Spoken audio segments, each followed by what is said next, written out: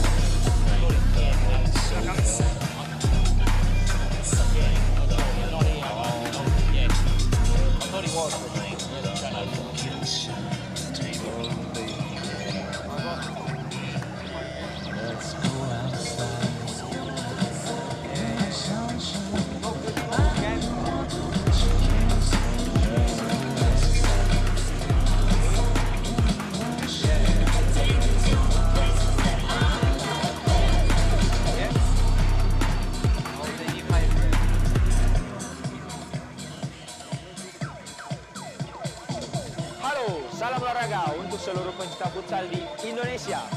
Kami dari Morlan Futsal Club dan Series Futsal akan mengadakan giveaway, di mana akan dipilih 15 pemenang. Masing-masing pemenang akan mendapatkan satu jersey original dari Morlan Futsal Club. Syaratnya sangat gampang, langsung saja follow akun Instagram ini dan akan dipilih selama 5 hari ke depan. Jadi tunggu apa lagi? Let's go!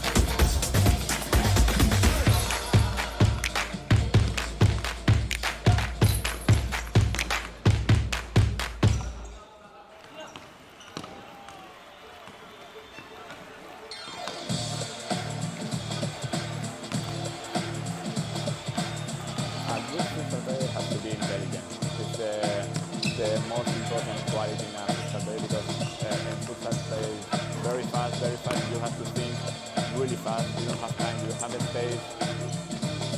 They have to enjoy the game. It's finally futsal or football or basketball or tennis, it's only a game, so they have to enjoy it. If they don't enjoy the game, they don't improve. No?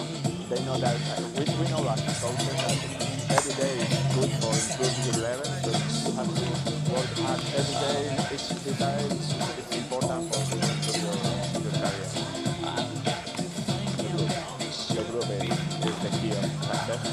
If you don't have a winning group, you can win some matches, you can win some tournaments, but finally you don't win the World Cup or the European Championship. You need a strong group, and everybody goes the same way. The futsal is totally different than in Europe or in other countries. There are good levels here in Australia, there are good players, so they have to work hard at maybe in the future Australia.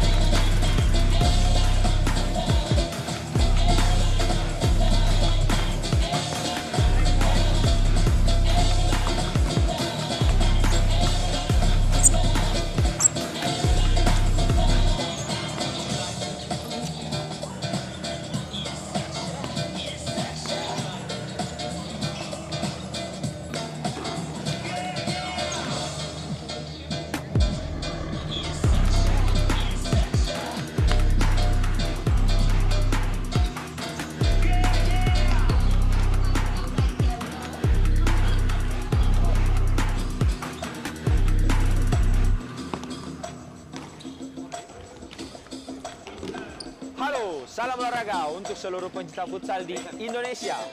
Kami dari Morlan Futsal Club dan Series Futsal akan mengadakan giveaway, di mana akan dipilih 15 pemenang. Masing-masing pemenang akan mendapatkan satu jersey original dari Morlan Futsal Club. Syaratnya sangat gampang, langsung saja follow akun Instagram ini dan akan dipilih selama 5 hari ke depan. Jadi, tunggu apa lagi? Let's go!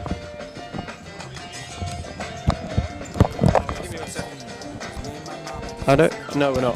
We're not.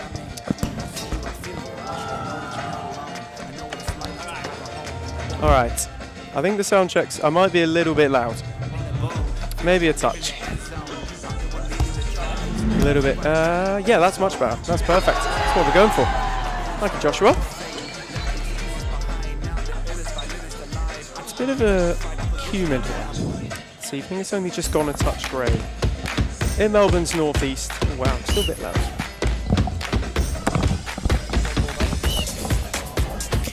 Propaganda for this one. We'll go the green, I think.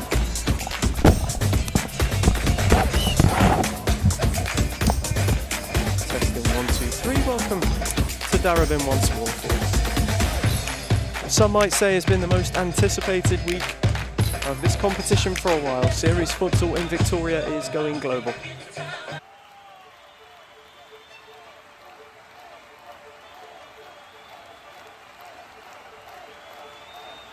A good futsal player has to be intelligent. It's the most important quality in a futsal player because in futsal play is very fast, and you have to think really fast. You don't have time, you don't have a space.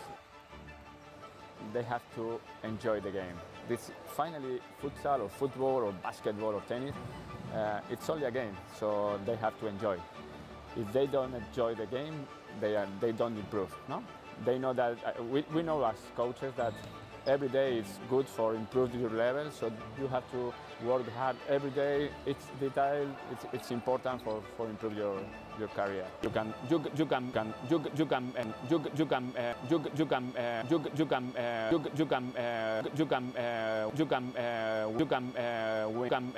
win some matches. You can win some tournaments, but finally you don't win the World Cup or you don't win the European Championship. You need a strong group and everybody go in the same direction.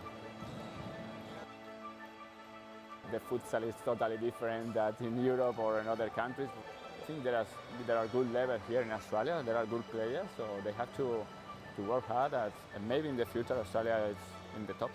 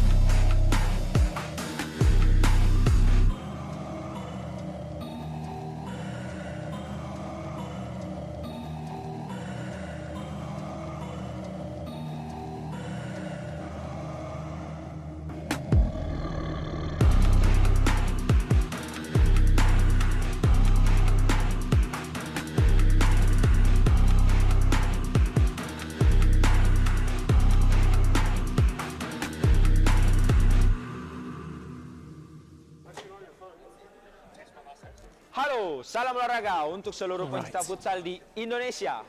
Kami nearing dari kick-off. Morlan Futsal Club dan Series Futsal akan mengadakan giveaway di mana akan dipilih 15 pemenang masing-masing. Good evening, wherever you are watching in Australia or around the planet, and welcome to one of the most anticipated Friday evenings Series Futsal may ever have seen. We are here in Darebin for the arrival of a Thai contingent into the Hume ranks this evening. They will be on court next up, as well as Pascoe Vale against Aku to take you home this evening. But for now, we must turn our focus to Carlton Heart and Western United. Two teams who have had differing seasons. United flying, have the chance to go second with a win as Fitzroy have the bye. And for Carlton Heart, there is a chance here that should they play well tonight, having run Moorland close enough last week, that they could eke something out of this game. It is a steamy Melbourne Friday once again, as autumn hasn't really hit its cool yet, and the heat is being brought to Series Futsal as De Wood is found by Pulverenti and Carlton Heart kick proceedings off. Gluhak came widest, and he was found. They were good enough without really securing much last week, Carlton Heart. They created many opportunities and they made the league leaders work for those 3 points. There are plenty of positives to be taken for this by Tim Harris. And for Western United, well, it's a sense of just keeping on how everything has been going. The momentum they have built in this season thus far has been fantastic. I'm Ethan Rigg, no Adam Palombi as of yet, but he will be joining us as Galpa rolls for Parthamos. He's face to face with Newman. Finds Angelatos, they switch for Skopolidis. Lovely start already, Western finds Parthamos with a smashing ball. Allows Parthamos face to face, rolls it back for Darcy Skopolidis. Angelatos drops it back once more. They're already into their combinations as they may have wanted to have a bit of impetus as it opens up for Parthamos, and Duran called into an early save. Carlton Heart tried to recycle, but in the end can only clear their lines, and Aaron Yu has a stroll further up court. They were caught out last week, so there may be a heavy impetus on a fast start for Western United, as Skopolidis, Parthamos and co certainly are looking as though that may be the case. Carlton Heart's keeper called into action straight away. He made a good save as Pulverenti looks to clip long, but can only find Aaron Yu as he rolls for Galpa. Parthamos switches for Angelatos. As Pulverenti to beat, chooses Skopolidis instead, who rolls for Galpa. Had a little bit of a stumble as well. Maybe a bit on court as Angelatos is found. He recycled out to Parthamos and they reset once more. Skopolidis. Galpa. Lovely switch. Angelatos, it may open up for him. Pulverenti shut the shot down straight away. But it's a fast start and it has been a very positive one for those in green and black thus far. They are sensing the importance of the evening as Galpa finds Parthamos once more. They're camped in the Carlton Heart half, as is their number 6. Their talisman thus far this season, into double digits on the goal trail. And here he is once more, trying to orchestrate an opening goal. He finds Angelatos. He's looking to find a way by De Wood. Gluhak came. Angelatos provided a touch of a screen as Parthamos found Skopolidis. Comes back to Angelatos. This has started with a press at ferocious pace, and it may break for Carlton Heart. They may have the opening goal. You could have been tested. Ollie Mew it broke for. And just for a second, Western United hearts may have been in mouths as Yu with a lovely ball tries to find Galpa. De Wood in the end shut the door, and Pulverenti cleared his lines to make sure nothing came of it. And as we said, it is a momentous evening. One with the magnitude of which we haven't seen for quite some time. As Parthamos rolls for Angelatos. Over on commentary side, it's back with Elias Parthamos. There's a couple to beat. This Heart defensive shape being as stubborn as it was last week. It's Parthamos. Skopolidis looked to turn from him. He found Galpa instead. A quick 1-2, and Parthamos' effort rolls just wide. But the screw is already being turned for those in green and black. Duram's had a bit to do early. He looked to find Gluhak, could only find Angelatos instead. He's now pressed by 2, but clipped to Skopolidis. One-on-one with Pulverenti. He cuts inside. De Wood stuck a leg out beautifully. And Parthamos, that's a gorgeous turn. Tried to get away from Gluhak, slid it through the legs, and then rolled it for Skopolidis, who could keep going. This would be wonderful if it worked. Pulverenti now picked his pocket and could go the other way. He found Gluhak. can't get through the western wall that was created through the middle, and Parthemos is the one who comes away with it. Skopelidis sold Galper a bit short. He was under pressure from Mew, but in the end made it work. And they recycle to Aranu once more. Frantic bit of possession as it's found Angelatos from Galper for Skopelidis. And we have the game's first corner as Pulverenti stuck a leg out to make the block. As we mentioned this evening, 2 tie imports as Parthemos had a hit. It'll be another corner. Pulverenti again in the way. 2 tie imports for the Black Army. They take on the leaders in Moreland in our second game of the evening. Something that will be truly special. Arrived in Melbourne this week, and they come with a lot of pedigree as 2 of Asia's finest. It will be a pleasure and privilege to see them on court. And it may be a game with some added spice, depending how results go at the moment, as Parthemos is found by Angelatos. And Western United keeping their foot on the throttle. Skopelidis had opened up briefly before Pulverenti shut the door. He found Parthemos, who tried to roll it back to him. Pulverenti went all the way. He's made a few important blocks thus far, each at the expense of a corner, as Western United have their third. And number 3 saunters over. It's Angelatos to take. Has Galper if he chooses. Parthemos made the front post run. Galper tried to find Skopelidis. And Pulverenti's clearance nearly found me in the commentary booth. Galper to reload. They've dominated the possession and proceedings so far as Skopelidis rolls for Aranu, who's no stranger to a venture forward. Did it magnificently against Fitzroy a fortnight ago, and he had a hit, and Duran made a good save. It fell for Mew. Can he find any options indoors? He's hustled by Skopelidis, who picked his pocket. It's opened up for Darcy Skopelidis, tried to square it for Galper, and in the end, Mew stuck a leg out. This time on the press, Skopelidis may be a bit too overzealous, and it will be a free kick for Carlton Heart. Must be said, it's been a lovely start from those in green and black. The Hearts have held firm so far, as De Wood, who was a shining light last week, is found by Aliano. He in turn rolls for Pulverenti, who has Mew over on commentary side. It's back with the skipper. Face to face with Parthemos. That's a lovely ball to find Aliano, who was put under pressure by Galper immediately. He was nipping at the heels, but could only nip as far as De Wood. Aliano once more. Pulverenti, they try to work it, but he gives it away only as far as Galper. It finds Parthemos, who had a hit. And Duran stuck a leg out once more. And Carlton Heart clear their lines once again. But Western United, you talk about the screw being turned in the early exchanges. They are looking to smash the door down. They've been knocking since kickoff. Been a much improved start as they were caught out the traps last week by a vibrant Melbourne Aku as Parthemos had opened up and he thought about it momentarily. Instead chose Skopelidis, who has Angelatos. Darcy Skopelidis opens the scoring with a brilliant goal, and it is just the start that Western United needed to capitalise on their early pressure. Goal for Western United, number 15, Darcy Skopelidis. It was a lovely hit, and that early pressure pays off. It's safe to say it's been coming as Pulverenti had a slip and a stumble, and all of a sudden he's been pressed by Jerry Angelatos, flicked up and cleared only as far as Parthemos. And Carlton Heart, who had sat so firmly so far, all of a sudden are having the pressure raised on them as Parthemos finds Montiglione. Now Angelatos, Parthemos once more. And they just keep it so calm. Angelatos for Montiglione, who made a smashing run. Ichigi had to clear, and in the end the pressure is absolutely relentless. And they get away with it once more as Duran rolls for Pulverenti to restart. Aliano looked to clip long, but in the end to no avail. And Aranu is happy to reset. Western United, so far good for their early advantage.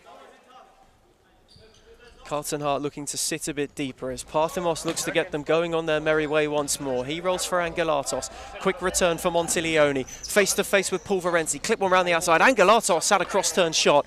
Duran stuck a leg out. Carlton Heart clear once more. They are under immense pressure as I am joined for the first time this evening in the commentary booth by Adam Palombi. Adam, you've missed the opening goal, but it's been a smashing start for those in West as Parthemos has another hit. It is going to be one of the most anticipated evenings of the season, and I am overjoyed to have you with me. Ethan, welcome to what is box office for SFV here in Darebin, the Community Sports Stadium, poised and ready for what shall be perhaps one of the greatest nights so far we've seen in 2025 of the men's competition. And I'll start it off rather sound in this one, Ethan. Tell us so far what's really happened, considering Western are in front. Carlton Heart were holding on level terms with, well, having not conceded in the opening, say, 6 minutes. How have they fared so far, the side at the bottom of the table?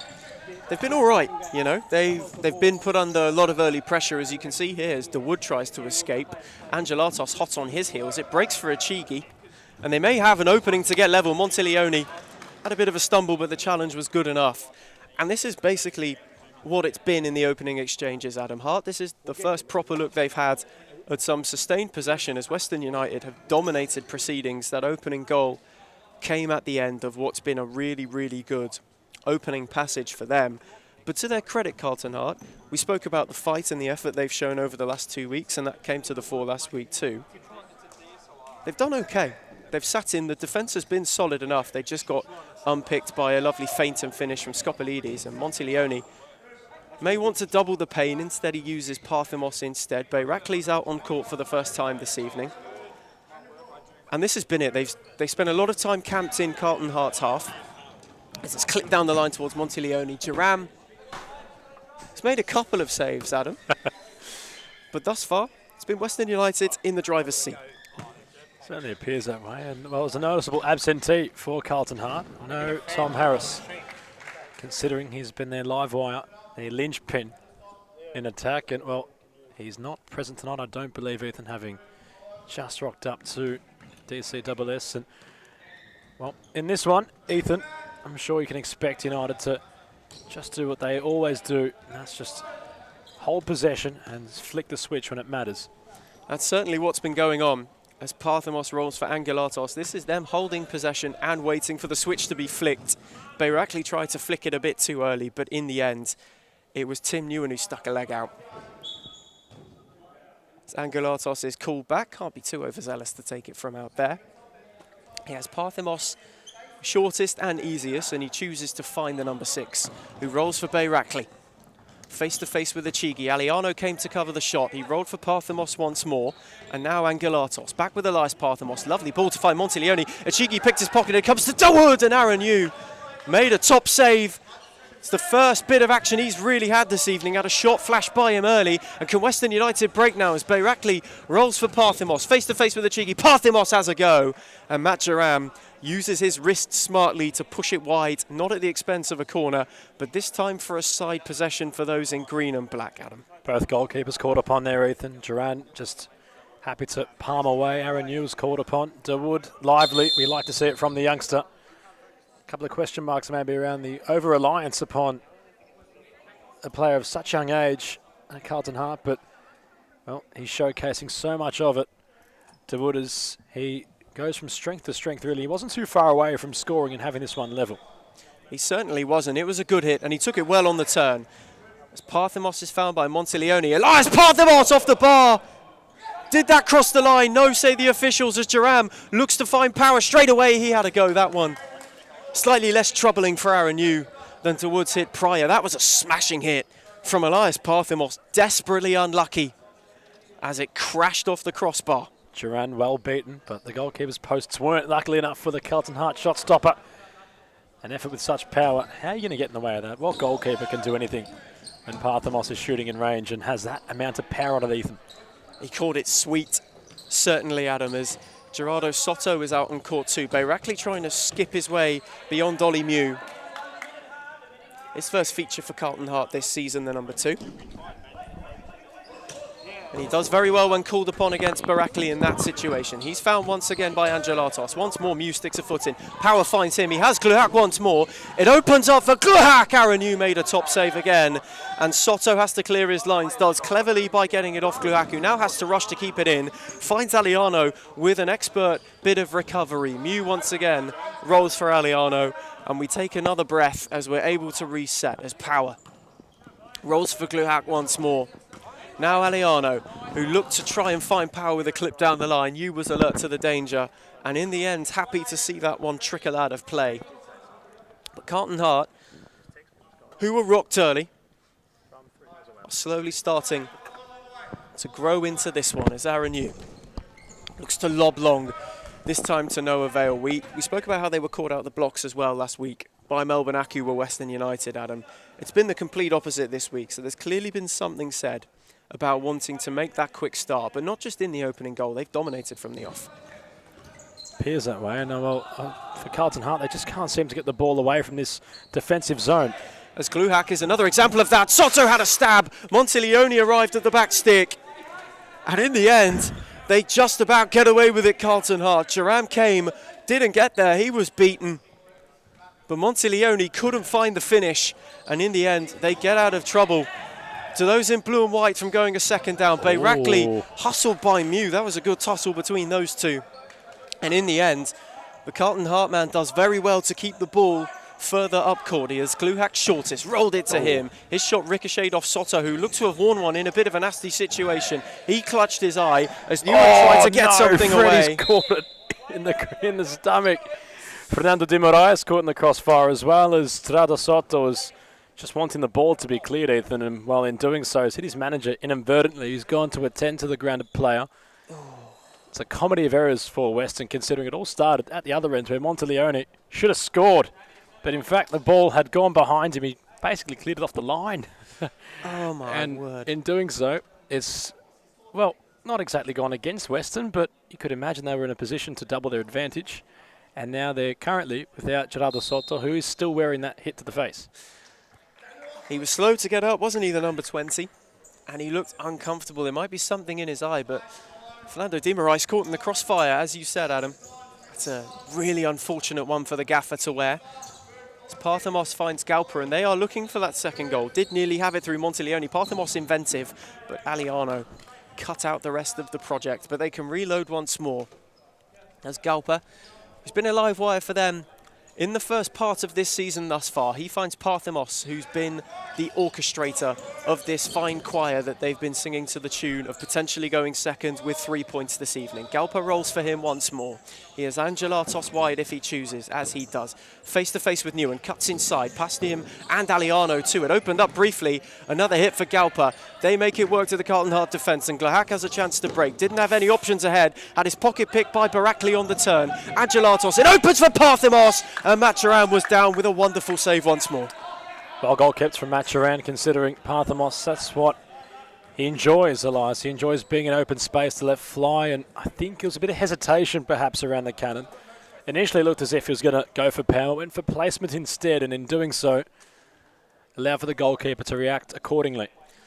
He did shape to take the net off, didn't he, before having a bit of a check and attempting to try and roll. However, with the power that Elias Parthamos is presented with and offers going forward, even a place is caught with one of these sweetest strikes you will see. And here he is once more, face to face with Dawood. Rolls it for Galper down the line. It may open up for him. Look for Bayrakli at the back stick.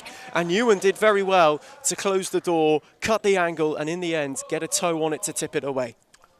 Bayrakli lively. He's had a fair amount of involvement with Western in their youth men's academy. And that campaign, of course, still going. He was fairly involved last night in what was another victory for Western United.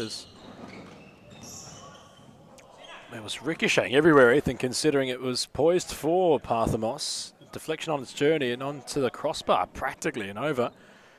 And out of play, and well, yet again, it's still warning signs sounding for Carlton Heart. They can't seem to clear. The ball just gets stuck inside the defensive third. They can't seem to clear or move the ball forward beyond that point. They're certainly struggling out there, aren't they, to clear their lines as Galper nearly makes them pay once more. It's another corner, but Jerram is having one of those evenings thus far where, apart from the opening goal where there was very little he could do, he's made a couple of terrific stops so far. But for Carlton Heart, you're right, Adam, the emphasis needs to be on pushing further up court and having some sustained pressure in their own final third, as it's clipped out to Bayrakli, has Galper indoors if he chooses. Bayrakli goes alone, and this time it's Pulverenti again, who's made his 4th block in the early stages of this one. He's been everywhere defensively thus far. But you just get the feeling, don't you, Adam, as it's taken for Parthemos. Maybe he could have left it for Bayrakli, but he chose the right one instead. Had his pocket picked, and Newen can look to get them on the break. Glahak tried to roll it for DeWood, couldn't quite find it. Parthemos can go the other way, find Skopolidis once more, who could only find the side netting. The warning signs once again are there, and you must admit, this pressure can't keep holding on as Aaron Yu came a long way from home and collected Tim Newen for good measure. And the reaction of Harris Sr. on the bench says a complete story. His player wearing one completely by Aaron Yu was a very elusive ball for the keeper to deal with. The thud, I'm sure, was heard all the way. That ambience noise being picked up by our microphones. It's good to see that the player's up and running and just trying to shrug it off, but, well, surprised perhaps. Of course, it wasn't within the ill malice, but, well, perhaps Aaron Yu fortunate to walk away without incurring any card. But what an opportunity this could be for Carlton Heart, considering they haven't had many of them, Ethan, and Sinan Gulak can certainly strike them. He's a player brought in to do so, and now's his time to shine. He certainly can hit them. He stands over with the wall and Yu to beat. Glahak has a hit. The wall does its job the first time and the second. Bayrakli in the way. He seems to have worn one too. It's certainly been a first half of collisions and collateral damage thus far. Tim Newen on the bench, he looks to be okay after he caught what was a heavy hit. You could see Yu try to pull out as Glahak had a hit. DeWood tried to gather the second ball, but he did try to pull out of it, you could see. But in the end, Newen was going at full pelt, and he ran into Yu, who had come a long way from home, didn't get to the ball. There was no ill malice, but to escape without a booking thus far, he truly must thank his lucky stars as Achigi has a break, face-to-face with Parthemos. Trying to look to work the angle, but that western wall in the way once more as Pulverenti rolls for Glahak, nearly sold him a bit long. And Carlton Heart finally getting the ball on the deck and being able to work something with it. Pulverenti certainly trying to be his own real fixer and just get things clicking for Carlton. And when he's in that position, Ethan, they look a lot more comfortable in transitioning. They just need a lot more from Gulak. Not to be too critical on Sinan, but he needs to just get himself going in this one if Carlton are a chance of scoring. He needs to get into it. A slight slow start. Skopolidis, who hasn't had a start anything from slow, had another hit, and Jerram got down well. But Glahak certainly needs to get into the game, but it's another western corner. You just think of Tom Harris in those situations and how perhaps Carlton Hart's top goal scorer upon those Gulak chances, and you just wonder what he could have done with them. Of course, Aliano is no stranger to playing further up the court, but he's in a more defensive role today, the rather versatile player. Pulverenti seems to be filling that pivot role for the meantime, but as for Sinan Gulak and company, Carlton need their pivots to really start standing up in this one. They certainly do. They need some forward pressure. And you have to question as well, as Galper's found by Parthemos, you have to question, is this set up to frustrate this Western United side and maybe see if they can pinch something on the break as they've done in the opening stages? Now they might have that opportunity as it rolls for Aliano from Achigi, and Skopolidis read the danger perfectly, got across. But that's what I'm talking about. That's the perfect situation for them as they have a corner. And DeWood had a go. Aaron Yu, wrong-footed. In the end, gathered. He looked for Galper on the quick release. Brilliant header. Brilliant header. Could find Achigi. He had a tumble, and Angelatos incensed at giving away a free kick. But it's that level of frustration, isn't it, Adam, where they're almost looking to be pragmatic and to then spring on the break. Just got to recall that. Well, to your point, Ethan, you said it right as it happened in real time. That's exactly what Carlton are looking to do. They flick that switch on the counter, try come forward. Aliano done well to earn a corner, and the ball nearly ricocheted in. Zaliano with a free kick. Look for Achigi, who could have had a turn. He didn't get his footing right, but that was a massive opportunity. Maybe he had more time than he realised. Perhaps he did, and well, Ethan, we cast our attention to who's just walked in the building. The goosebumps starting to stand tall upon the arms of those around us as one of Thailand's, one of Asia's greatest players, has graced his presence. Sifawut Thuangklang is here, and he will be playing tonight. It's a real certainty now, considering Kolak is accompanying him towards us on commentary. And well, Ethan, if you don't know, now you know. Absolutely. You'd have to be living under a rock not to know. As Series Futsal goes global once more, we have been joined by two of Asia's finest. And we cannot wait for them to take to court in moments' time. As Palombi's becoming acquainted and introduced. Josh Fusco heads over. This is well and truly box office. You do not want to miss a second of this evening. As the headlines write themselves, Thuangklang looking to write some on court as well as off them. And he's in the building for Hume this evening as they face Moreland, and Parthemos had it open up. Aliano got in the way. Galpa recovered. Adam, this is truly something out of this world. This league, with its global reach, is pulling in the goods once more. It hasn't happened yet. We have to all keep our pants on. And well, I can't quote Harvey Keitel from that of Pulp Fiction, but you know what I'm trying to get at, Ethan. There's still time, of course. There's still this game happening, but all considered, it is always interesting to see how far futsal here in Victoria can reach across the world. And, well, it's certainly making its presence felt across Asia. And perhaps a token of such is for what's about to happen in our main event of all main events for 2025. But Albert has come across. He had the timeout in his hand, the Carlton Hart assistant. I don't think it was issued as play will resume for Western. Ethan, they're looking for their second, and quite frankly, I'm not sure if they're deserving of it. They may be finding it as it breaks for Galpa. Aliano strongly across. They were looking to send Carlton Hart into that timeout, 2 down. But in the end, the number 16 stood firm and was able to make a sweet block. Can United find a second as Parthemos finds Galpa? Parthemos once more. They're trying to work their way out of a web on this side. Parthemos goes all the way home for Aaron Yu, who's put under pressure by DeWood. Galpa came across and was met by 2. It broke for Pulverenti! And Aaron Yu stuck a leg out and made a save. That was a huge chance for Carlton Hart to draw themselves level. I think Pulverenti realised the challenge ahead of him. He took a stutter upon his shot, trying to wrong foot the keeper of Aaron Yu, and in doing so, Yu was able to save. And they may go the other end. Angelatos had a go. This one just over the top, and Carlton Hart will finally get that time out. It was a frantic way to come about it. They nearly ended it level, they nearly ended it 2 down, but it is as you were as we go to a timeout break. It's Western United 1, Carlton Hart 0. Syaratnya sangat gampang, langsung saja follow akun Instagram ini dan akan dipilih selama 5 hari ke depan. Jadi tunggu apa lagi? Let's go. I grew up with low self-esteem. It was me and my mama, just us in the trauma. Hands up if you know what I mean. I see you, I feel you. I want you to know that you're not alone. I know what it's like not to have a home. What a bowl. Feel like I live in the end zone. I'm the one leading the drives. The crew riding around in a Benzo. Red I'm in charge of my own fate. Left the excuses behind. Now I'm the illest violinist alive. I took the pain and I thrive, but look at me now.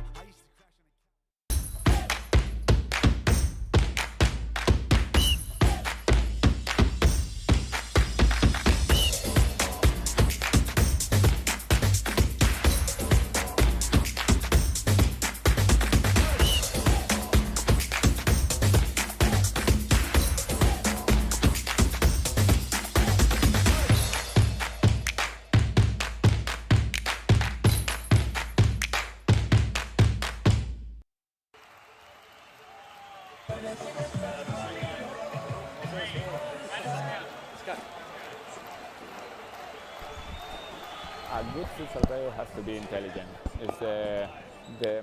We return from the timeout as possession lies with Duram and Carlton Hart.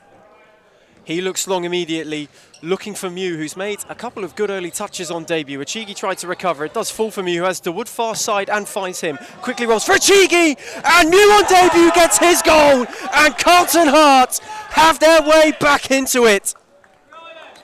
It was a lovely finish opportunistic of the back stick, and they make one of those breaks work.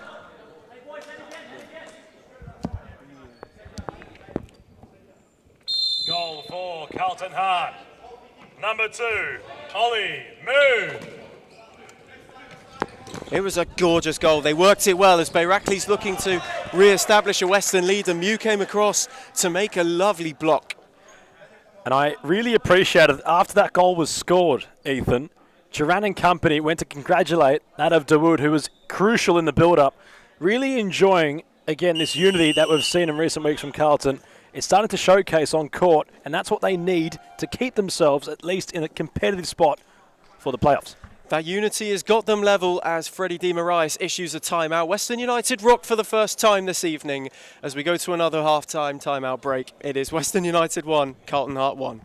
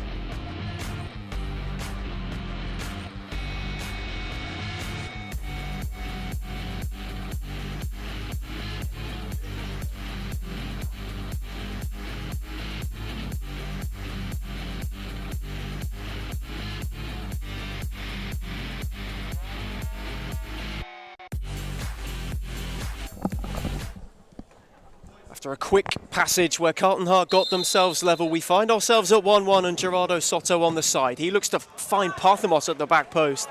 It was whipped in nicely with a little bit of guile. It just couldn't find the Western United number 6. Adam, we've got a game on our hands as the Hart find themselves level, and they maybe nearly hit the front with a Chigi. That ball was lofted. As Duran's come a long way, and Barakli rolls it for Parthamos, who fires wide. Duran had a brain fade there, Ethan, considering he just thought, well, I'm the sweeper now, I have to come out and try intervene with the play. And when you're in that spot as a keeper, Ethan, you have to commit to your decision. Credit to Duran, in which he did, but it nearly did not pay off for him. It certainly may have been the wrong decision as he came a long way and didn't get there, but Hart's and Duran's blushes are spared as Aliano tries to fire a switch but could only hit it into Bayrakli. We've talked about the unity, Adam, and it's been one of the most important things that this Carlton Hart side have found, I would say, really post the bye. And I think you would agree. And you can see it, and you see the way that it's impacting their players. Achigi has the chance to wriggle away from Skopalidis, who did very well in the end. But they're creating a lot of problems, and at the moment, as they did to Moreland at times last week, they've got one of the big boys on the back foot. Maybe they do, Carlton Hart, but again, it's off the back of the man right in front of us, defending Lars Parthamos out of Dawood, who's just been so crucial. He's been so important to this recent Carlton Hart resurgence. As Soto, it opened up for him. Duran was beaten, well and truly beaten, and only the post is preventing Western United from reclaiming the lead. Gerardo Soto maybe didn't catch it as sweet as he would like, but he certainly got it close enough. As Duran looked long for Achigi again, it seems to be a tactic they're going with. It worked well last week too. As Skopalidis finds Parthamos to restart proceedings. He's got Bayrakli, who'll drift over towards commentary side, chooses Skopalidis instead. Now Parthamos, Soto.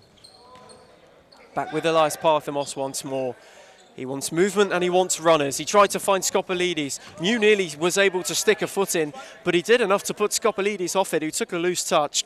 And Carlton Hart are able to reset once more with possession in a situation where they have themselves level and have the possibility to push Western United right to the brink. Achigi tried to find the wood with a nice little flick. In the end, nothing going. And Mew restarts once more as this Hart side have well and truly in the last few weeks come into 2025-1. Skopelides looking to reinstate a Western lead. He cuts inside, had a hit. Mew came across and covered well. Achigi put Soto under pressure. He found Bayrakli with a beautiful ball, who rolls it for Parthemos. Face to face with Dawood. Cutting inside is Parthemos. Bayrakli once more. Rolled it back for Soto. And they worked that move so well. But Achigi and Carlton Hart once more standing firm defensively. As they should. Considering United have had a fair amount of possession now. They've got the ascendancy. And Carlton yet again just trying to tuck in and pick that one moment to catch them on the counter. Let's see. United trying to establish the lead once more with Parthemos and Bayrakli. Montiglione back on court and wriggling to the back stick as Soto. You sense that they've ridden out the wave and can finally put their foot back down. Parthemos trying to work an angle inside. Soto gives it back to him. And once more, a shot worked to no avail, but it will be another Western corner. Carlton Hart bodies flying everywhere. Soto to reload. He has Bayrakli moving near post. Bayrakli looked for Montiglione with a little clip, but in the end couldn't find him. And Achigi makes way for Gluhak as Aliano meanders his way over to restart proceedings. We are dead level at a goal apiece. Daniel Aliano clips for Mew down the line, has Soto to beat. Instead tried to cut back inside. Montiglione closed the door, rolled it to Yu, who found Soto in turn. The press is high, Dawood leading once more, as he so often does. The live wire of this side, well and truly looking to get them up court. Western United play it well. Bayrakli had a loose touch after Montiglione found him. They're able to give it away. Mew tried to find a way through Parthemos, but nothing was doing. And Soto has the chance now, having recycled, to set them up once more. He finds Parthemos. Soto's just moved far side. Bayrakli's come out left for Elias if he so chooses. He rolls it for Soto instead. Montiglione's gallivanted down the line. He nearly tried to find him, but he wasn't quite on the same wavelength as his teammate. Bit of an aimless, perhaps, wander from Montiglione, an aimless throw from Duran. Deep in the half, both sides getting that touch fatigued. It is rather warm inside DCSS at the minute here in Melbourne, considering conditions have been rather humid this late into March, which is a little bit strange. But Nottingham Shore, which is not accustomed to the two-time internationals, considering this would rather be a more colder day for them. But for tonight, there's a lot of froth on court, considering there's a lot of players just trying to dust off their shoes and remove that sort of residue. And there's a nice build-up of people starting to brew here around the white lines, and it's just one of those nights you'd assume here in Darebin. It certainly is one of those nights. Expectation in the air and a steamy and spicy atmosphere to greet these two Thai internationals who come into it for Hume, who need a win as Bayrakli looks to have a go and flashes his shot just wide. It is one of those Fridays where you sense anything well and truly could happen here in Darebin. The expectation is palpable. People here to watch are well and truly hoping they get to see the best. And we've got two whose reputation precedes them in Asia, two terrific futsal players at that, both Thai internationals coming to strut their stuff in Australia as Montiglione is found by Soto and Western United are trying to work an angle. Pulverenti put an end to all of that. In the end, him and Dawood made a hash of the clearance, and they have yet another corner to those in green and black. Yeah, trying too much perhaps there, Pulverenti. Was a bit uncertain. He was working to a phone box, really. Yet again, Carlton just tucking in, trying to withstand this pressure from Western. But then it looks as if, Ethan, they're not going to stop relenting until they find their second. But meanwhile, they could break here with Dawood, Carlton. Might open up for him, but Parthemos picked his pocket. It now opens up the other way for Elias Parthemos, who skipped by 1 and 2. Aliano got a foot in, but it came out to Soto. And they are sitting deeper and deeper, are those in blue and white, as Soto from Montiglione had a go and Jaram got a strong palm behind it. But Adam, you almost feel like they're trying to lock in until the main break and then go again from the second half. So far, the plan has worked well enough. They've only been breached once. But as Western United have a corner and Parthemos has a hit, the wood got in the way. It might drop for Montiglione to keep it alive. He does find Elias Parthemos. Now Galpa, who's been reinstated, trying to roll Montiglione in. Pulverenti and Dawood once more, who have been a solid defensive duo, are just trying to make sure that they get through the remainder of this half unscathed. Not much left in it, and United, I'm sure with Aaron New, will look to try and go along quickly and just scramble a goal. But yet again, Carlton just doing what they've done for the majority of this game. Not exactly conceding too much space, as that shall be half-time. It certainly will. It has been a tight contest with United dominating much of the ball, but opportunities either been shut out expertly or at a premium. Half-time in Darabin. It is Western United 1, Carlton Heart 1.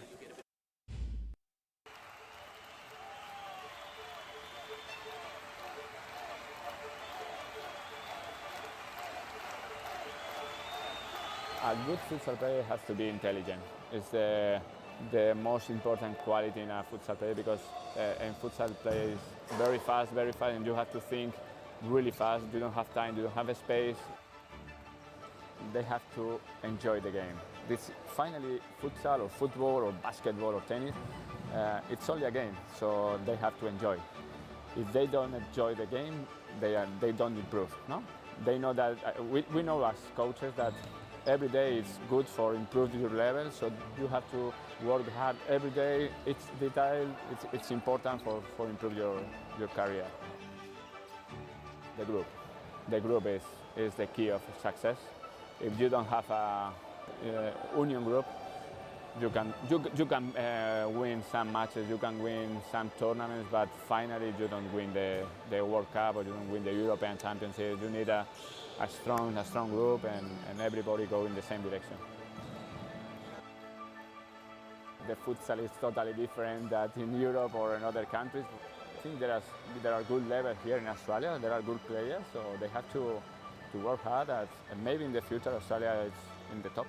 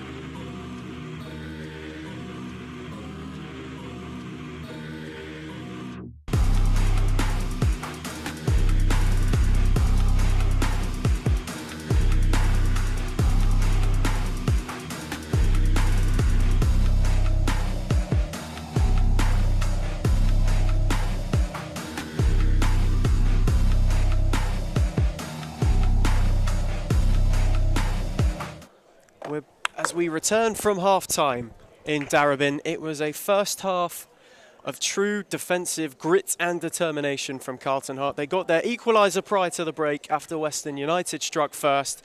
It is 1 apiece out on court as we look to go to a huge second half for both in the context of their season. Adam, what did you think of that first half? Decent from both sides. I think Western will feel as if they should be up by a couple of goals. Maturan's had a decent performance, as have Carlton. They've been rather conservative defensively. I feel like they just need a lot more, and I keep saying it, from their pivots. If Gulak can get into this game, he can win it for them. It's a bold statement, but it's what could happen. Angelatos for Parthamos, who's trying to open the scoring early in the second half. They want another fast start, like they did post-kickoff in the first half. And in the end, it's cleared off the line brilliantly. Nearly, as I said, he needs to get more involved. He nearly scored an own goal, Sinan. It's unconventional the way he cleared, but it's important that he did. Oh, it's flashed across the face. The Angelatos brothers looking to combine. And you get the feeling Western United aren't going to be hanging around post the break. The opportunity to go second and fling themselves from the background right into the forefront of the title picture. It's Pulverenti for power. Lovely ball. He took it down well as well. Hustled by Galpa. And Western United will be able to reload once more from the side. Substitution at half-time for United. Aaron New might just have his night all concluded for now as Lucas Grieg takes his place in between the sticks. Bit of height differentiation between the two, but well, different goalkeepers, that's for certain. We'll see how United fare with a new man in between the two posts. Parthamos finds Angelatos. Quick 1-2. Brothers combining now. He's got Parthamos far side and chooses to find him. He's continued his run. It's Angelatos. And once again, Power got across beautifully at the expense of a corner. Possessed was Power. He had to practically smother the ball and almost cross it over the line like a try. He was so determined to get in the way. As it's come out to Parthamos from the corner, it's ricocheted off the post. Duran might have got a hand. Parthamos trying to reload once more. Twisting and turning his way through 3 Carlton Heart players, and in the end, it did take all 3 to get it off him. Is that the 3rd time the post of Matt Duran's been hit? Twice from Parthamos, once, dare I say, from Parthamos again. It was all 3 from Parthamos, a hat-trick of post hits. Could have had a hat-trick himself as it finds Galpa from Angelatos' kick in. As they look to reset now, Western United. Galpa's continued his gallivant down the touchline, ushered by DeWood, and in the end run out of room. As the Hearts, as they did in the first half, need to find and feel their way into it. Pulverenti looked to find Power, who couldn't take that one down with as much precision. And Lucas Grieg will have his first involvement of this second period thus far. He's got Angelatos brothers short. He chooses to go long to look for Galpa, who took that down with a beautiful chest. Looked to go for Angelatos. They ran into each other. Glahak for DeWood, and in the end, the counter comes to nothing. Nasty involuntary collision between 2 United players, and yet again Carlton, they just need something from their front line. Dare I say, if Tom Harris was playing, this would be a bit of a different story, as we've mentioned time and time again, but they just need that injection of pace. Not so much physicality, they just need something quicker going up top. Parthamos rolls for Angelatos, face-to-face with Pulverenti, who stuck a leg out. His defensive display thus far has been very impressive, everywhere blocking in the opening stages, and he looks to continue that theme.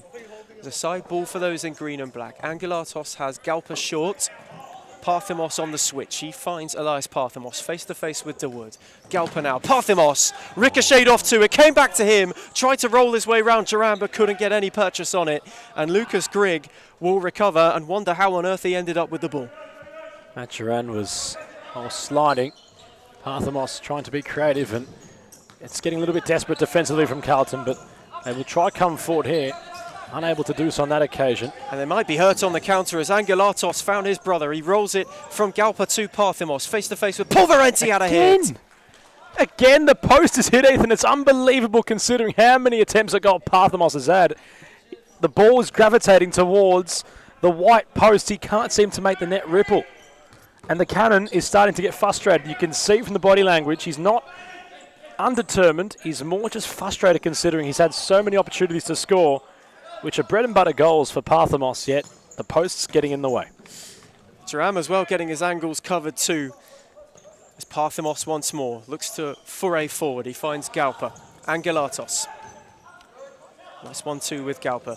It's cut inside. It's a fabulous ball, but just too much on it. And they once again get out of danger to Carlton Heart. The post has been clattered into. Western United have tried their incisive best, but thus far, it hasn't come to anything. It's DeWood. Angelatos applying that press heavily, pushed him into a corner, and in the end he ran out of room, and Western United get the chance to reload in a position of real promise. They spent most of the first half camped out in the Carlton half final third. As it's rolled for Galpa. Parthamos has him on the 1-2 if he chooses. Angelatos tried to create the angle. Pulverenti again in the way as the Angelatos brothers recycle between themselves. Galpa's widest. He's face-to-face with DeWood as Angelatos. Glak tried to come across and make the challenge. He had a slip and a stumble, and it allowed DeWood in the end to nip in and win possession back for those in blue and white. Angelatos thought he might have been pushed. The referee on the commentary side believed otherwise. And as like you mentioned, a lot of froth on court. It's a humid day here in Melbourne. DeWood also showcasing that the mop might need to come out soon, but this one opening up. Parthemos trying to work the angle. Jerram got down once again very well. It will be Western United piling on yet more pressure at the start of this second half, looking to break the deadlock that we've carried over with us from the break. Elias Parthemos himself has come closest. He's found by Angelatos. Works the angle once more. This time it was power in the way. Mew sold short. Angelatos had a go and just pulled his shot wide of the far post. Everything right but the shot from Angelatos. Great read of the play, great read of the situation. Upon the shot, he got too excited, Angus, and upon that, his shot was rather wayward, not calculated, but he had that spring in his step to cut out the initial spot. Fell to Parthemos after Pulverenti's giveaway. He's tried to work the angle for another shot. Power stuck a leg out this time. Lucas Grigg happy to saunter over and recollect. As Western United really having their foot on the throttle. The door's being knocked on, but so far, Carlton Heart at home have stood strong. Bayrakli for Parthemos. Can they find a goal that at the moment would send them second? As Skopelidis came deepest, he in turn found Bayrakli, who uses Parthemos. Power cut out his ball to Galpa, looked to go the other way, did well to protect it. Pulverenti wanted, then said no.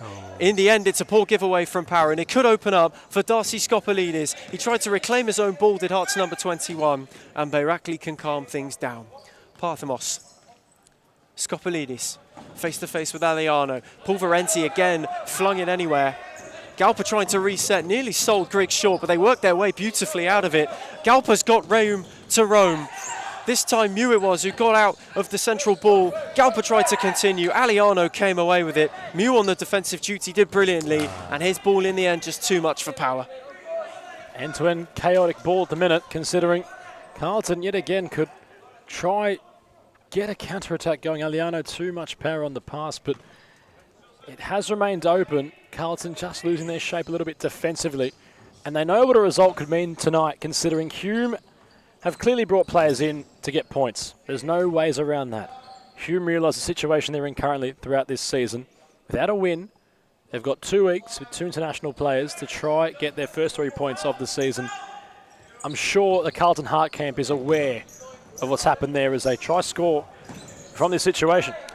It nearly opened up for Pulverenti, and Parthemos got himself in the way beautifully. Skopelidis recycles once more. That's a smashing ball to find Galpa. This time you a bit overzealous on the press, and he gives away a free kick. But for Carlton Heart, you can feel the urgency at this stage in the season, can't you, Adam? They have to really start understanding that, well, I'm sure Hume, if it's not tonight, although it might not be exactly what Alan Colac was saying, but of course I'm sure deep down the reason why they've made the big signings on a guest appearance is to get some points coming their way. How important those points could be at the bottom of the table. As Galpa had a stumble and gave it away, it opened up for Ichigi. It was Soto across, and Carlton Heart have a corner of their own, I would say for the first time in this second half. Chigi saunters over to take. He's got Pulverenti backstick, Aliano closest. It's a wasteful corner, and it may open up for Skopelidis on the break. He's looking to go, has Bayrakli, who tried to find Galpa at the back post. Western United nearly went end-to-end, and Carlton Heart nearly conceded of a goal of their own doing. Sometimes Western too quick for their own good, considering Galpa. I'm sure Bayrakli would have intended for Galpa to arrive at the back post, but and we know how quick Tal might be, but on this time around, a bit too much of asking of the flanker from the flanker. Chigi tried to find a way past Soto. Bayrakli came away with it. He looked to find Soto once more, but in the end, there's a delayed reaction. It will be a Heart free kick. There was a pull in there when Soto looked to come away with possession. The Heart can reload. Aliano. Ichigi down the line. He finds him. Did well to keep it in, but Soto made sure to shut the door as soon as possible. But this is better from Carlton Heart. They've settled. They've ridden the wave. And they now may be able to get a foothold in this game. There's Pulverenti. As Aliano chooses to use Ichigi once more, who's provided a good presence as the pivot. Mew. Ran out of room trying to skip by Monteleone, but this is much better from Carlton. A lot more measured, a lot more calculated. They've worked on it in training week after week. They are looking like a much more prominent version of themselves, considering 7 weeks ago it wasn't very inspiring, the performance, but they have built since the championship emerging side. And you just wonder, still, it's one of the intriguing tales of this season where you simply don't know how it's going to unfold, but it's hard currently to pinpoint which of the two teams between Carlton and Hume falter to automatic relegation. There's arguments being made that Carlton, despite not exactly having the prowess currently to make the grand signings, they are building week in, week out. Are they building quicker than Hume? What would that say to the competition? That would open up a can of worms like you could not imagine. It's Monteleone. You can sense the heart trying to press on. It's Mew once again. Bayrakli rolled it for Scopolidis. Tried to turn Aliano. Instead went home with Soto. Bayrakli far side. Achigi standing him up. Tried to cut it back and Duran read his angles perfectly. Once again, he's been brilliant when called upon. He found Mew, who had a heavy touch but did beautifully to find Aliano. He's got Achigi far side. But once again, they choose patience. As Mew finds Glohak. Achigi this time is happy to let it run as it took a brief deflection. And they can reload once again. They're in a promising position now. Our Carlton Heart, if well and truly been tested with a tidal force of Western United attacks post the break as Achigi was looked to be found. Bayrakli came away with it. Monteleone for Scopolidis. Has Glohak to beat, looks to work the angle. Has Soto all the way home if he chooses. Now does find Gerardo Soto. Switches for Monteleone. Aliano stands up tall. He looks to drag one back. Nobody home. And it nearly broke for Achigi, but Soto put an end to all that. Quick 1-2 with Scopolidis.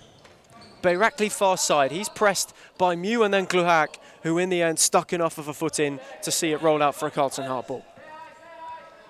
Still looking impressive so far, Carlton. Yes, they've had a lot of luck considering United have hit the post on numerous occasions. If they can get this movement right over the top and play that killer pass, I fancy their chances of going in front, but they just have to keep doing what they're doing defensively.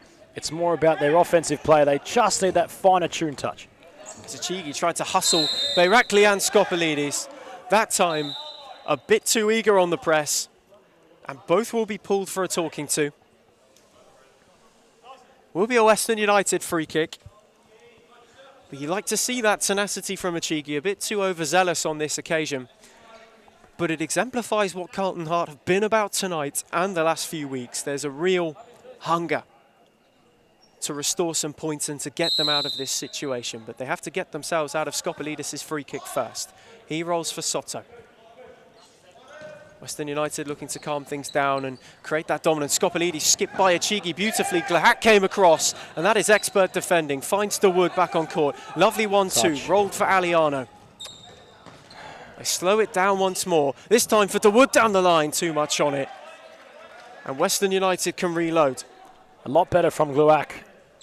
Made the strong use of his body upon Scopolidis. No real easy task considering Darcy's got quite the strength on him, but his general overall play throughout that scenario was important. Aliano once more just getting a bit caught in the moment, getting a little bit too eager, and in doing so just lapsing in acumen. And again, it's there for Carlton. It's certainly there for Carlton. Bayrakli from Monteleone's ball in. Angelatos, now Soto. Can Western United work? Gerardo Soto trying to draw Achigi out. Open up some room for an inward runner. Bayrakli had Angelatos if he chooses. Rolled it back for Soto. Opens up for Soto. Achigi stuck a leg out and it will be a corner. And Parthamos has been brought right on for this corner. You'd intend that he will arrive at the back post. And this is where the cannon has to really now, for his own benefit for United, just be that touch more precise. He's been so unlucky.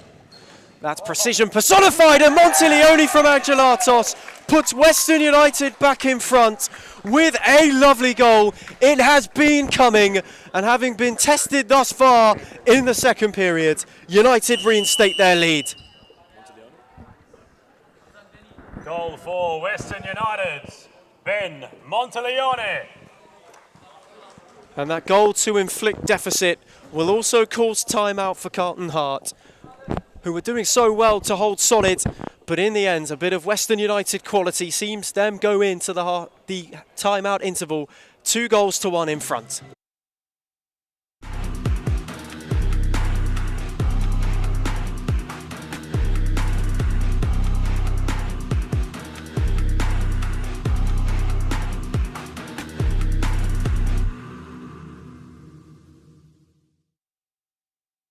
Halo, salam olahraga untuk seluruh pencinta futsal di Indonesia.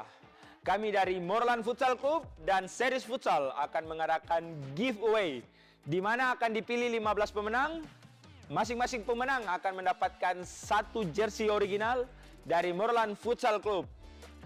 Syaratnya sangat gampang, langsung saja follow akun Instagram ini dan akan dipilih selama 5 hari ke depan. Jadi tunggu apa lagi? Let's go! I grew up with low self-esteem. It was me and my mama, just us in the trauma. Hands up if you know what I mean. I see you, I feel you. I want you to know that you're not alone. I know what it's like not to have. We return from timeout to Carlton Heart break as Monteleone's marvel sees Western United 2-1 in front in a real seesaw arm wrestle of a contest. The Heart need to respond and need to respond quickly as Dawood, who's been a bright spark, finds Pulverenti. Look to find a Chigi down the line, but Western United, Adam, have pushed so hard and finally they get just rewards for their efforts. Definitely, considering they were the side firmly in front, it was slightly ajar the door for Carlton, and it still remains such to get on level terms.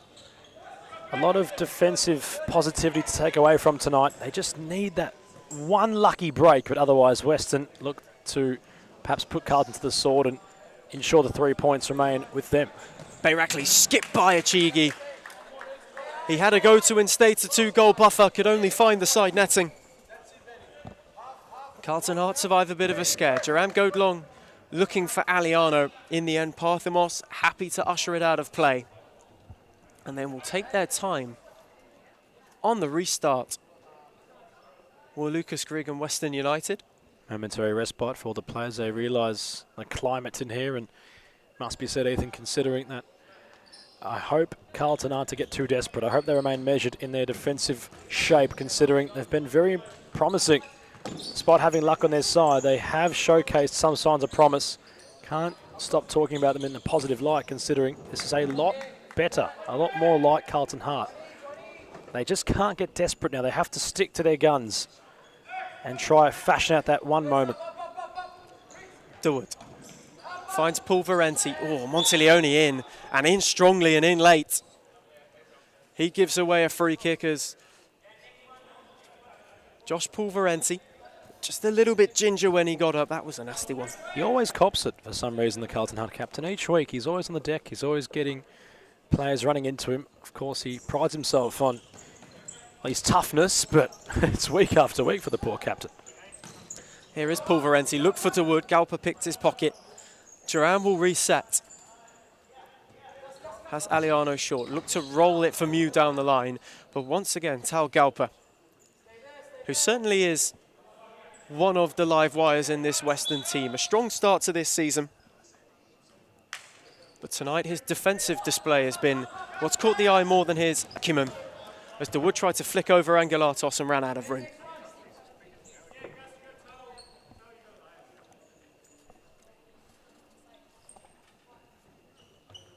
Rolls it for Monteleone.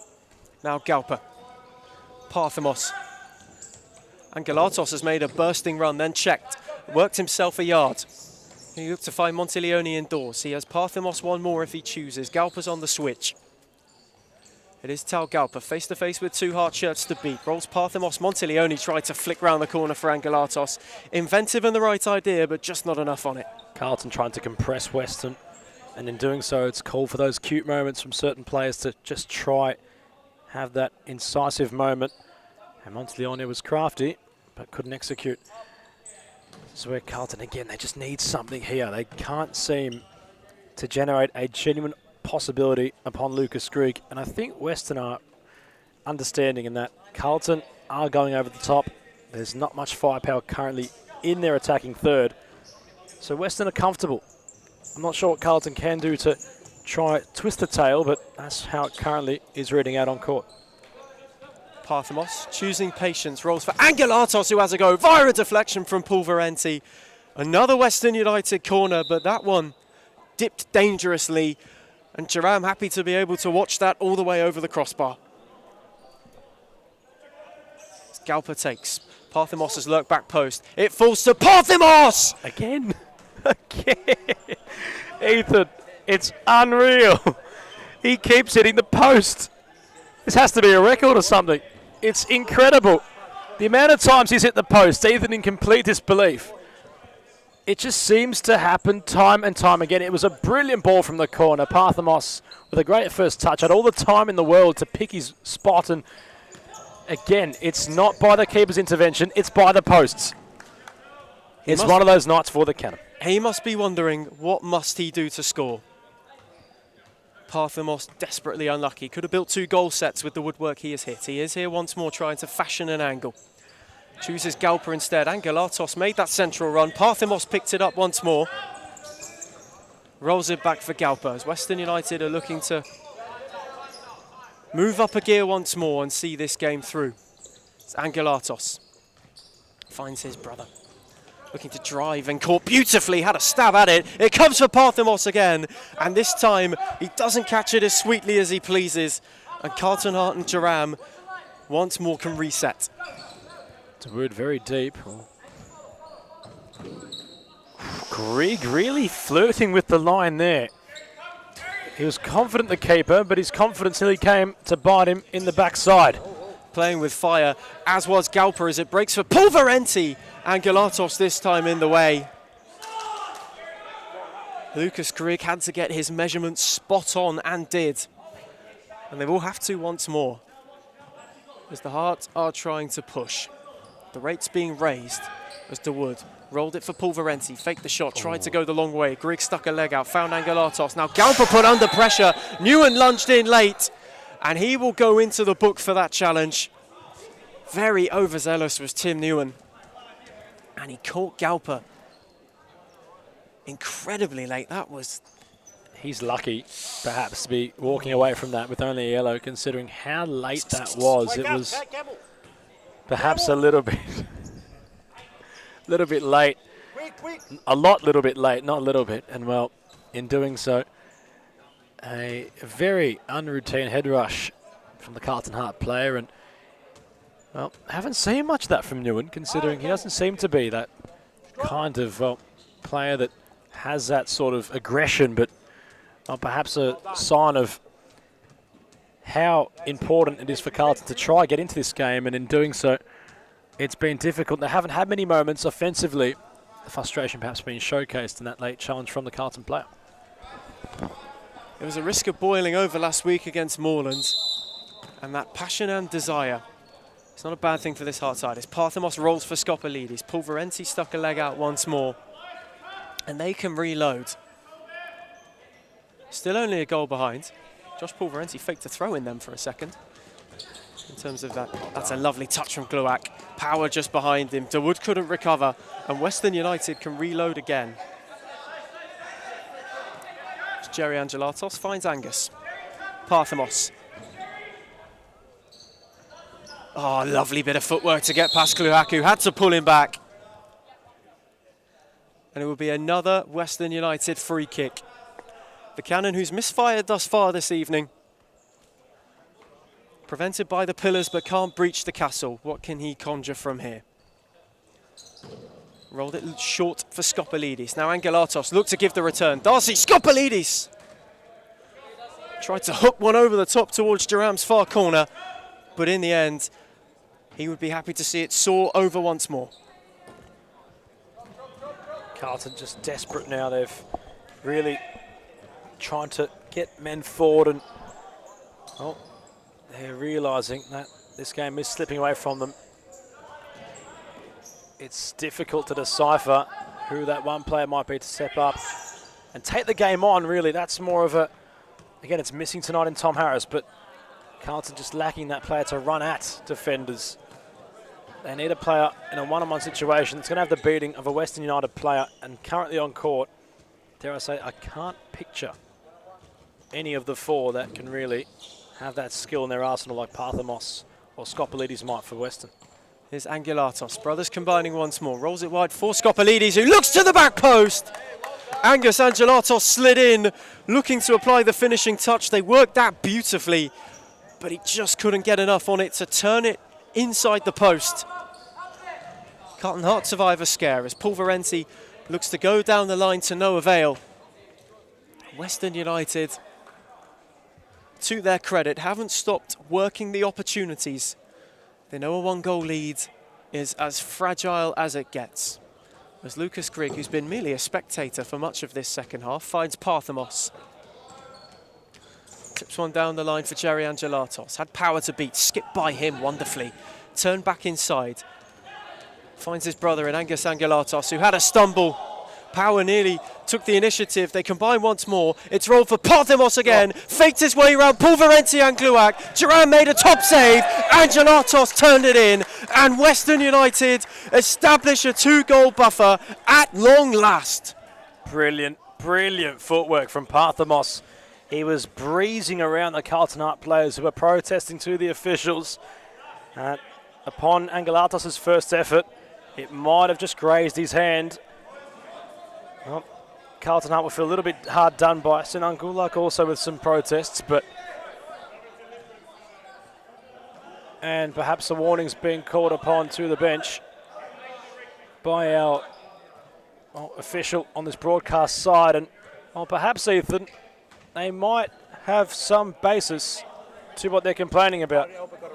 And while there has been a sending off, considering Albert wasn't too happy about the decisions and his marching orders have been sent, he's leading the protests, and while the wheels are starting to fall off in this one for Hart. The importance is keeping their heads. They certainly had a case, you must say. With a slip and a stumble there might have been, inadvertently of course, hand being used to try and keep yourself grounded. A lot of froth out on court. It's a warm evening. Must be said, I'm sure for those that have played at Futsal in Brunswick, Albert's usually the official, and he's usually the one sending you off. It's unusual to say that he's the one that's had his marching orders as he makes his way outside DCSS. There's never a dull moment, that's for sure, at DCSS. You haven't played futsal properly at Brunswick Futsal Oz and Albert not sends you off. That's basically your initiation.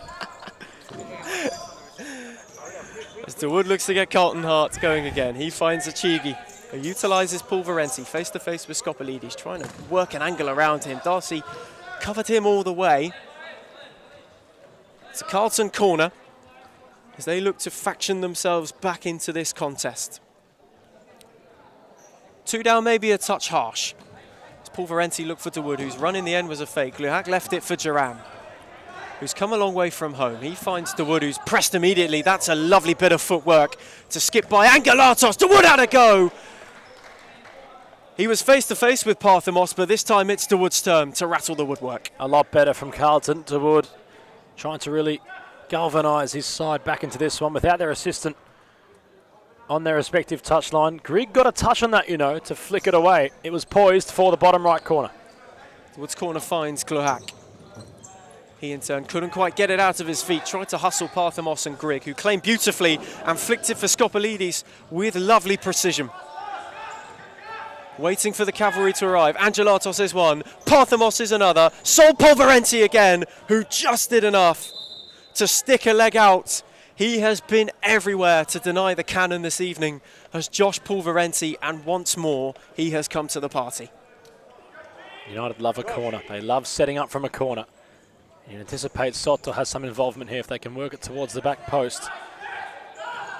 It's better from Carlton again. They've understood the scenario from a corner from Western. It's a smashing ball to find Ichigi. Grigg came out well. Skopolidis appeals for a penalty. Demarais wags his finger. They had a claim, Carlton Heart.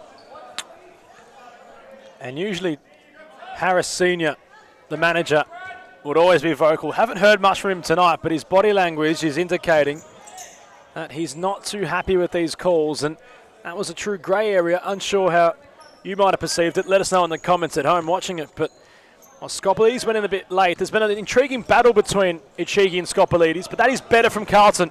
Pulverenti had a go. Grigg at full stretch. Watched it whiz by the far post.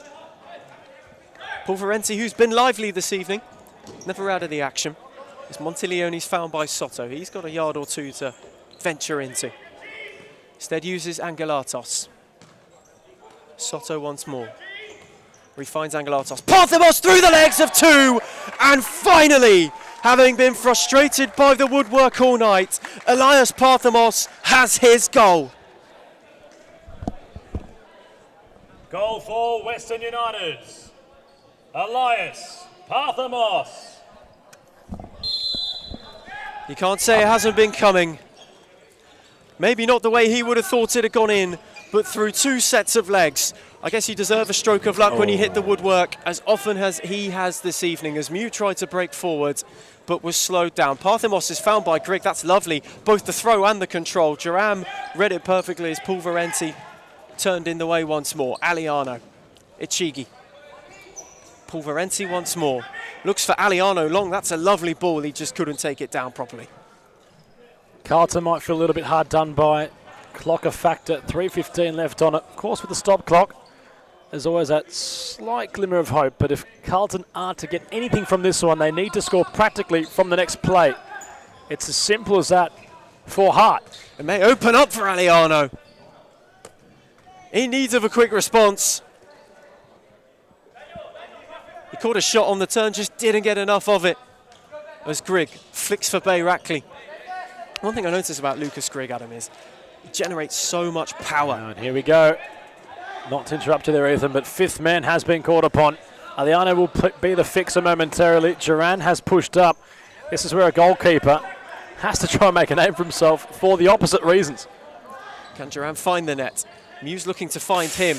Can't beat the Western press. Soto has an open net! Aliano turned goalkeeper and nearly was just trying to injure himself, really, considering how awkwardly he had to twist to try get his body in the way of that Soto granted effort. Nobody home. That's the risk you do run, Ethan. Well, and Duran has to become, if he is to have any benefit from this fifth man situation, the competition's best poacher. Here is Duran. Uses Aliano. Now back with the keeper, turn fifth. Pulverenti. Aliano once more. Western United, no. Any slip up, and they have a free run, and Barakli's trying to enact that. Executed the press perfectly, the challenge just too strong. Hart blushes spared once more. As Pulverenti's dropped deepest this time. Aliano. Ichigi. Refines Aliano, had a go. Lucas Grigg read the angle beautifully. He wants to go alone. That one's speculative, but not spectacular. I always appreciate how anybody, when the net's open, just the opportunity gets to them so quickly. Their eyes light up. They have the headline written inside their heads. And unfortunately, by the time they've completed that set execution, not only have players rushed back, but the ball's completely gone in an opposite direction from the goal, at least very lateral of both posts. And I'm sure Lucas Grigg, for a split second, thought this is on here, but wasn't able to steer it home. Ichigi from the ball in, refines the wood. Down the line for Mew, looked for a runner, nobody obliged him. Montileone put under pressure, so was Grigg. Mew nearly made up for the ball back through the middle. Carlton Hart have a press as Freddie Di Marais has a timeout slip in his hand by the looks of it. Whether or not that will be issued is yet to be seen, as Bayrakli for Montileone, they turned themselves into trouble. Bayrakli did well to clear it. Ichigi from Aliano. Hart looking to apply some more pressure. Soto did well. Bayrakli clipped it anywhere. Duran will be able to reset. But they got desperately close there, Adam, to making a meal of that. Ichigi to roll down the line for DeWood. Certainly been better with their backs against the wall. They've been pushed and tested. Have Carlton Hart. but it may look to be in vain as 90 seconds remain. Echigi. Aliano. He senses it is now or it is never. Echigi face to face with Montiglione, trying to work the angle for a shot. Aliano does instead. Lucas Grigg lifted the hands and dropped them slightly to watch the ball raise over the bar. And considering Aliano can't hit them, you want to see more of that from Carlton. They've just been a little bit trigger shy tonight. They haven't had many opportunities to shoot. I know the game is practically done at this rate for them, but they have to have their hats in the raffle if they are to try get a goal from any open play. And in weeks to come, you want to see more of that from Carlton. Echigi tried to skip his way round. It opened up for Mew, who ran it round Parthamos, got it back, and that was their opportunity. Echigi with a desperate chance to potentially give them the opportunity to throw the kitchen sink. Couldn't apply the finishing touch. And Parthamos is trying to take the sting out of the situation. Aliano cut out his ball to Montiglione, opened up for DeWood. This time Parthamos in the way to prevent a strike at goal, but in turn gives Carlton Heart a corner and maybe their last chance to have a real go at it. Well, this game will be certainly a win for Western. It's all about a consolation prize now for Carlton, but Ethan, it must be said, the anticipation is reaching its boiling point here. Moreland warming up intensely to the right. Hume completing the same feat on the left. The Turkish derby, one of the best instalments not far away, where Blue Wave Chonburi players of Virat and Sufa will be taken to court here in Victoria. And the ante is being upped around the stadium. As much as it's been a decent contest between Carlton and Western, ladies and gentlemen, brace yourselves for what's to come. All kicking off and set to ignite at 8:05. DeWood's corner in the dying embers finds Aliano and now Duran, who looked to have a go himself. Bayrakli skipped by him. Bayrakli scores with a brilliant goal to round out a terrific Western United win. That is the sealer, and they will be moving into second. Beyond questionable doubt, for some time in all fairness, to be honest. And well, that will be the last of this one, Ethan. Another win for Western. They've done exactly what they've had to do. They certainly had to work for it in periods as Carlton Heart continued their improvement week by week. Once again, in vain. It was not enough this evening, but for Western United, they have gone from the background to the foreground of this season's title picture. Full time in Darabin. It is Carlton Heart 1, Western United 5. Jadi tunggu apa lagi? Let's go. I grew up with low self-esteem. It was me and my mama, just us in the trauma. Hands up if you know what I mean. I see you, I feel you. I want you to know that you're not alone. I know what it's like not to have a home. What a bow. Feel like I live in the end zone. I'm the one leading the drives. The crew riding around in a benzo. Red I'm in charge of my own fate. Left the excuses behind. Now I'm the illest violinist alive. I took the pain and I thrive, but look at me now.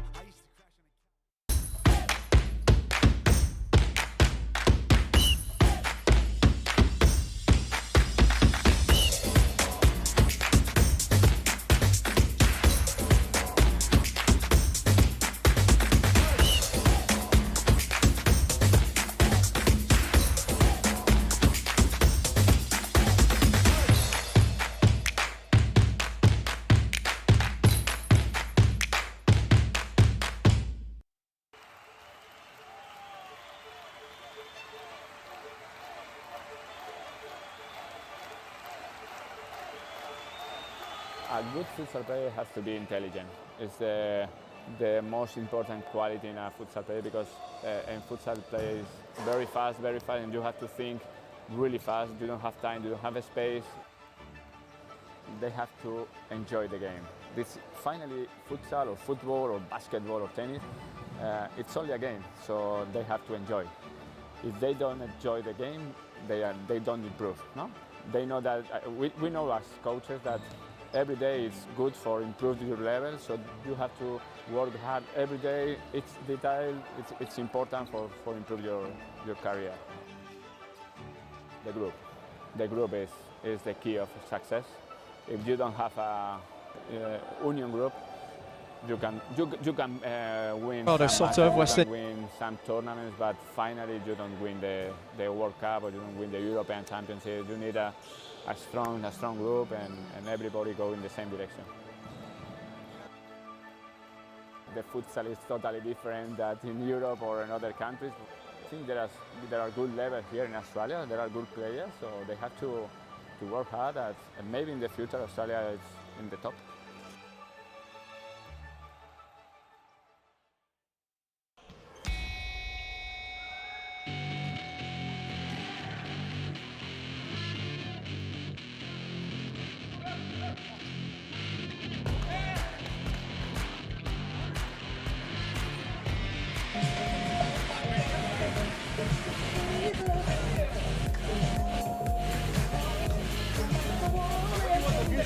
Just turn it here, right?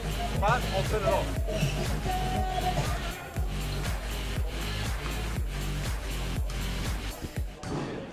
I'm here with Gerardo Soto of Western United. Gerardo, a massive win in the end for your boys. Tell me, how are you feeling? Yeah, good. We came into the game. We needed, against Carlton, they gave Moreland a very difficult game last week. So we knew it was going to be tricky. So, yeah, we just needed to come and get the 3 points, just keep the momentum going, put the pressure on Moreland and Fitzroy, and that's what we did. And obviously, you went into this game level at half-time. What was the message that Freddie Di Marais gave to all of you in the second half to provide such a strong performance? Yeah, look, I think in the first half we hit the post maybe 3 or 4 times. Second half, again, as well, we hit the post a lot. But, yeah, it was just the same thing, just continue the movement, continue the passing, and we're eventually going to get the goals. Maybe it happens in the beginning of the game, maybe it happens at the end, but we felt the momentum was going our way, so we just needed to just keep doing the right things. And obviously with that win, you're now second in the table. A lot of games still to be played in this season. Are Western United in the title hunt? Yeah, 100%. So we need to get a result against Moreland when we're playing them again. That will be a crucial game for us. But yeah, we're definitely capable of winning the league. So we just need to keep going, keep improving each week, keep stepping up, and just give it extra percentage. Like 3, 4, 5% from each player. We can challenge for the title. Thank you so much for your time.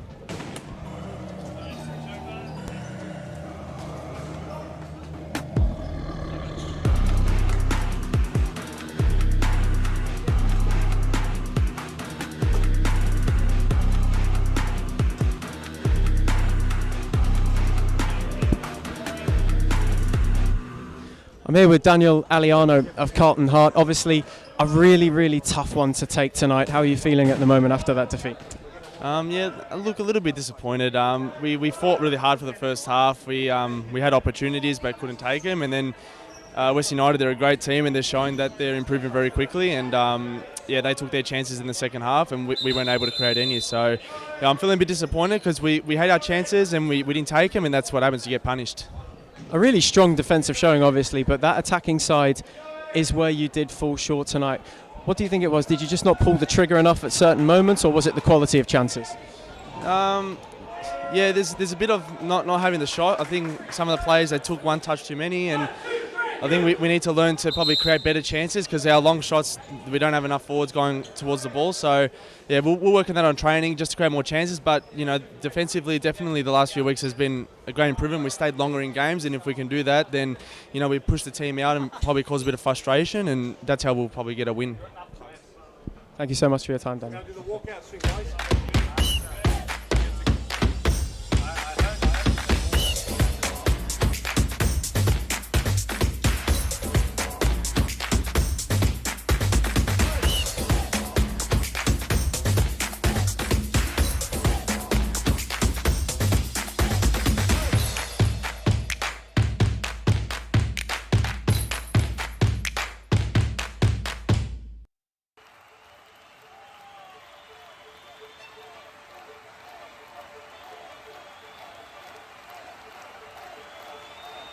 A good futsal player has to be intelligent.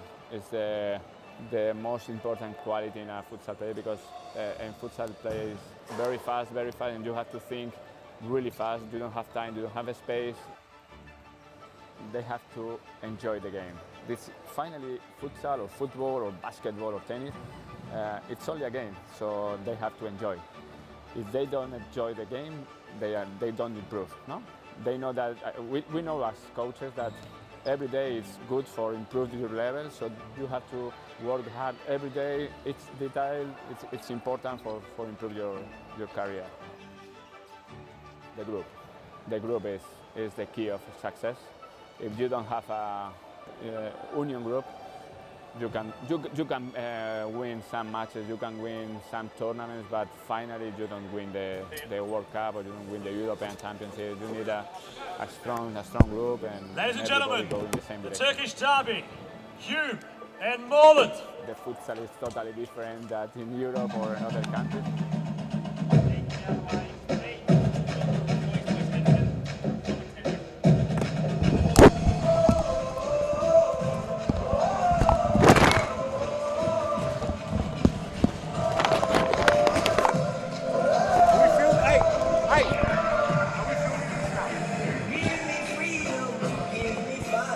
Turkish derbies don't get as big as what you're about to see here at the Darabin Community Sports Stadium in Melbourne, Victoria. Adam Palombi and Ethan Rigg on the call for what is the Turkish derby of all Turkish derbies. It's Hume FC against the Moreland Blues. Keep in mind, Adam Kolak has been busy trying to turn his club's fortunes around. Blue Wave Chonburi players are at Wangsama and Superwat Thawangklang, two incredibly talented Thai internationals, grace Australian shores, and dare I say, out of Milton Sakos is looking for some revenge, considering a near 10 years ago, Thawangklang, whether it was for the Thai national team or representing Blue Wave Chonburi, Vic Vipers are a team in which have come up against that of Milton Sakos. Good luck, gentlemen. And all considered, Well. Superwat Thawangklang has been a thorn in the side for such of that time. Tonight, perhaps, another tale to be written. Ethan Rigg, welcome to what shall be a cracker. It should be an absolute beauty. You see the anticipation and the crowd building here in Darabin for what should be one of Series Futsal's greatest nights. No strangers, of course, to having international appeal. It's only 8 months ago in a former edition of the Turkish derby, the second last in Thomastown, was Black Steel Papua players of Samuel Amos, Wendy Brynick and Evan Salmilena, who all took to court.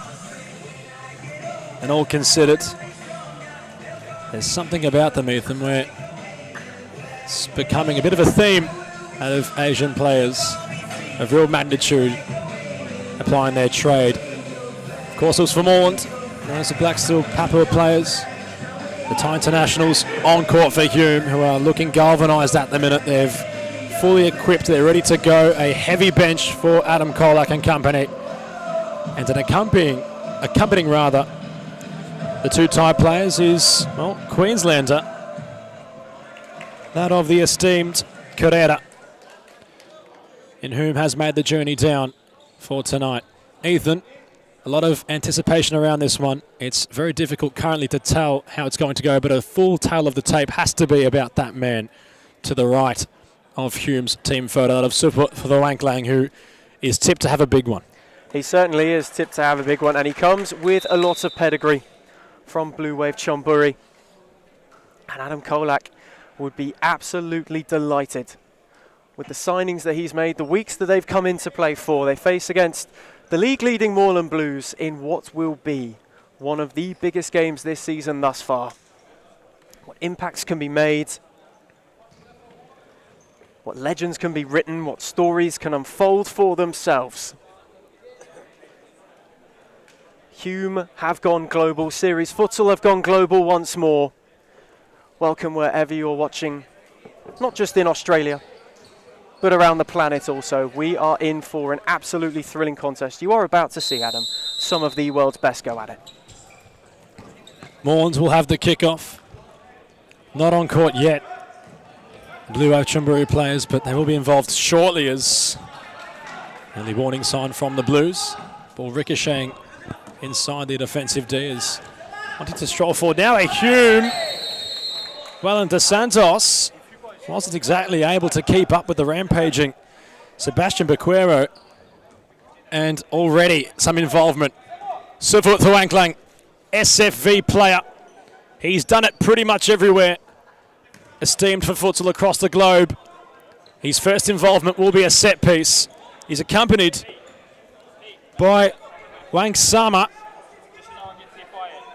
And Ethan, this could be a moment in time as Thuangklang from the free kick tried to get some shape around it. Clanaris stepping inside the captain. Sufawut measured for Venegas. And the funny thing about that, Adam, is Bequero, who won the free kick, then made way for Wang Sama to come on court. So you can see Adam Kolak already not afraid to show his hands and get these boys involved as soon as possible.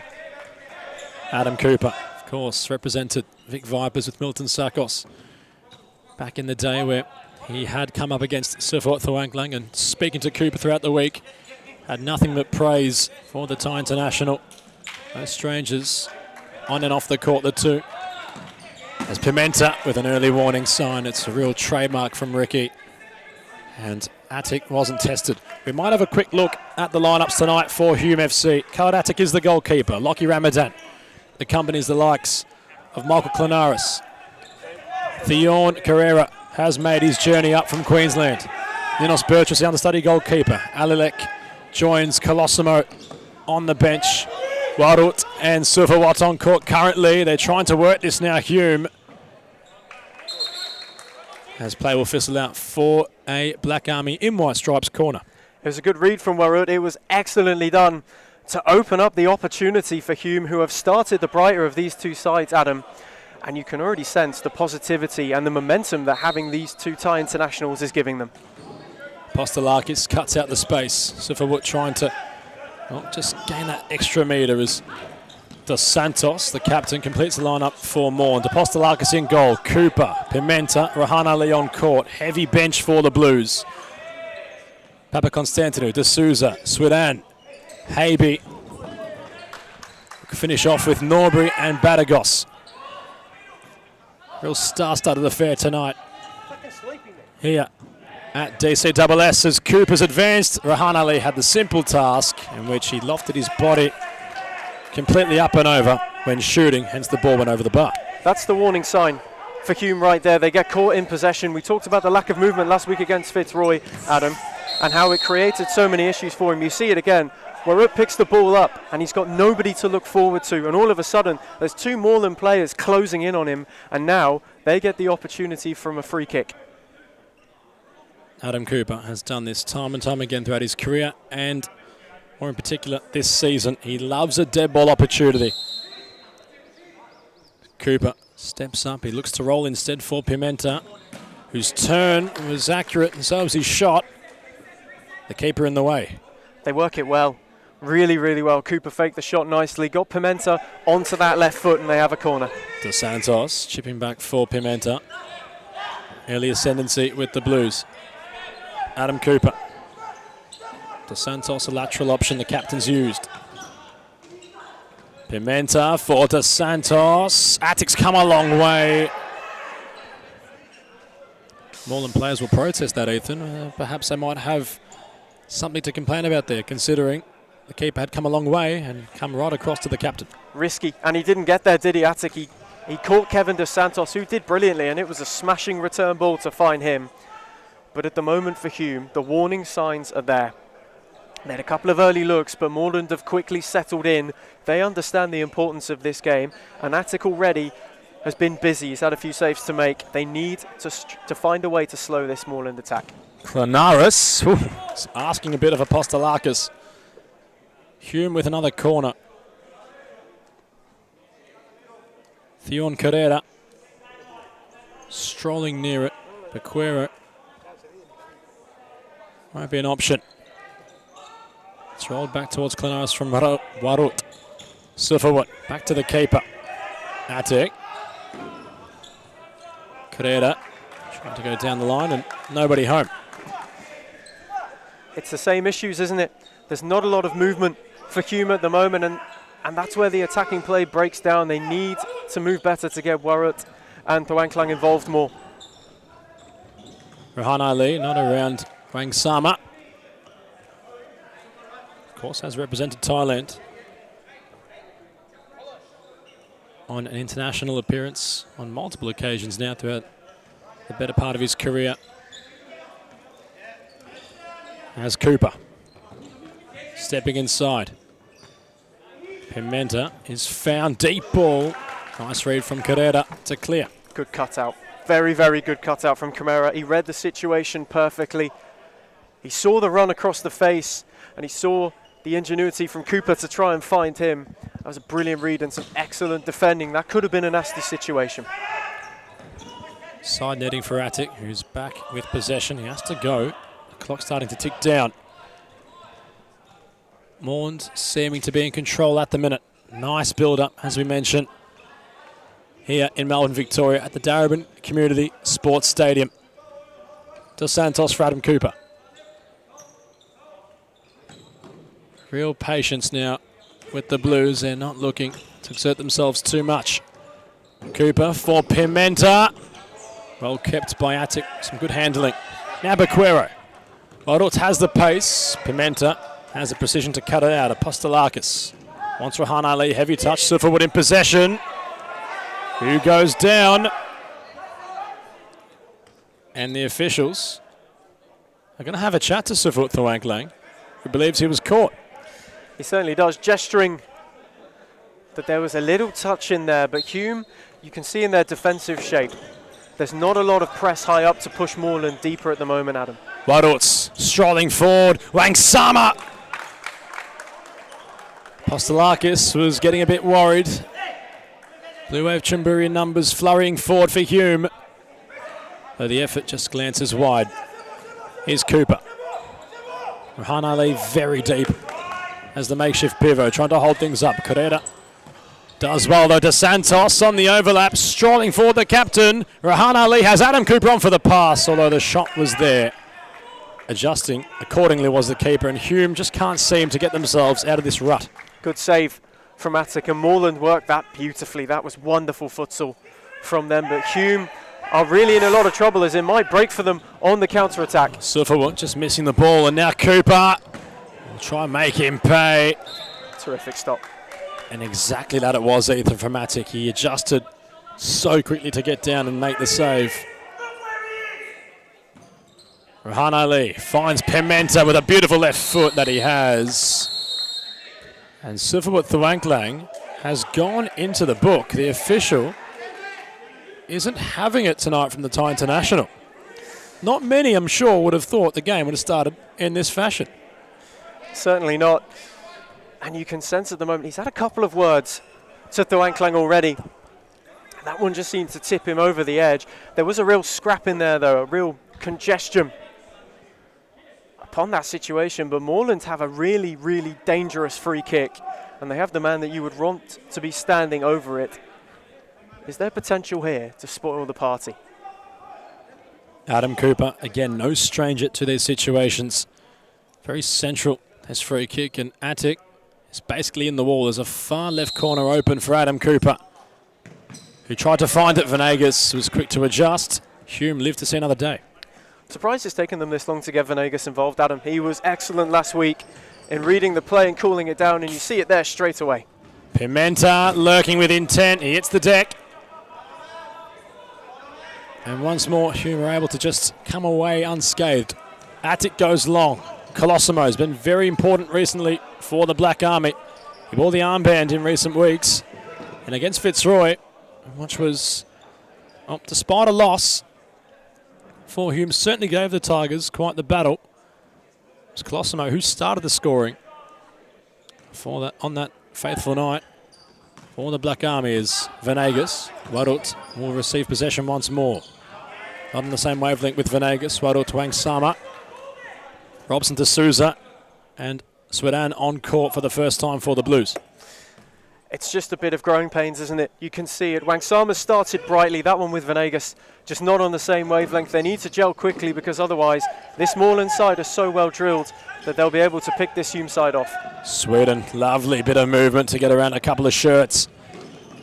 Trying to get away from that of Wadut Wang Sama. wasn't able to exactly skip away. Papakonstantinou also having his first involvement, the new Moreland number 10. Really enjoyed his game style and his, well, uniqueness in recent weeks. Ethan, the new number 10 for Moreland, has sure Sweden from this free kick. Want to try to utilise him. Cooper's told Papakonstantinou to venture forward. He certainly has, Papakonstantinou. He's been wonderful, hasn't he? Added another element of control alongside Adam Cooper, and he's freed up players like De Souza, De Santos and Ali. Sweden went for shape. Sure he'll be wanting to relive that moment again, the futsal ruers. Clinaris back on court. Bequero, a wide option. Colosimo trying to hold things up. Cooper, the standing challenge in that far corner. Moreland's come away with the ball once more. And well, the talking point so far, Ethan, considering is that Sufawut Thwanklang is on a yellow card. The official having none of it as Bequero trying to just pinch possession right in front of us on the broadcast. Papakonstantinou will have a side possession and will use Cooper. Sweden. De Souza trying to just create some movement. Cooper going alone. Attic happy to just bundle the ball away. Great stop. A really great stop from Khaled Attic again, and he's been a busy man in this first half. The Hume defence has been picked apart a little bit too easily by the Moreland combinations so far. Adam Cooper is well and truly controlling this game. Papakonstantinou's growing into it, and De Souza's adding some flair and some uncertainty that the Black Army at the moment haven't been able to deal with very well. Sweden loves to run at defenders. It's one of his real trademarks.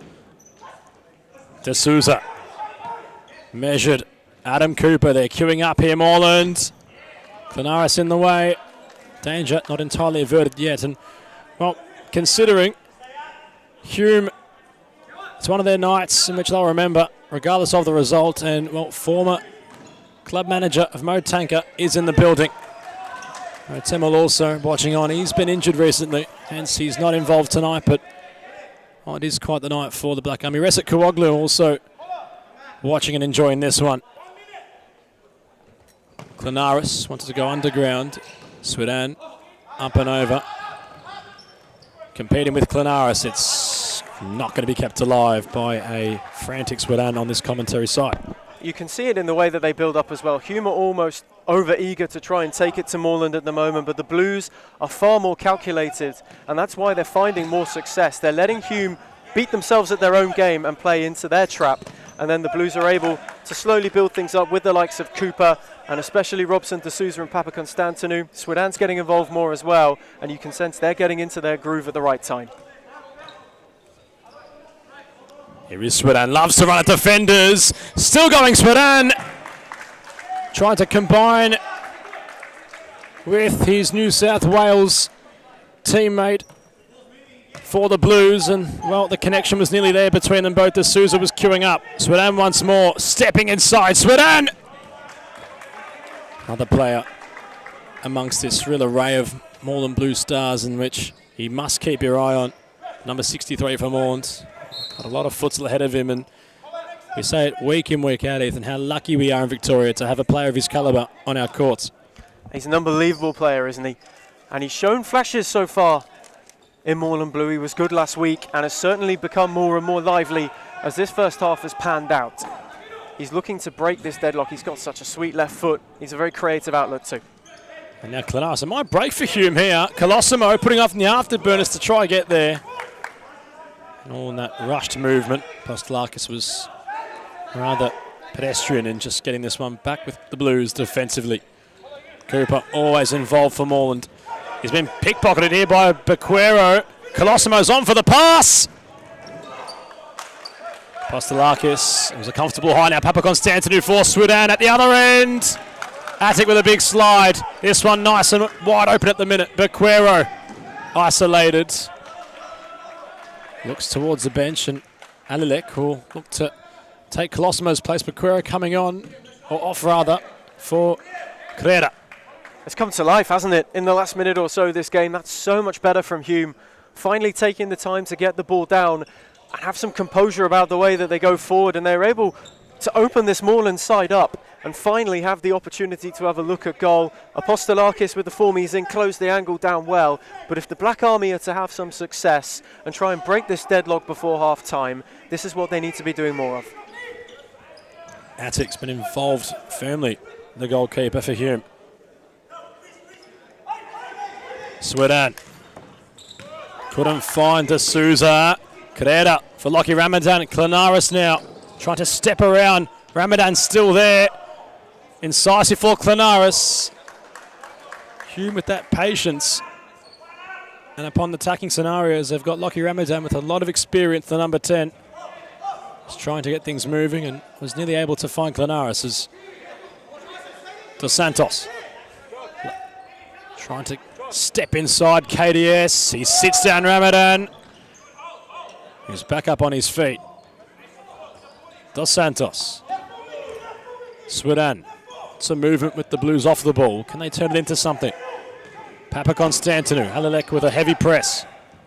Stepping inside. Lovely ball towards Sweden, who steps around his marker. Big slide from Alilek. D'Souza was jogging on the spot, Ethan. The ball was poised to be his.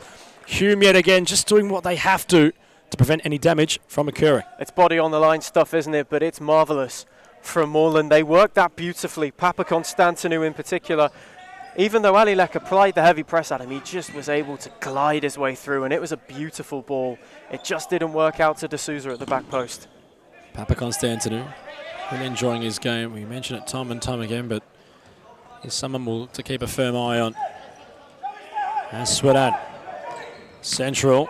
Ramadan in the way now. Alilek wants to go for a race here. Apostolakis doesn't mind that situation either and was intelligent enough to read the situation. Marut and Superwood are waiting to come back on. What influence can the Blue Wave Chonburi players have as Alilek, first time for Klanaris, had to try. Oh, it was coming towards him right in his stride for Alilek, and in doing so couldn't have the play progress out wider for Hume. They've created a couple of chances as Warut and Superwood re-enter court. They've had a couple of chances at him, but they haven't really been able to make anything stick so far, have they? It's been a lot of nearly moments and a lot of frustration on both ends.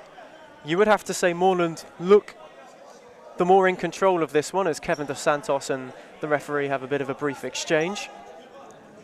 A bit unhappy about that was KDS.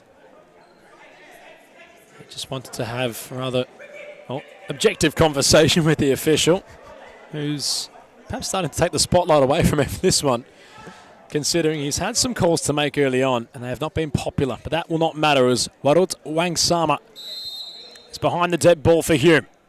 What can he conjure up? He goes for goal. Norbury, the wall, will intervene. Danger not averted yet for the Blues. Correa crosses it. Thuwanklang on the fly. And that's perhaps our first real glimpse what Sefawat Thuwanklang can do with his shooting acumen. And well, Ethan, you've got to remember, a World Cup goal scorer, a instrumental player for the small table. Too many accolades to mention. Perhaps the most important of them all is the Player of Asia award he received years ago. Well, we could almost coin him as the Tim Cahill of Thai futsal. Attic trying to utilise that of the Wankling over the top, and in doing so, wasn't able to find the Chonburi Blue Wave player as Dos Santos wants to go on a journey. Lockie Ramadan, despite his size, able to adjust. And you can just see now that Hume have actually calmed into this game, finally. They're starting to get some nice moves together, and that rigid defence is really starting to frustrate this Moreland side. Thuwanklang and Warut look a lot calmer than they did in their first exchanges. They were into a quick burst, a bit overzealous into challenges, but now that they've calmed down, you're starting to see the quality that they bring to this side come to the fore. Pimenta, Dos Santos. Ali, advantage has been paid. Pimenta! There's a moment for the Blues.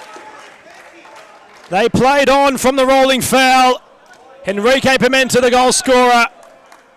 It was all there for Rahan Ali to provide. And Milton Sakos and company have hit the front, Ethan. Goal for Moreland.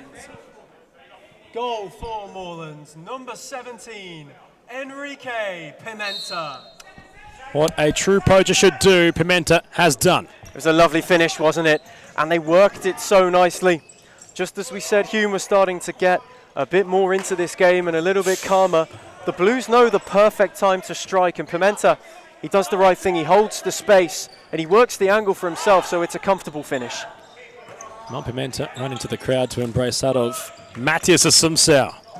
Speaking of returns tonight, Ethan, haven't seen Pasco Val's main man in some time. Not sure if he'll be featured in their upcoming clash against Melbourne Arcu, but he is in the building. Of course, the Brazilian connection runs true off court.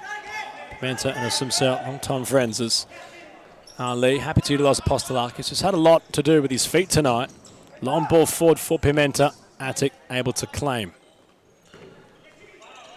Carrera, nobody home in the box. It was a decent touch. Thwanklang stepping up a bit further, trying to find some involvement. Ali, lovely ball over the top for Pimenta. Dos Santos latching onto it. Sifford has to be careful. He's already on a yellow card. And, well, I'm not sure, Ethan. If I was Sifford Thwanklang, I'd be using my arms like that.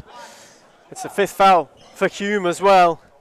And you're right, he does have to be careful. He's on a tightrope. It was a needless challenge too. Dos Santos didn't look like he was advancing very far. And Thwanklang brought him down, almost for the sake of bringing him down. He needs to be a lot more cautious and a lot more precise.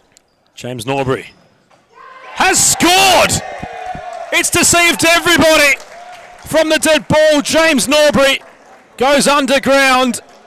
And Moreland have doubled their advantage. Ethan, time had stood still. Goal for Moreland, number 7, James Norbury. And Alan Kolak, realising the situation, has had to call for a timeout. Hume FC trailing by 2 goals. It was both Pimenta and Norbury for the Blues, in which have Moreland in front.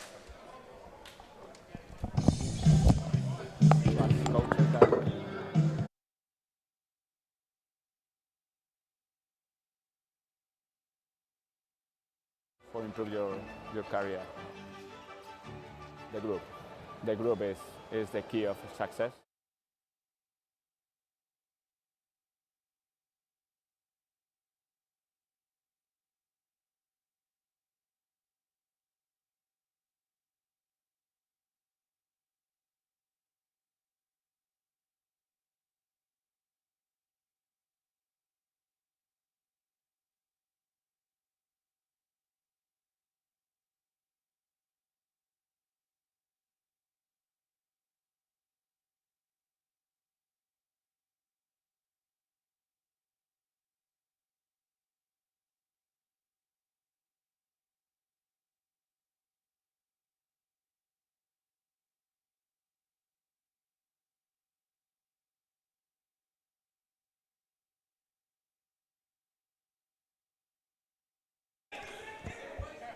Well, the bodies are certainly talking, not for the right reasons at the minute, considering Sifford Thwanklang is on a yellow card and perhaps walking the tightest of tight ropes.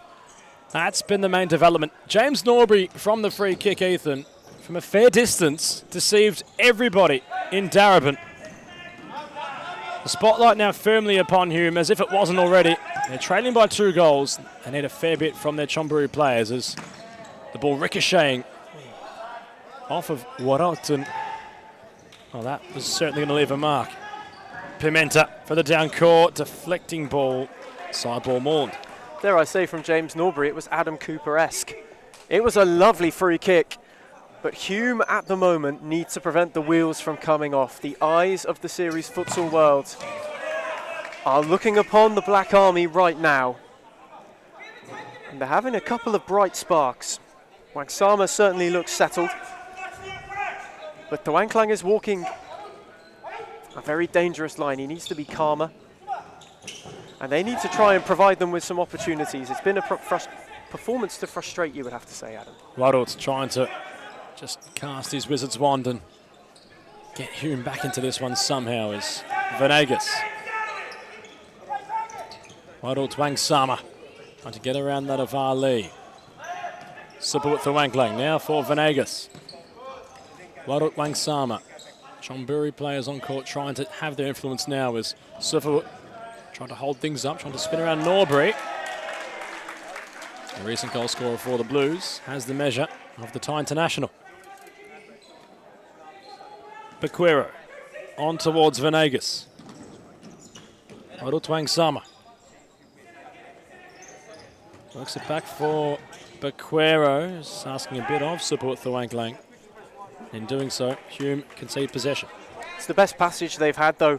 When they've had Warut drop deeper, you can see his quality on the ball, his willingness and his energy to try and drive this side forward. He's actually come into this game incredibly nicely. Might have had a nervy start, which is understandable, but they're looking to get him on the ball more now, and he's starting to really make his mark. Dos Santos for Rahane lead. Next goal in this one, you feel crucial for either side as Cooper. Ali keeps it in somehow, got around Venegas, not around Baquero, corner the Blues. That's how quickly it can change, isn't it? Moreland's so precise in the way that they go forward, and this Hume defensive shape right now is under immense stress. Pimenta already has one on this occasion so far. Attic spilling and claiming with a bit of uncertainty, but gets away with it. Lofts it towards Baquero. Dos Santos wasn't goal side until he readjusted his position. Corner for Hume. Unbelievable save from Attic at the other end to cause this corner. It went through bodies, he didn't see it. Well, the corner opportunity, Ethan, has come to nothing considering Baquero went quickly for Colosimo. And dare I say it was a real miscue from the number 11, hence play resides back with the Blues. Pimenta for Cooper.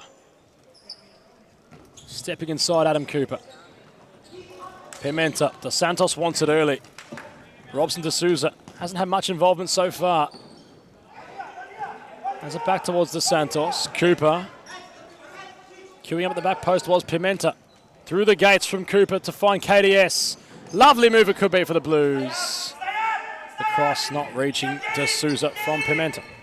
And that's the difference at the moment between these two sides. Moreland's movement is so far superior to Hume's right now, and it's why they're able to cut this defensive shape open. It's not a bad setup, but as you're seeing here, Adam, it's just too easy for them to work chances with how good the movement is. Dos Santos, I tell you what, Ethan, that was deflecting that ball upon its initial shot. The keeper perhaps fortunate as Warut Wangsama. Baquero. Venegas. Warut Wangsama trying to hold play up. Baquero made a journey across. Venegas. Wangsama. Colosimo. For Venegas. Hume really trying to get themselves in this one. They've got some territory for the meantime. Venegas thought he had a foul. Dos Santos pickpockets him. Pimenta had de Souza, who's never usually animated, although he was on for the pass and wasn't acknowledged by his teammate. He should have done better, Enrique Pimenta. Venegas wanted a foul that might have been a bit too easy. Dos Santos did the right thing to pick his pocket, and they nearly had an opportunity as Apostolakis is called into some action, and Hume have a corner. Ramadan got the shot away, but Adam, the Black Army once more, just prior to that, were opened up far too easily. The other end, it was Lockie Ramadan that was wanting to go on a journey, and he had to test Apostolakis upon that shot as Correa got shape, but not the angle. Trying to get it through the sea of bodies in front of Apostolakis, who's gone now for Pimenta. Moreland just trying to reassert control. Batagos with his first touch. Cooper, touch and go. Pimenta. Robson de Souza, eagerly awaiting some involvement. His movement's been there. Lovely back heel from Pimenta. Batagos had to slide. It spills. Now Ramadan has Warut Wangsama on for the pass. It was Ramadan who went alone and wasn't testing that of the goalkeeper for Moreland. It's not a bad option to go himself. Ramadan had opened up for him. Wangsama did well to find him. But once again, they are opened up far too easily in transition. That run from Baragos and the ball to find him from Pimenta has been the biggest difference maker so far. The legwork that those two are prepared to do for Moreland is giving them so much more creativity and so many more opportunities. De Souza has the corner. Cooper The shift onto his left, maybe Cooper. Sweden back on court. To Souza. Sweden. Back for Robson. Lovely combination between these two. Ball just stuck on this left side at the moment for Moreland. To Souza, and we must remember, Hume are on 5 fouls. They need to be extremely cautious. Anything late will result in a spot kick opportunity. Keep in mind, Ethan, last time Blacksteel Papua were on court for the Blues, Evan Salmilena had 3 spot kicks saved, but that of Kaladatic, who's got the one-on-one skill from those scenarios, but Hume can't rely on that. They have to be careful. If you want one person in between the sticks for one of those opportunities, it is Kaladatic. His record speaks for itself, but you're right, Adam. They don't want to run the risk. I think Hume are just currently in damage control. They're not looking to really test or push the envelope deep in this half, and they do not want to concede a foul.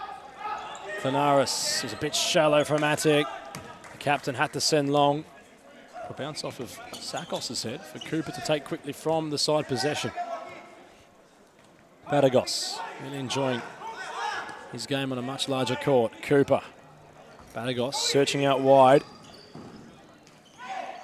Sweden lurking on this broadcast side. Cooper stepping. Batagos. Cooper once more. The Blues on the hunt for their third. It could kill the game off if they are to find it.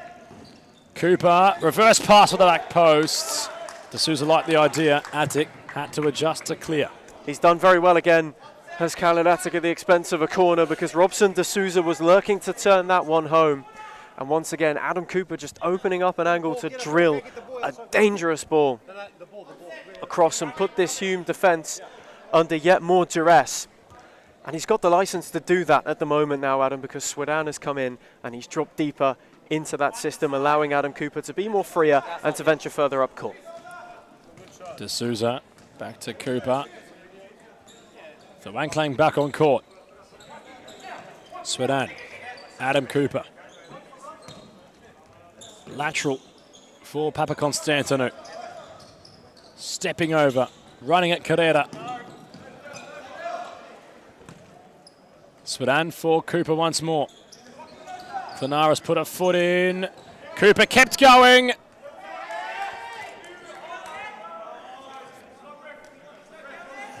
Yet again.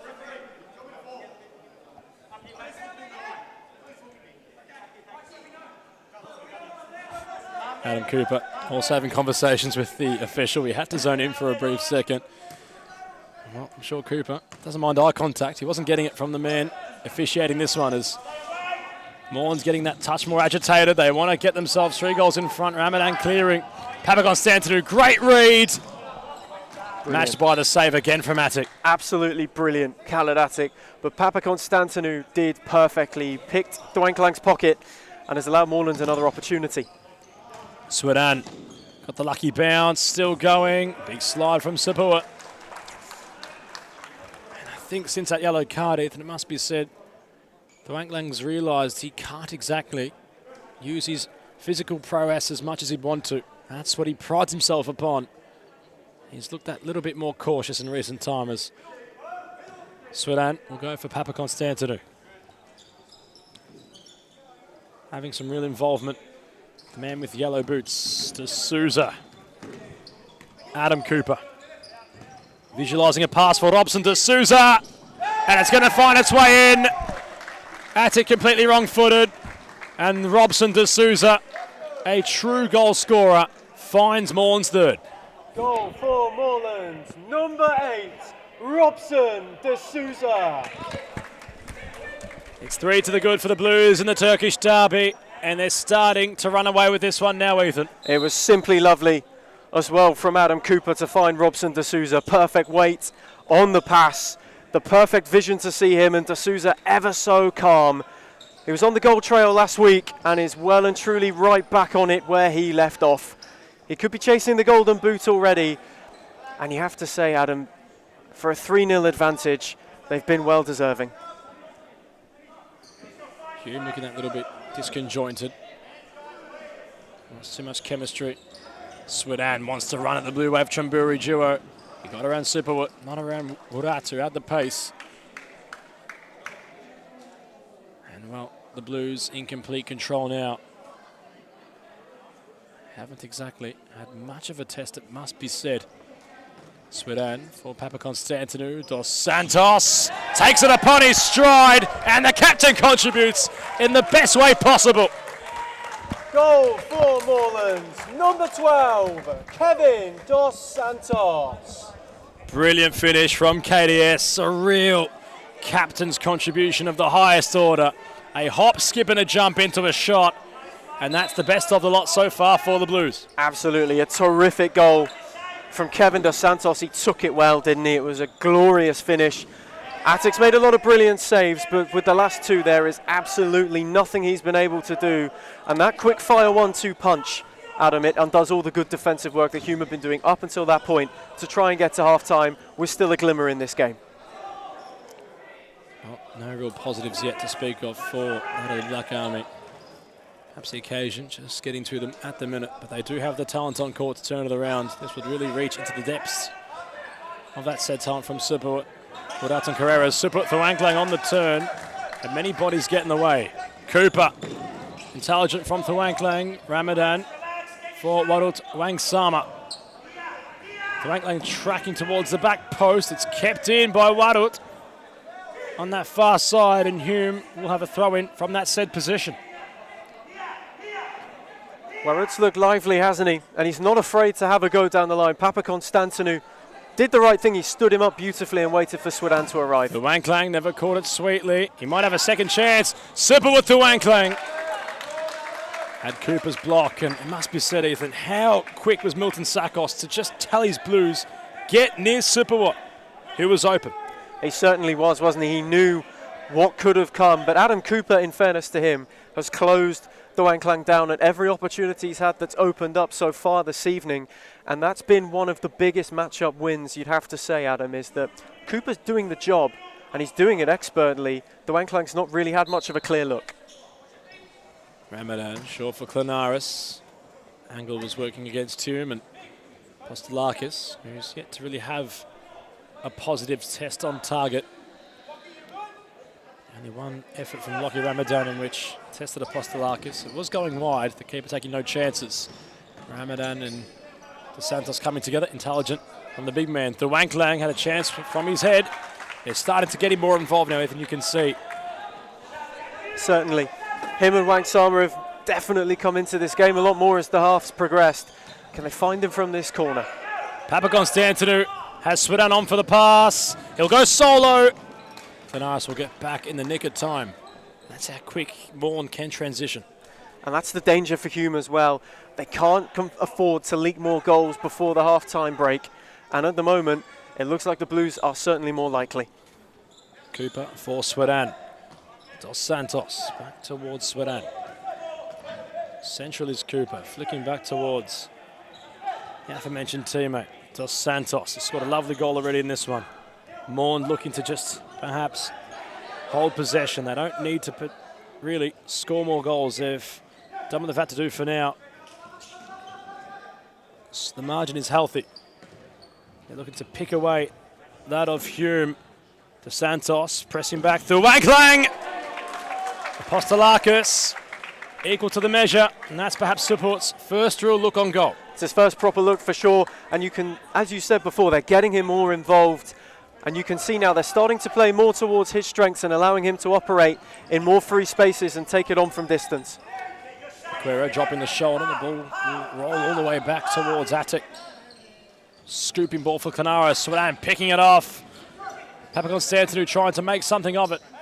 Colosimo. Klanaris, Cooper plants his feet, heads away. Morn's having the remedy for each time Hume are to come forward, Ethan. But it won't exactly matter, because in this another instalment of the Turkish derby, it's the Blues with a 4-goal advantage, all to do for Hume in the second half. Can Adam Kolak and company, that of Blue Wave Chamburi, turn it around as we cross to our halftime break?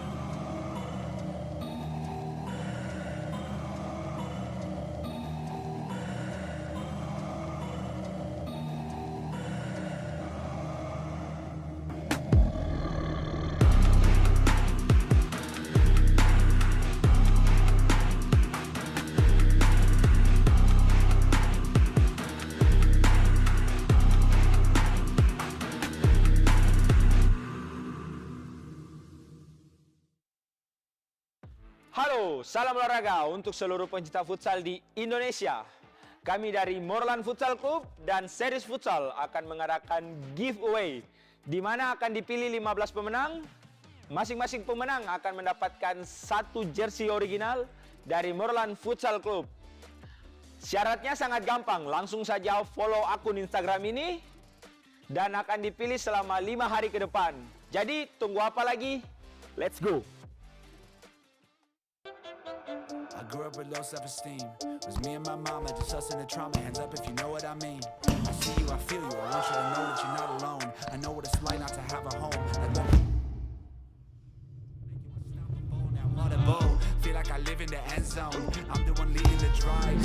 I'm riding around in a benzo. I'm in charge of my own fate. Left the excuses behind. Now I'm the illest violinist alive. I took the pain and I thrive, but look at me now.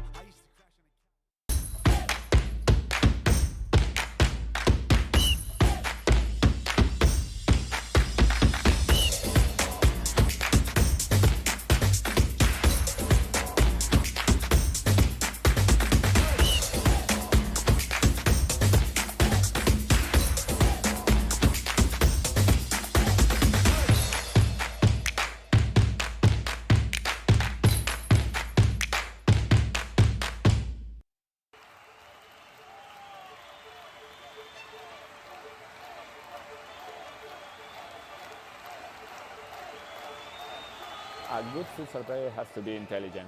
It's the most important quality in a futsal player because in futsal play is very fast, and you have to think really fast. You don't have time, you don't have a space. They have to enjoy the game. This finally futsal or football or basketball or tennis, it's only a game, so they have to enjoy.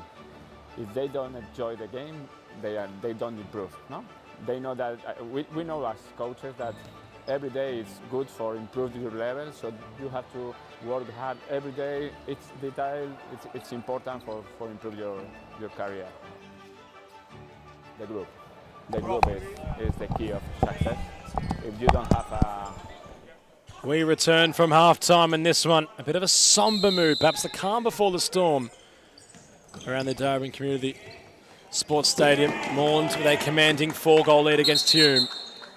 Ethan Rigg, it's all for the Black Army to do in this second half. Their backs against the wall, but these international players are known to have a quiet start, but then really come out firing, and that's exactly what they need to do on tonight's matchup. Hume will certainly be hoping so. It wasn't the start that they have wanted, and now they need to get on the hike from base camp up the mountain that is trying to get a result against the Moreland Blues.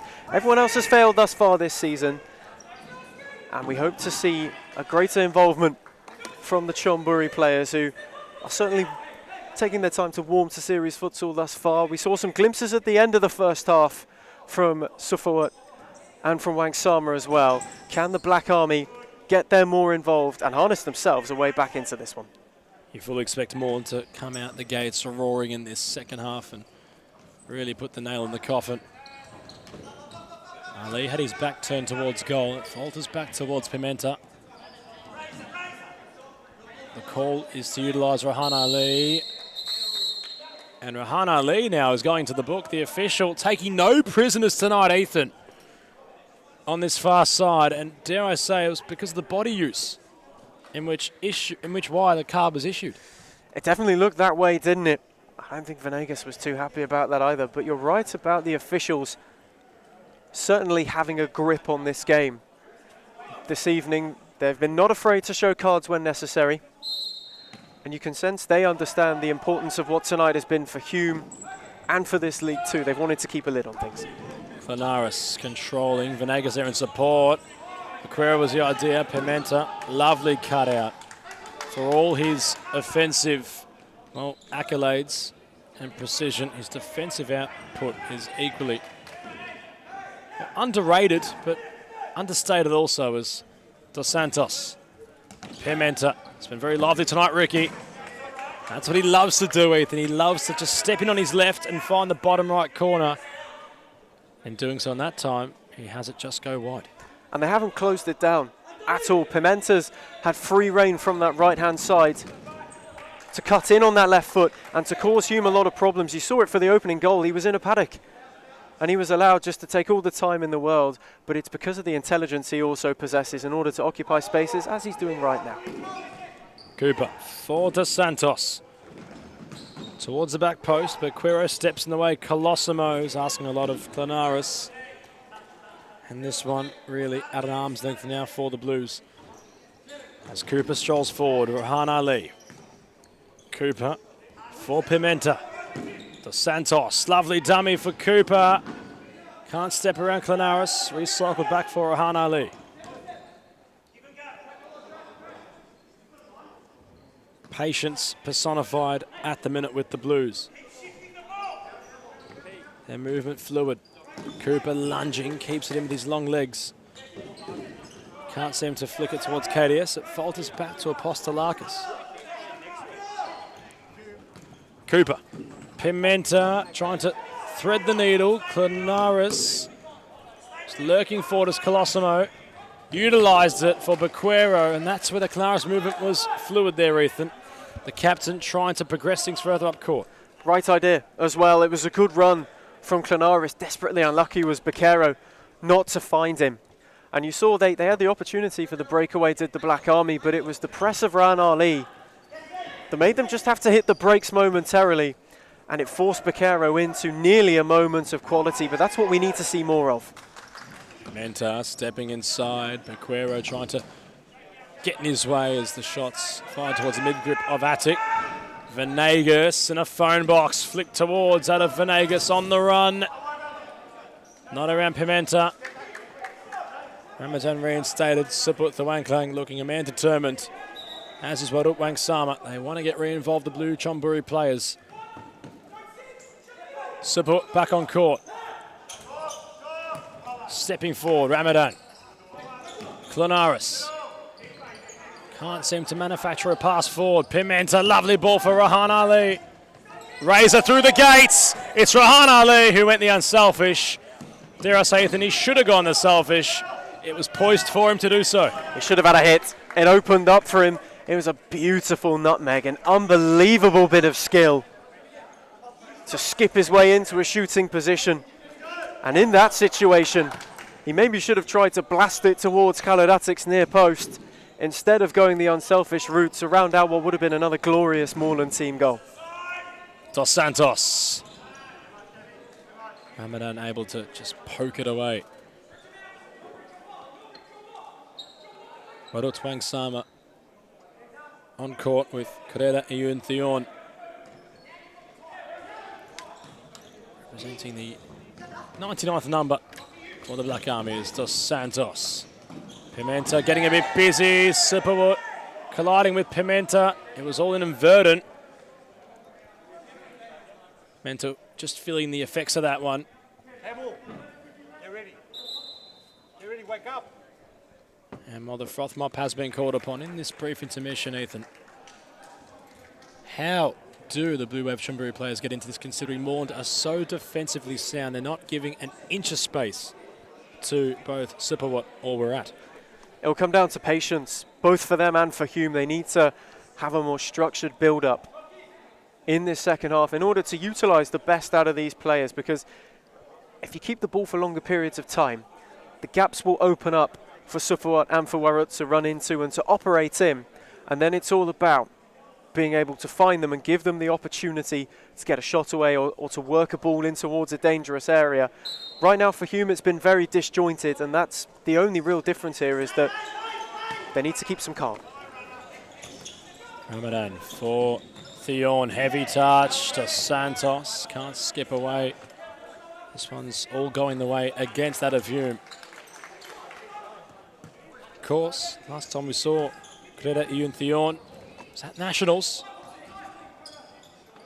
with Queensland, a team in which had drawn against the FV Blues, which are Moreland, of course. And again, continuing from the first half, the Black Army being a little bit more frustrated in this one. They can't seem to get into it, Ethan, and they've issued another foul. And it's another unnecessary one as well. they don't need to commit fouls in these areas. They're giving away dangerous opportunities while racking up the counter for themselves. Norbury has scored from a similar position in the first half. His effort just lofting a little bit more than its previous. Good save. Very good save from Khaled. He got down well. He's had that a few times where it's come through a sea of bodies at him. And each time the Hume keeper has reacted perfectly. He's got himself in the way. He's been very vigilant tonight in a performance where he's had a lot to do. Papakonstantinou couldn't escape. And there is the moment for Sufawut Thuwanklang.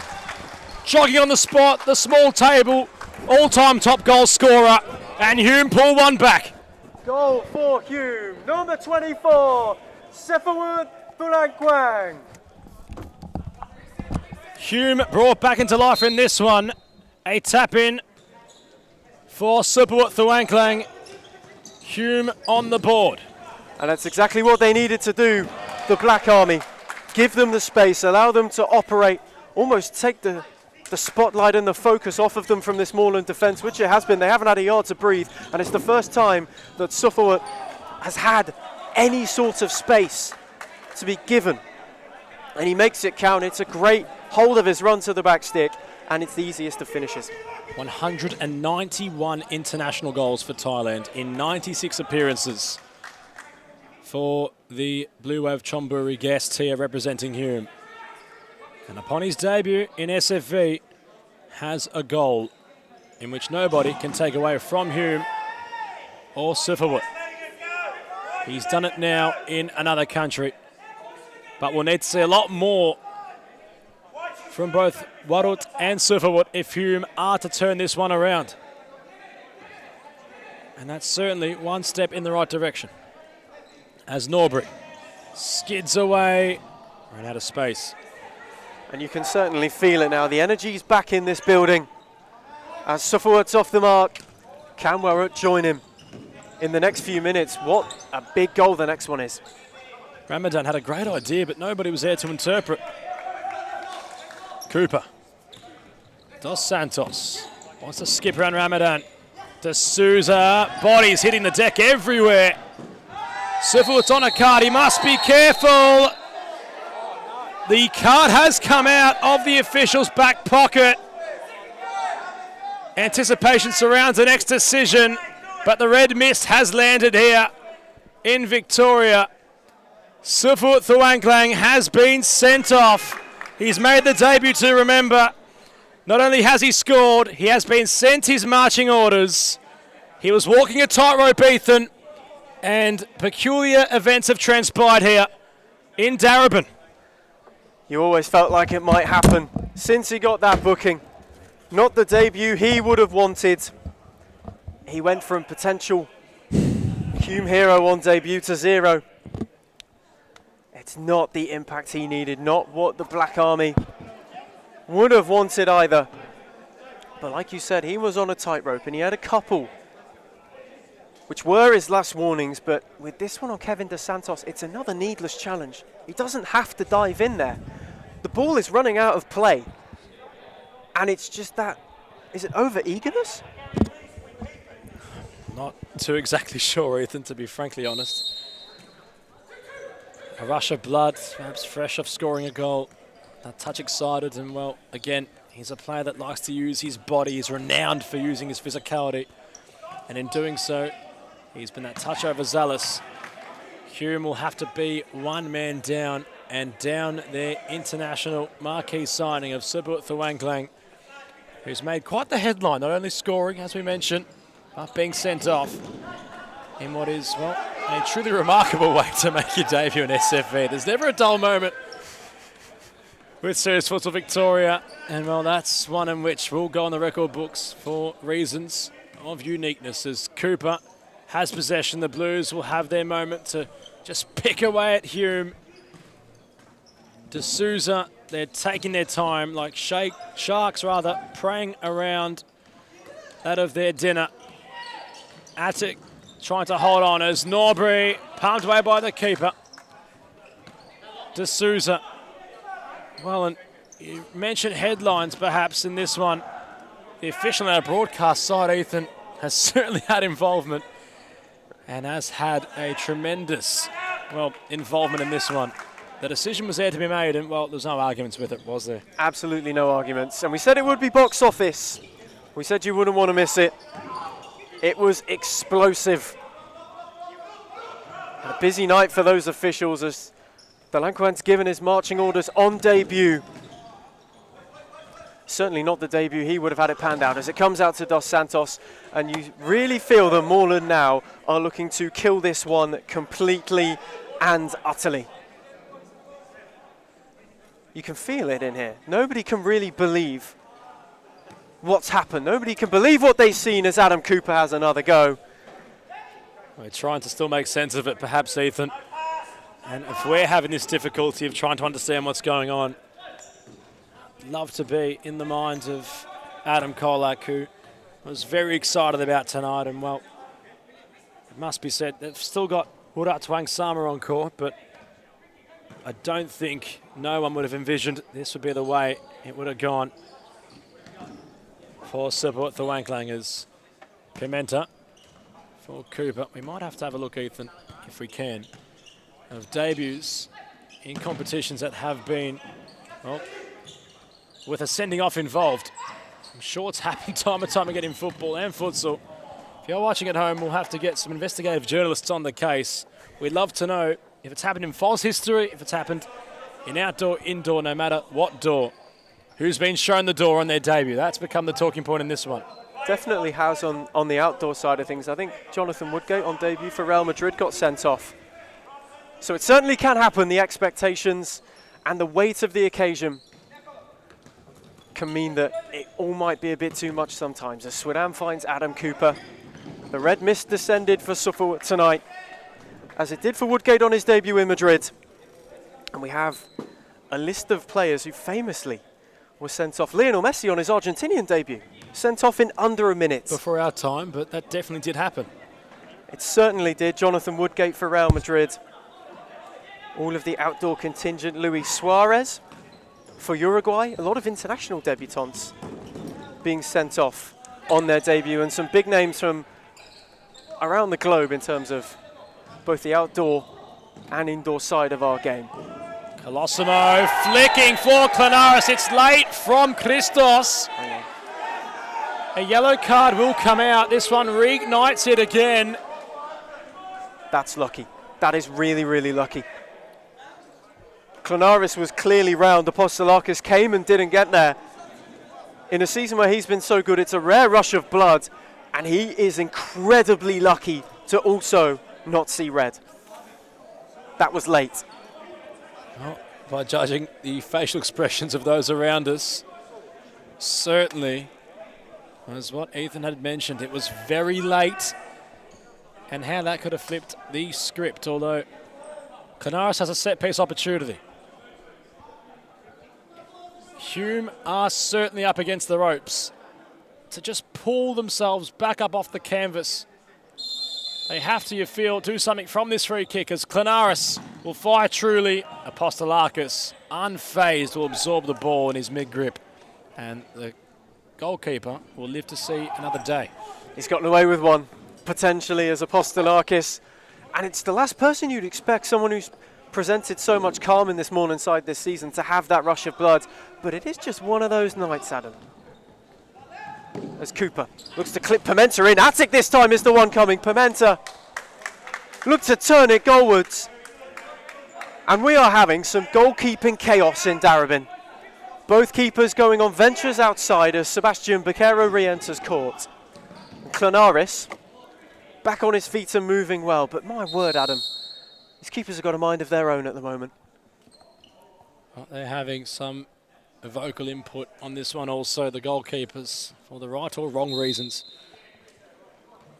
And well, Kardatic, as we mentioned, really made a name for himself against international opposition.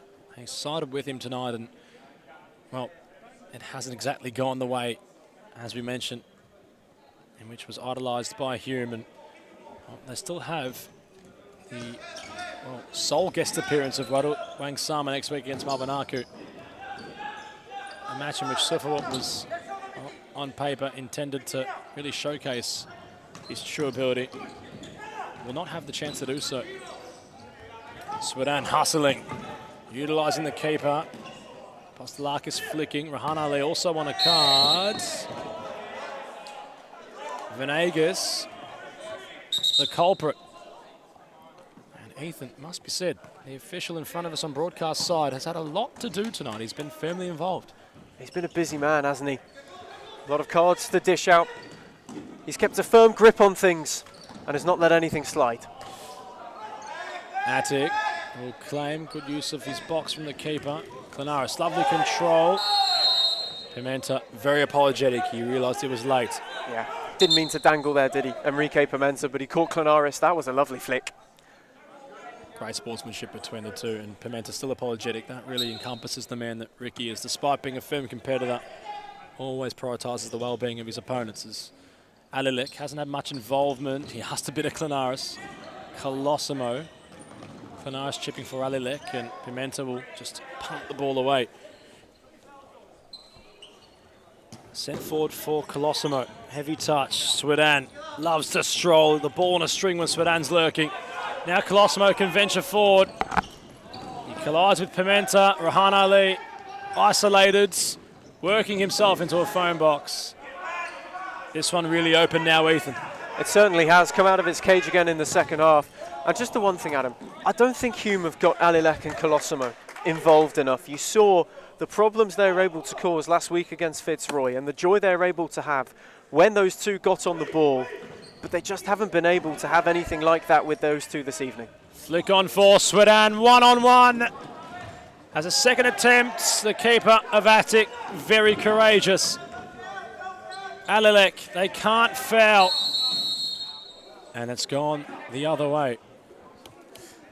See what I mean? When Alilek gets involved there, he tries to draw the two Moreland players and split right through them. It's something they've needed more of this evening, that free-willing movement and that ingenuity to try and create something. It's been a very still performance similar to last week, but they're up against the team who are on top of it as Sweden has another chance to roam. Alilek this time trying to go the other way. That's a lovely ball for Rahan Ali, who in turn just calms everything down when face-to-face with Klanaris. But Adam, that's been the difference. Moreland's movement has been far superior, and they've been able to create much better looks than Hume. Batagos, lovely ball! And queuing up at the back post. Sweden made no mistake. Another goal for the Blues. Alan Kolak issuing a timeout. The wheels have fallen off here. Moreland's in first place, really strutting their stuff. As we might cross to a timeout break.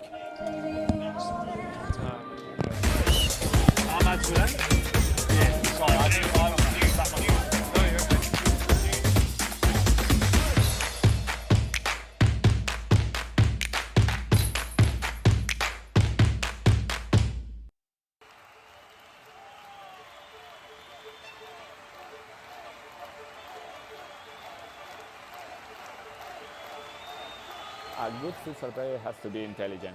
It's the most important quality in a futsal player, because a futsal player is very fast, and you have to think really fast. You don't have time, you don't have a space.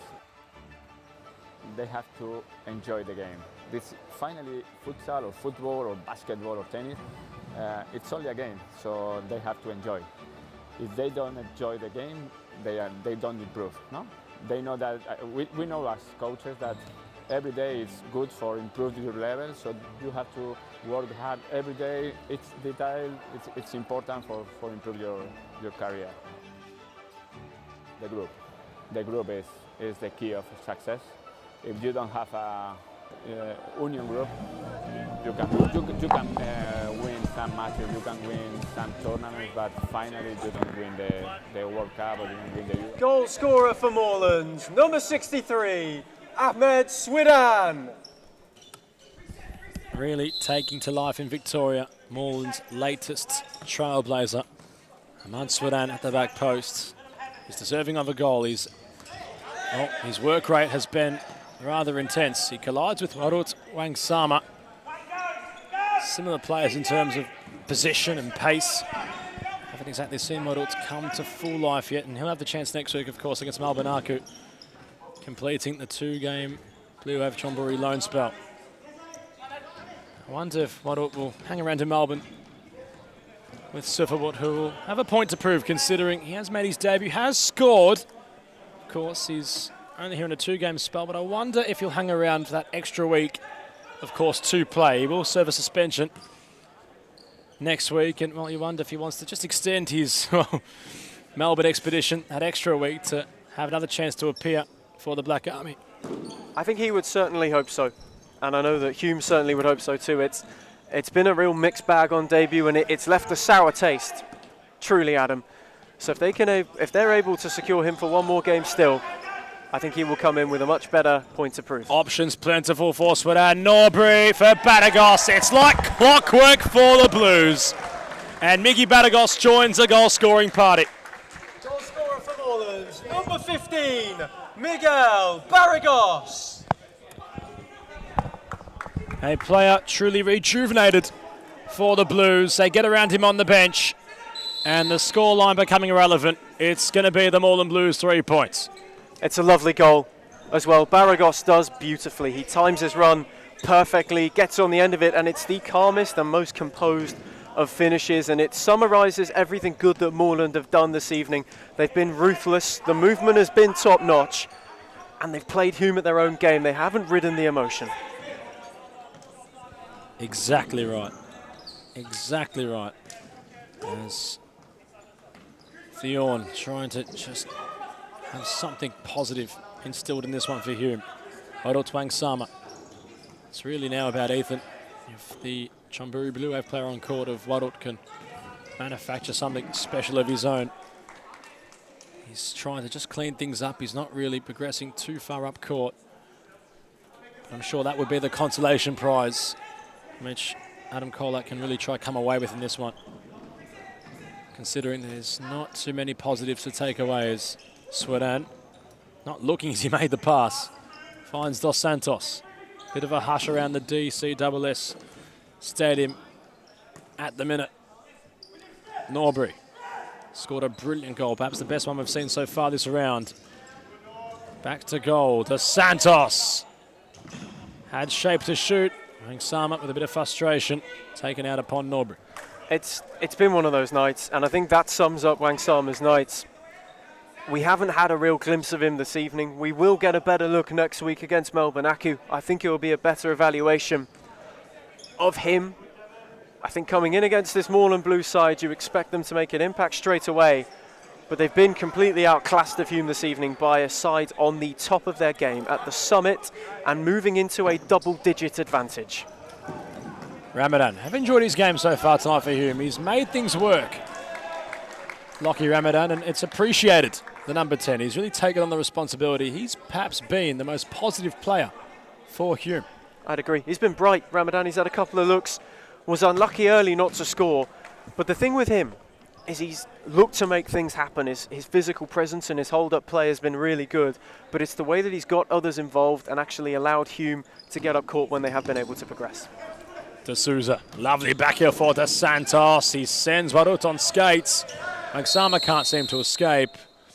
De Souza with his hands up, he knew there was an impingement. And dare I say, that will be 5 fouls in favour of the Black Army. Moreland conceding. And now it's really on the Blues to walk a tightrope to not concede a consolation prize. It certainly has been a spiteful evening, hasn't it? There's been no punches pulled, no challenges left out. And you just sense that that red card kind of simmered everything down for Hume. But for Moreland, they just need to be a bit cautious. De Souza for Papakonstantinou. Picks his place.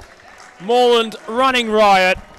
And Papakonstantinou now in on the act. Goal for Moreland, number 10, Christos Papakonstantinou. Expert-like precision, Attic helpless like a deer in headlights. Nothing the goalkeeper, despite his ability, could do in that situation. There was a reverse option queuing up at the back stick. And it was Papakonstantinou who went solo. And dare I say, Moreland are looking very, very valuable at the minute. There's a reason why they've gone undefeated so far. Already 1/3 away done this season. It's really shaping out to be Moreland Blue time as De Souza running at pace. Attic with great presence. But a timeout will be called by Adam Kolak. His second one issued in this second half as we cross to yet again another timeout break.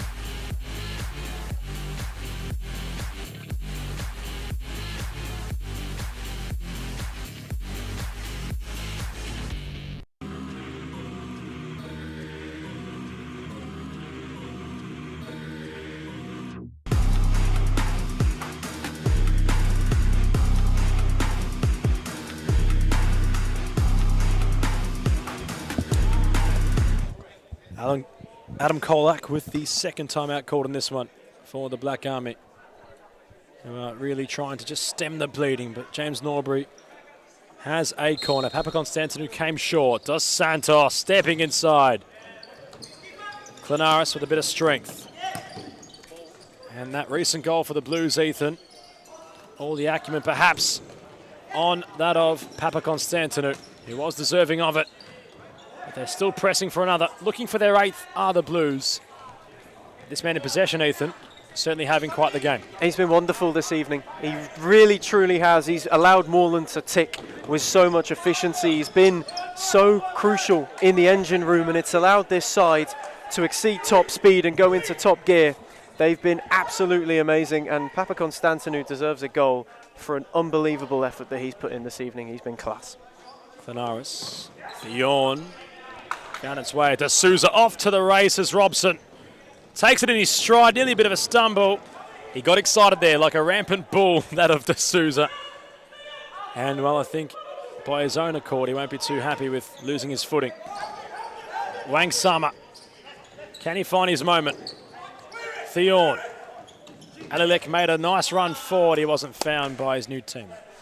It's not a bad effort to find him, but unfortunately for Hume, that is a microcosm of their night. It's been a bunch of moments, a bunch of nearly moments, but it's been frustration and a lack of cutting edge that's cost them, whereas Moreland have showcased that. Brilliant ball from Cooper to Norbury. Enos Burgess with his first involvement. A spanking ball from the master to the apprentice, and that would have been fitting if Moreland were to score. Klanaris had a chance of his own. Cooper turned a makeshift goalkeeper, the way he spread himself out with his body and his arms. But a real emphasis from that scenario, Ethan, was the ball from Cooper to Norbury. Smashing ball. Unbelievable from Adam Cooper. It's great vision and a great run from Norbury as well. It was excellently pulled off by that Moreland Blue pair. And like you said, the master to the apprentice. And certainly Norbury's taken some notes. Oh, and a snapshot there from Warut Wang Sama. It fell practically at his feet. It was not far wide of Apostolakis. He's had a couple of efforts now, the Blue Wave Chamburi player, in which have just been narrowly wide. De Souza keeps it in on the paint of the playing surface lines, trying to nutmeg that of Fionn, who got away, couldn't find that of Klanaris. Norbury, lovely ball. De Souza wanted the cutback for an arriving Norbury. He couldn't make up the ground to get there. Frustration for James Norbury. He knows he had an open net and that they worked that space so well. Fabulous ball from D'Souza. The vision and the unselfishness. He could have blazed away and had a shot, but he noticed that Norbury was gallivanting. He just couldn't quite get there quickly enough. Papakonstantinou, lovely twist. D'Souza. Klanaris adamant that there was no contact or foul made. The official having to just calm down a rather outraged captain who's needed some talking to. Both were animated. And you saw the referee reach for his pocket there momentarily. You can see it in the hand gestures as well. He was not having any of it from Klanaris. He's been a busy man this evening, and he's not had any of it from anybody. And just when we thought this one was calming down.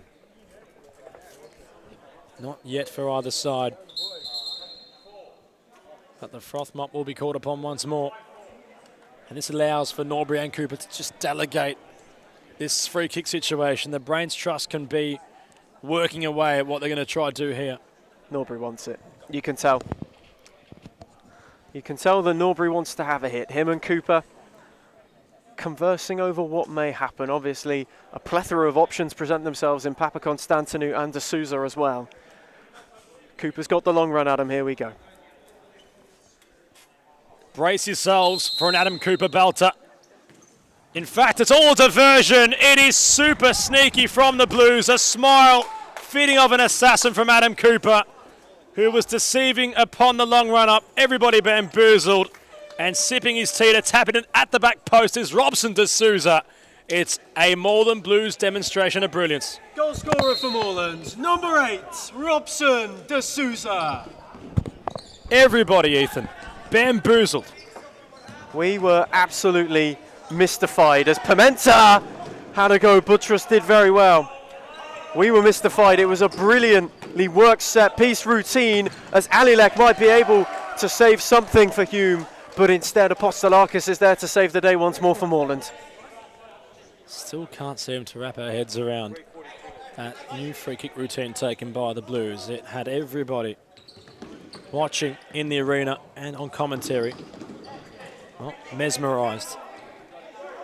And Adam Cooper is a player that really smiles on court. The last time I think I've seen Adam Cooper smile was at the World Cup when he was to score. If it was the World Cup, don't quote me on that. It might have been the Asian Cup, but it was scoring for Australia. And I'd only seen it via his Instagram page. It's the last time I've seen Cooper actually crack a smile, having known him off the court, always happy. On the court, always business. That was one of the rare times on court we've seen Cooper crack a smile and show his pearly whites. That really emphasises how much it meant for Moreland to execute that routine. They must be practicing that said routine in training. It's beautifully well drilled, isn't it? And Adam Cooper, a master of disguise sometimes, ever the playmaker that he can be. And Robson D'Souza just had to hold position. And like you said, sip his tea at the back post to turn in for one of the sweetest finishes for the Blues tonight. Some serious satisfaction on a night where they have been at their imperious best. As Baragos finds Pimenta, and they're just taking the sting out of this evening. Papakonstantinou also trying to do that. Pimenta, that's a lovely ball. Baragos looked for the return. Shouts for handball with a deflection. They all let it go. Bakero couldn't find a way by Baragos. He had a stab at goal. Hume shirt's in the way. It's a real scramble, and in the end, Moreland will have another corner. It was bullish from Baragos in his attempts to have a strike at goal and to further the difference. Instead, Buttress will be the one to restart things and find Klanaris, as Hume want one last consolation out of a steamy and eventually sombre evening for the Black Army. The cavalry did arrive from Thailand, however, you must say they face an uphill battle next week with one available, as I believe Adam Cooper is out in the flykeeper kit. Hilton Sakos taking no prisoners tonight. It's become purely a training regime for the Blues. Cooper looking comfortable with the fly kit on. It is a part of his arsenal. And well, the next performance, dare I say, between Aku and Pascoe Vale, be a clear indication of how Aku will fare next week against Hume. If they put on a show against Paco, dare I say, it might be an international tour to forget for the Black Army. So an emphasis now draws to our curtain closing event of SFV Futsal tonight. Aku Paco, the talking point, the Aku performance. It's been a complete domination from the Blues. And looking to round out with yet another inside these last few knockings, as it's all about that moment in which Cooper was trying to facilitate. He jostles off at full sprint to get Apostolakis reinstated.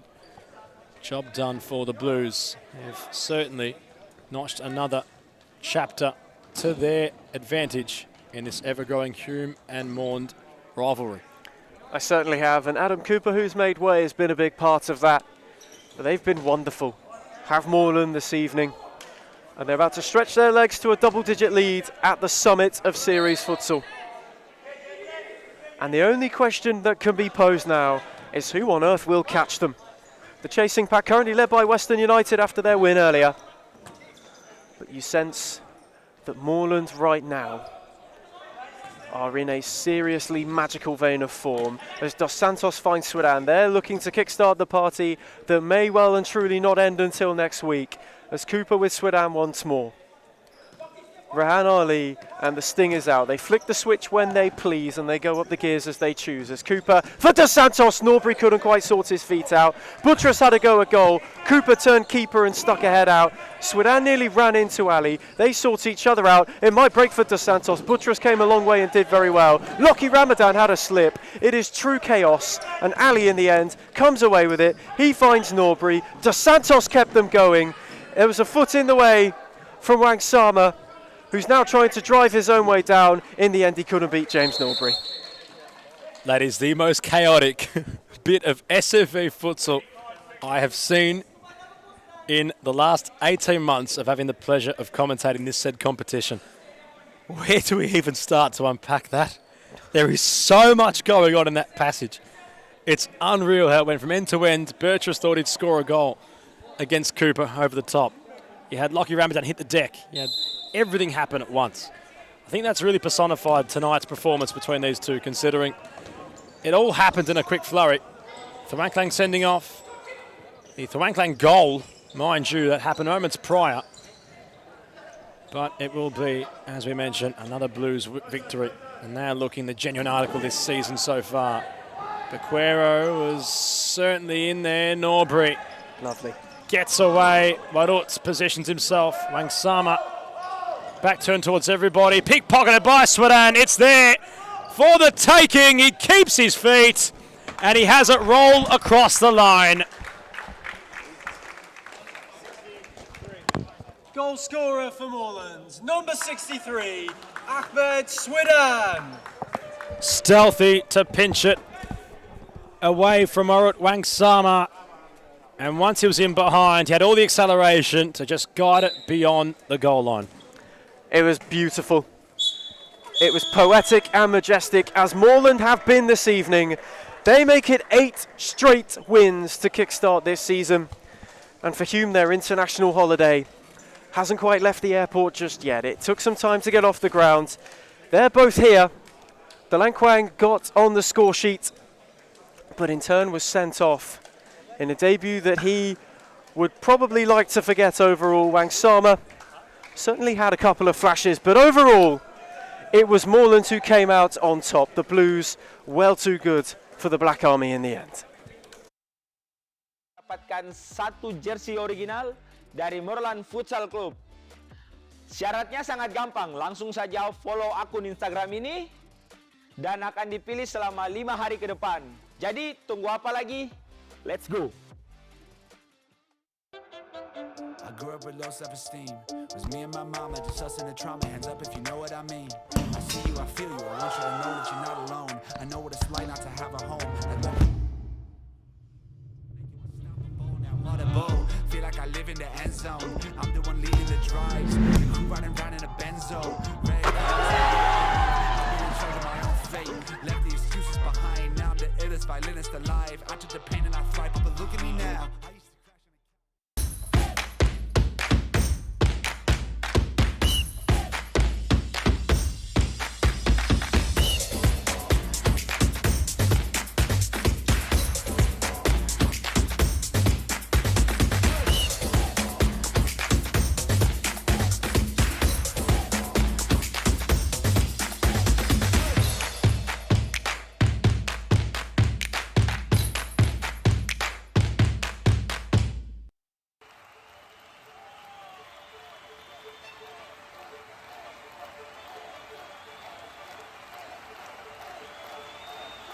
A good futsal player has to be intelligent. It's the most important quality in a futsal player because in futsal play is very fast, and you have to think really fast. You don't have time, you don't have a space. They have to enjoy the game. This finally futsal or football or basketball or tennis, it's only a game, so they have to enjoy. If they don't enjoy the game, they don't improve. No, they know that we know as coaches that every day is good for improving your level, so you have to work hard every day. Each time it's important for improve your career. Testing 1, 2. The group is the key of success. If you don't have a union group, you can win some matches, you can win some tournaments, but finally you don't win the World Cup or you don't win the European Championship. You need a strong group and everybody go in the same direction. 3, 2, 1, We're joined by Michael Canaris. Michael, it was certainly not the night Hume were anticipating. How do you read it initially? Look, I thought we were competitive first half. I thought the first half was good despite the score. More on good side. Second half, they just sort of ran us out. I think we're just a bit too far off them. We move on. As captain, of course, there's a lot of anticipation with the Blue Wave Chonburi players coming this evening. It hadn't gone exactly right upon their debut with Suffolk being sent off. In terms of how we move forward from this, how are Hume to move on going into next week with all that was happened in tonight's game? A couple of hard training sessions. Watch the footage back. It was unfortunate. Double yellow for Super there. Just got to learn from our mistakes and do better for AKU next week. And just lastly, of course, you have the inner sanctums knowledge. Your manager of Adam Kolak, his thoughts right now.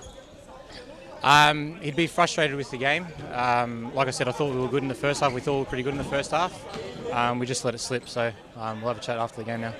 Appreciate your time, Michael Canaris of Hume.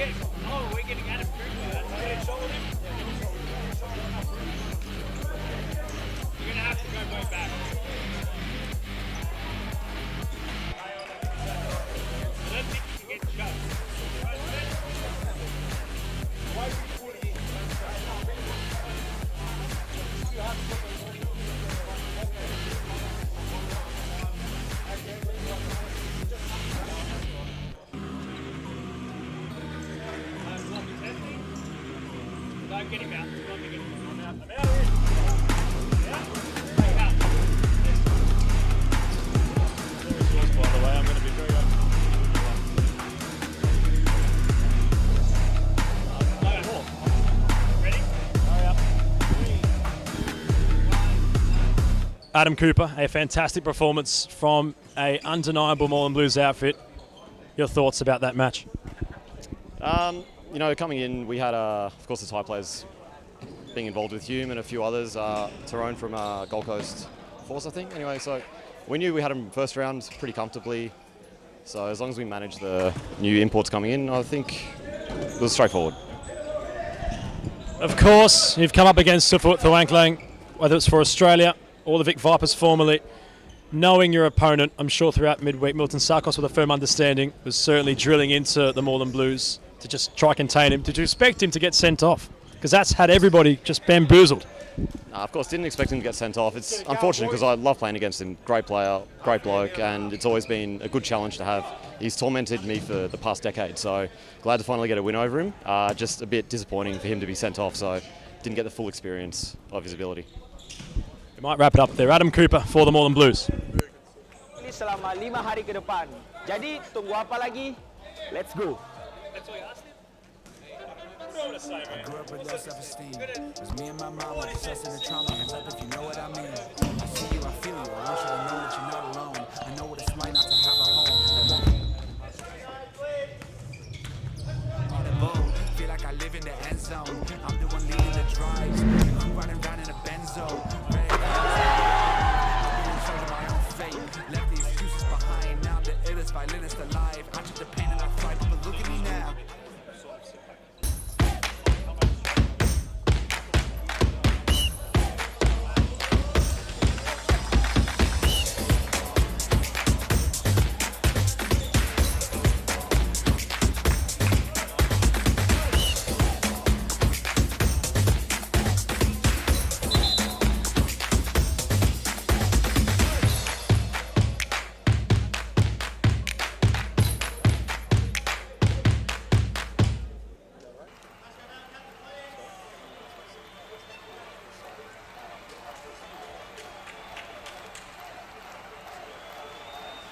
A good futsal player has to be intelligent. It's the most important quality in a futsal player, because in futsal play is very fast, and you have to think really fast. You don't have time, you don't have a space. They have to enjoy the game. This finally, futsal or football or basketball or tennis, it's only a game, so they have to enjoy. If they don't enjoy the game, they don't improve. No, they know that. We know as coaches that every day is good for improving your level. So you have to work hard every day. It's detail. It's important for improve your career. The group is the key of success. If you don't have a union group, you can win some matches, you can win some tournaments, but finally you don't win the World Cup or you don't win the European Championship. You need a strong group and everybody go in the same direction.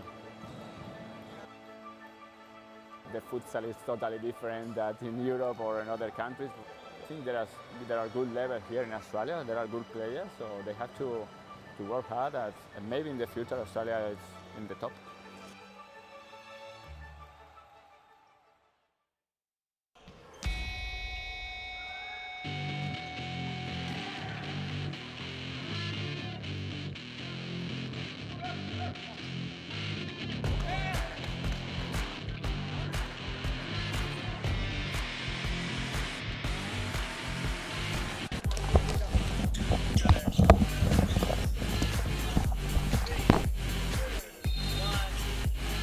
Welcome back to Darabin for the final game of the evening of what's been a truly enthralling round of series futsal. You can't take your eyes off it, you never can. And this week we've got two sides.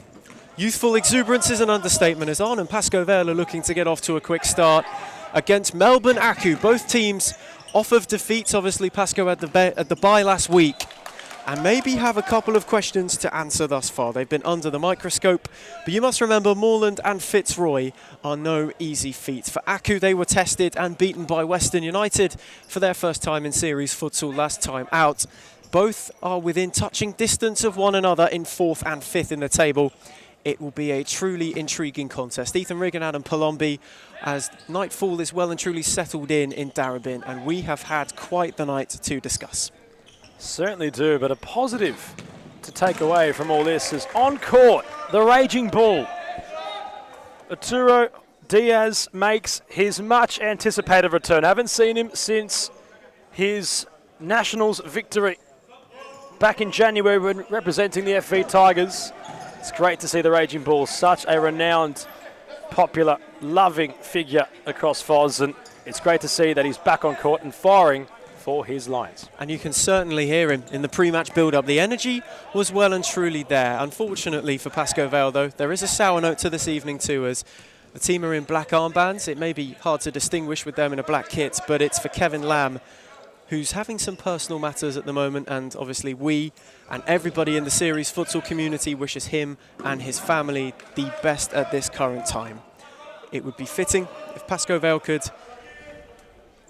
win tonight for him in a very emotional performance, which would answer for them a few critics as well, as Peluso looked to have a go. And Melbourne Aku, ever the quick starters, they were 2 up last week against Western United, but in the end they were outdone by a side who tactically picked them apart piece by piece thanks to some Parthemos precision and brilliance. As Ma is trying to go one-on-one with Arne. He's looking to drive his way through. Jin had a bit of a spill, and Aku have a corner. Jarvis Jin, back in between the sticks, of course. He's, dare I say, not exactly fully fit at the minute. Of course, Mazan Abdallah succumbing to injury. Wishing the Mad Cat all the best as he tries to get himself back fit and firing for his newly minted club. Different outlook tonight for Pascoe Vale. Let's see how they fare. Ski looking to have an early go, as Arturo Diaz's first involvement is a good one. They win a corner. It certainly is a different outlook for sure for the Lions. Melbourne Aku, it's much of the familiar names. Marcus Fernandez back this week. He is a huge in for this side, a talismanic player alongside Peluso, as Diaz rolls it for Publit. Now Yi. They got in each other's way and they can clear now. And Peluso has a chance to break. He's got Irwin up alongside him. It is Connor Irwin and Diaz. That's a superb challenge. dived in beautifully, and Irwin overzealous trying to win it back. The raging ball impeded upon all that. And say what you want about this official. He certainly is making a name for himself tonight. He's very firm, very, very stern. And, well, you got to admit he's rather professional about the way he's gone about it so far. And he's had involvement early, the man on broadcast side. He certainly has. He had plenty to do. In the last game, it was a feisty and fiery one between Moreland and Hume as the Blue Wave Chonburi boys took to court for the first time. Supawat Talanglang did get a goal, but also saw red on his series futsal debut. Waruk will be in action next week also, as he featured as well for Hume, as they were beaten by Moreland, who have stretched their legs at the lead of series futsal. This might have a break in play as Marcus Fernandez took a bit of a knock. Seems to be okay. He's not back on his feet as of yet, but Melbourne Aku will be hoping that it is something incredibly minor with how important he is to them. Not just Melbourne Aku, a lot of players, a lot of participants, a lot of people around FOS are certainly on the Marcus Fernandez hype train, and we hope there's no strain that's serious to what appears the lower part of his left leg. Hoping he can just jog on and trot on. He's a tremendous aspiring player. Hopefully he'll be of use tonight for Aku. Speaking of players, Ethan, Matty Sasumsau in the building for Pascoe Vale, not representing them. His fitness still a bit of an issue, considering he's nursing his own injury comeback, and well, he will look to remain involved as a viewer of this one. We and Pascoe Vale eagerly await his return, as it's good to have him back in the building, as Arn nipped in away from Irwin and Arn. Rolled it for Publit, who tried to give it back. Irwin this time with a more eventful foot in. And Pascoe Vale have a side ball. Neither side able to break the deadlock, although it's been a fast start. Oscar Yee looked to have a drive. Irwin in the way once more. Leong tried to find Peluso. It was a bit too hot for handle. And at the moment, you sense this game will not die wondering. Pascoe Vale looking to make a brighter start. They were put on the back foot momentarily by Aku, but since an early corner have broken brilliantly into their stride as Yee switches for Arn. Face to face with Peluso. Chance to work an angle inside. Oscar Yee once more. Publit has come to be an option. He's moved to the right-hand side as Arturo Diaz rolls it back for Yee. Publit for the give and go. Yee not so much interested. He was stopped up thanks to the run of Ma. And Irwin can restart. Peluso's come deeper to receive. Now Leong on broadcast side. There's plenty to beat. Publit looking to be overzealous on the press and look to go early. There's Irwin for Ma. Peluso. Both teams settled in a solid defensive shape when required. Leong trying to break away through the lines. Peluso received once more. It might open up for Christian Peluso. It wasn't a bad drive and he wasn't far away. Jarvis Jin on the stretch, and it's the first warning sign for Pascoe Vale. Peluso certainly has that about him. He loves to just run with real intent. Very direct player, very pacey player. He tried to use that said pace to have the ball smash into the far right corner of Jarvis Jin. It's Diaz. Now Arn, Publit. Diaz has continued his run. Publit looked to find him. And in the end, Irwin put a stop to it. Peluso for Ma. Francis Ma weighing up his options, uses Peluso once more, who's face to face with Arn, trying to work his way indoors, could only find it as far as Publit. Frustration for Peluso. Yee and Adam. Oh, as Peluso and Yee have a coming together, there's still a little bit of feeling out on court. Not both those sides looking to prove a point, considering they're shaping out to be similar in terms of positioning on the ladder so far this season. Aku having a bright start. Pascoe Vale not exactly having the chips on the table, considering that some of their big players have been noticeable absentees. And they haven't been able to really conjure up their best, which was forecast for them before the season started. Fourth against fifth, a 3-point deficit as Oscar Yee fires Pascoe Vale in front with a brilliant finish. He picked out the top corner with aplomb. It was a well-worked corner routine, and Pascoe Vale land the opening blow. Goal for Pascoe Vale. Number 24, Oscar Yee. Lovely finish. My word, he caught that sweet. And Aku, having looked to have a couple of opportunities of their own, Adam, now have it all to do. Well, all to do, they certainly might, and they're still looking to cause problems, Paco. As it could be a quick 1-2 punch. On picked up from Yee, and it might break for Francis Ma, who can drive alone. It's 3-on-2. Ma rolls it for Leong. Jin Came didn't get there, was forced into the save after Ma had a hit, and Pascoe Vale went from end to end. Just before that Oscar Yee goal, we're trying to touch on Ethan. Pascoe Vale have 3 points clear, and a game in hand against Aku. If Aku are to get the 3 points tonight, they equal themselves on points, not on goal difference, but how it really opens up, or rather tightens the playoff positions. If Pascoe Vale are to win, they will have a 6-point buffer, which will certainly help them try climb into third place, which is currently held by Fitzroy, who had the bye tonight, who are 5 points clear. But that window could be changed to only a 2-point deficit. It certainly could be, and it's certainly moving weak in series futsal for these table places. You sense that this game, when it came up on the fixture list, was a huge opportunity for either side. And Aku need it in order to continue to make their statement in series futsal. Pascoe Vale need to remind some people. They can close the gap to Fitzroy. It would be 2 points, and it would set them up for a season which we've only had a third of, realistically. As Publit for Diaz. Publit once more, all the way back for Joaquin Jimenez, who's been introduced.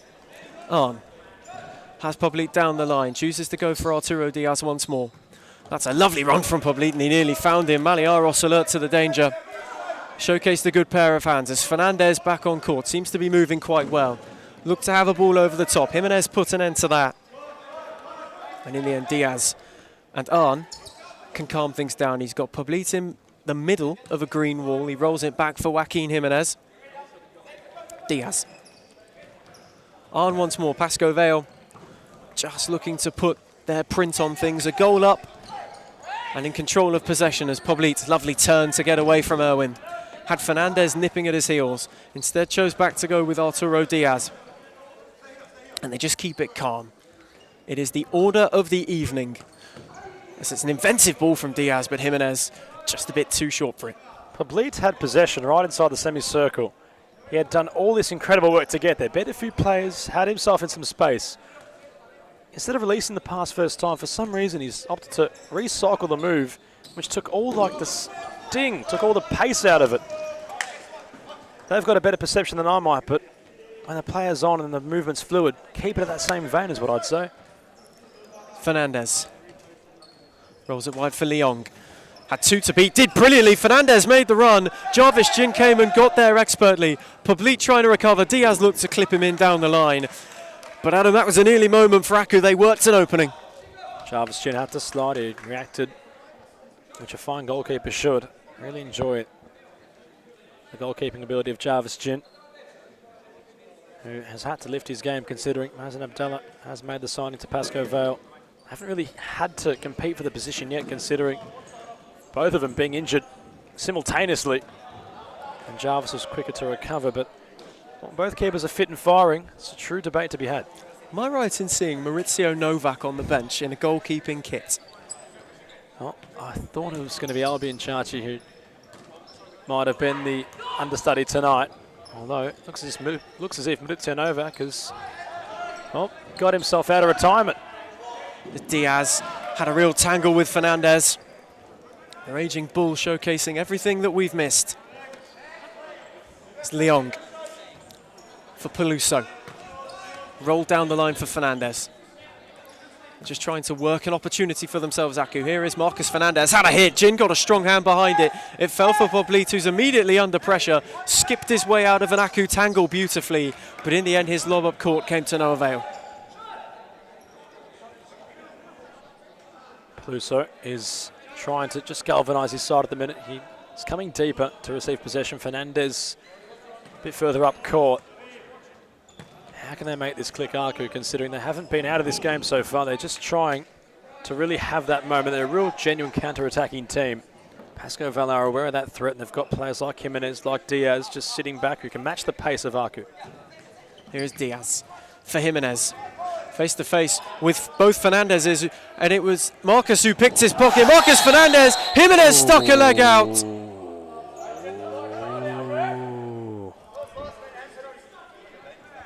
That is a very dangerous tackle from Jimenez upon that of Fernandez, who's already had injury concerns so far tonight.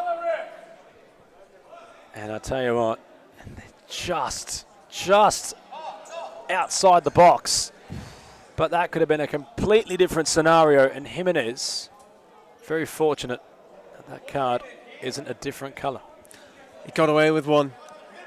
Did Joaquin Jimenez, goes into the book, and Aku have an opportunity on the edge of the D. Fernandez, who was fouled, will step over. Has Noamar on the edge, Peluso as well, and he has Xavier Fernandez back stick if he chooses. Pascovel wall of Poblitan and Jin. Peluso a bit eager.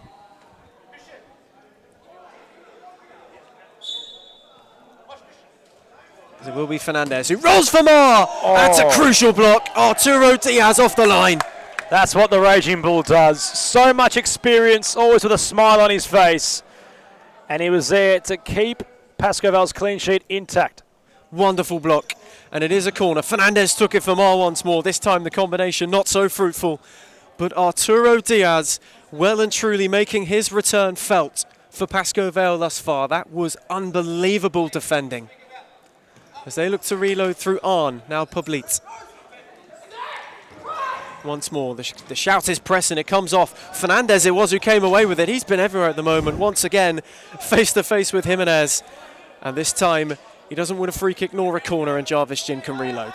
It's unreal how Fernandez can be spinning while in possession and still have enough pace to keep up. Publit on the spin, for Arn! That's a cute finish. A brilliant goal from Chavinan, and Pasco Vale are very quickly 2 to the good. Aku look like they might be taking the ascendancy, but on the break, Arn with a lovely finish into the roof of the net. It's all smiles all round for Pasco Vale.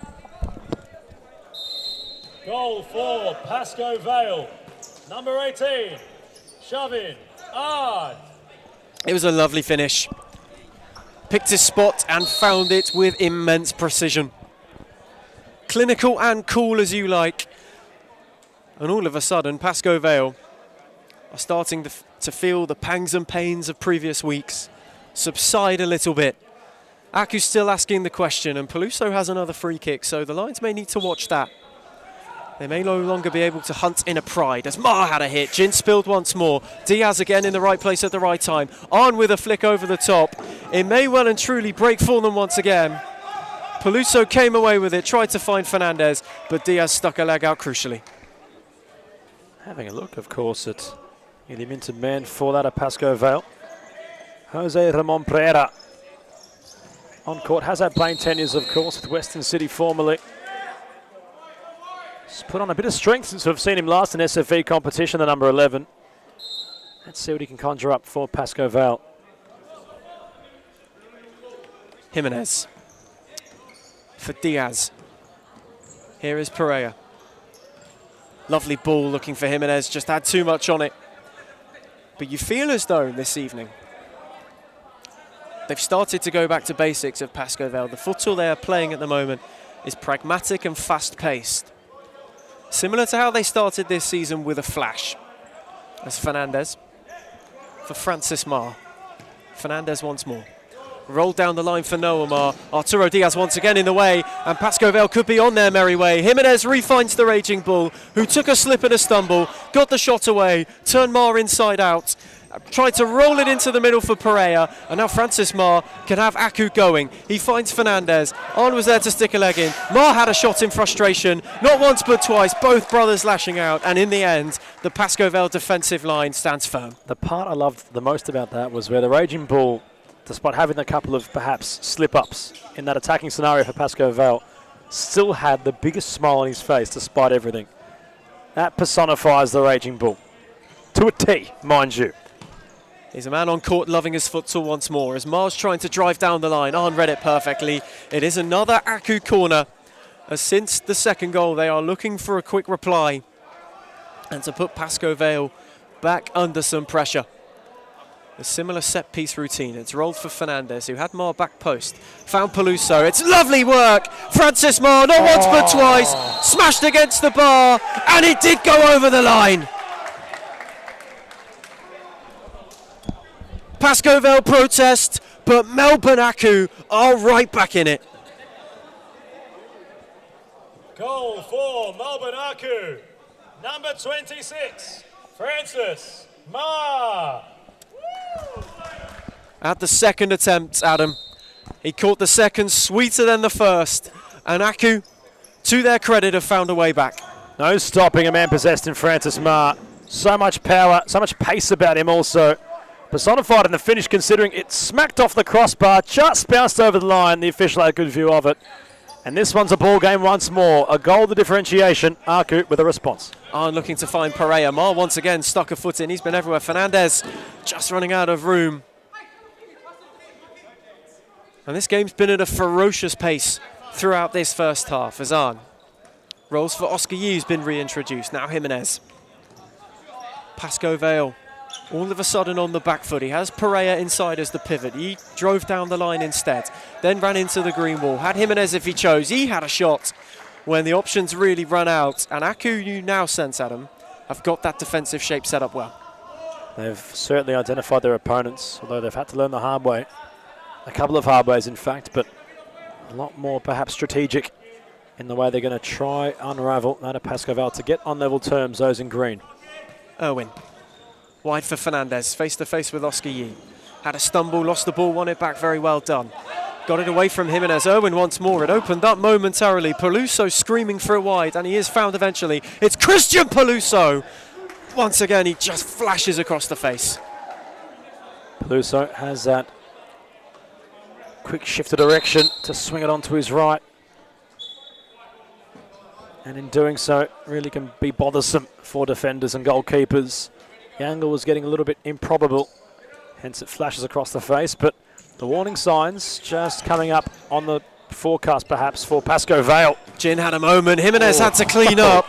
Leong was there ready to pounce as the Lions nearly became their own prey. Another Aku corner. Peluso to take. Clipped it back post for Fernandez, who had a go. Pereira got in the way nicely. He checked for Leong and then rolled it down the line beautifully for Yee. Irwin read the situation well. And in the end, Pascoe Vale will reload once again. Brilliant ball from Pereira. Was not even looking at his opponent. Make it his teammate of Oscar Yee just travelling down this broadcast side. Fantastic from the number 11 for Pascoe Vale. On. Rolls it for Pereira. Had Yee advancing beyond him. Instead chose to go back with Chavinon. Jimenez is tucked inside. On looking to work the angle. On's had a hit! And it's flash wide again. Maliar rolls happy to gather. He rolls quickly for Irwin. Now Peluso. Another loose touch. Leong. Peluso once again. Aku reloading well. Leong broadcast side. It's a very measured, calm approach. Fernandez for Leong. Irwin ran out of room. Oscar Yee can reset as Jimenez makes way for Poblit. Yee tried to go quickly and he left Poblit deepest. It fell for Peluso, who just couldn't quite get over it. The ball was bobbling up for Peluso. He tried to use the side foot.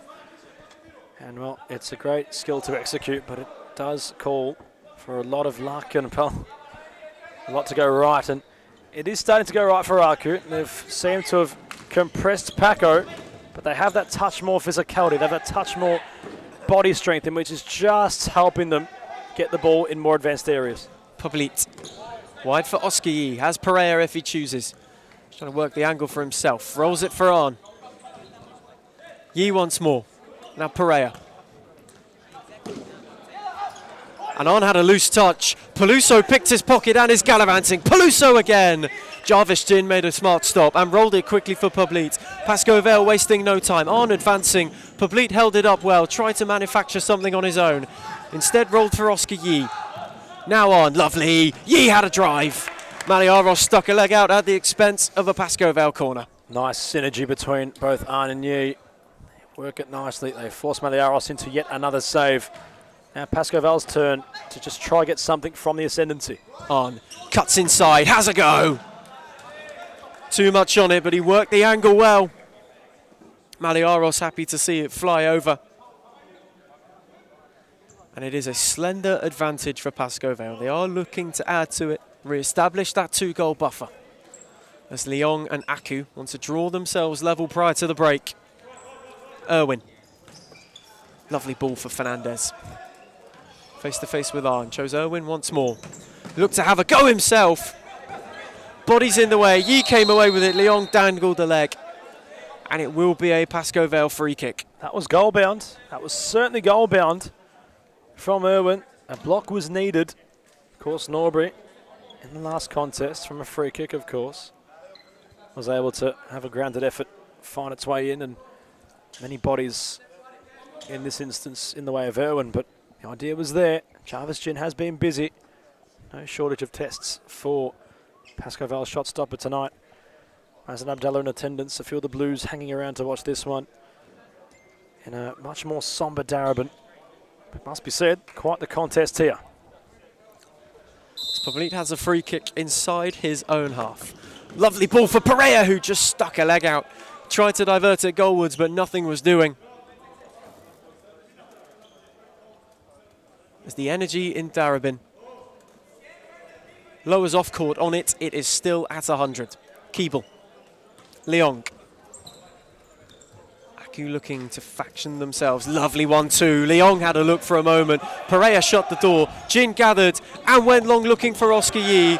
And in the end, Keeble did excellently to read the situation, but Pascoe Vale, Adam, it looks like they're going to go over the top in terms of getting their chances and to catch Aku out on the break that way. Keeble had the height, was able to backtrack and just flick it away from danger to the plaudits of those residing right near him on the Aku bench.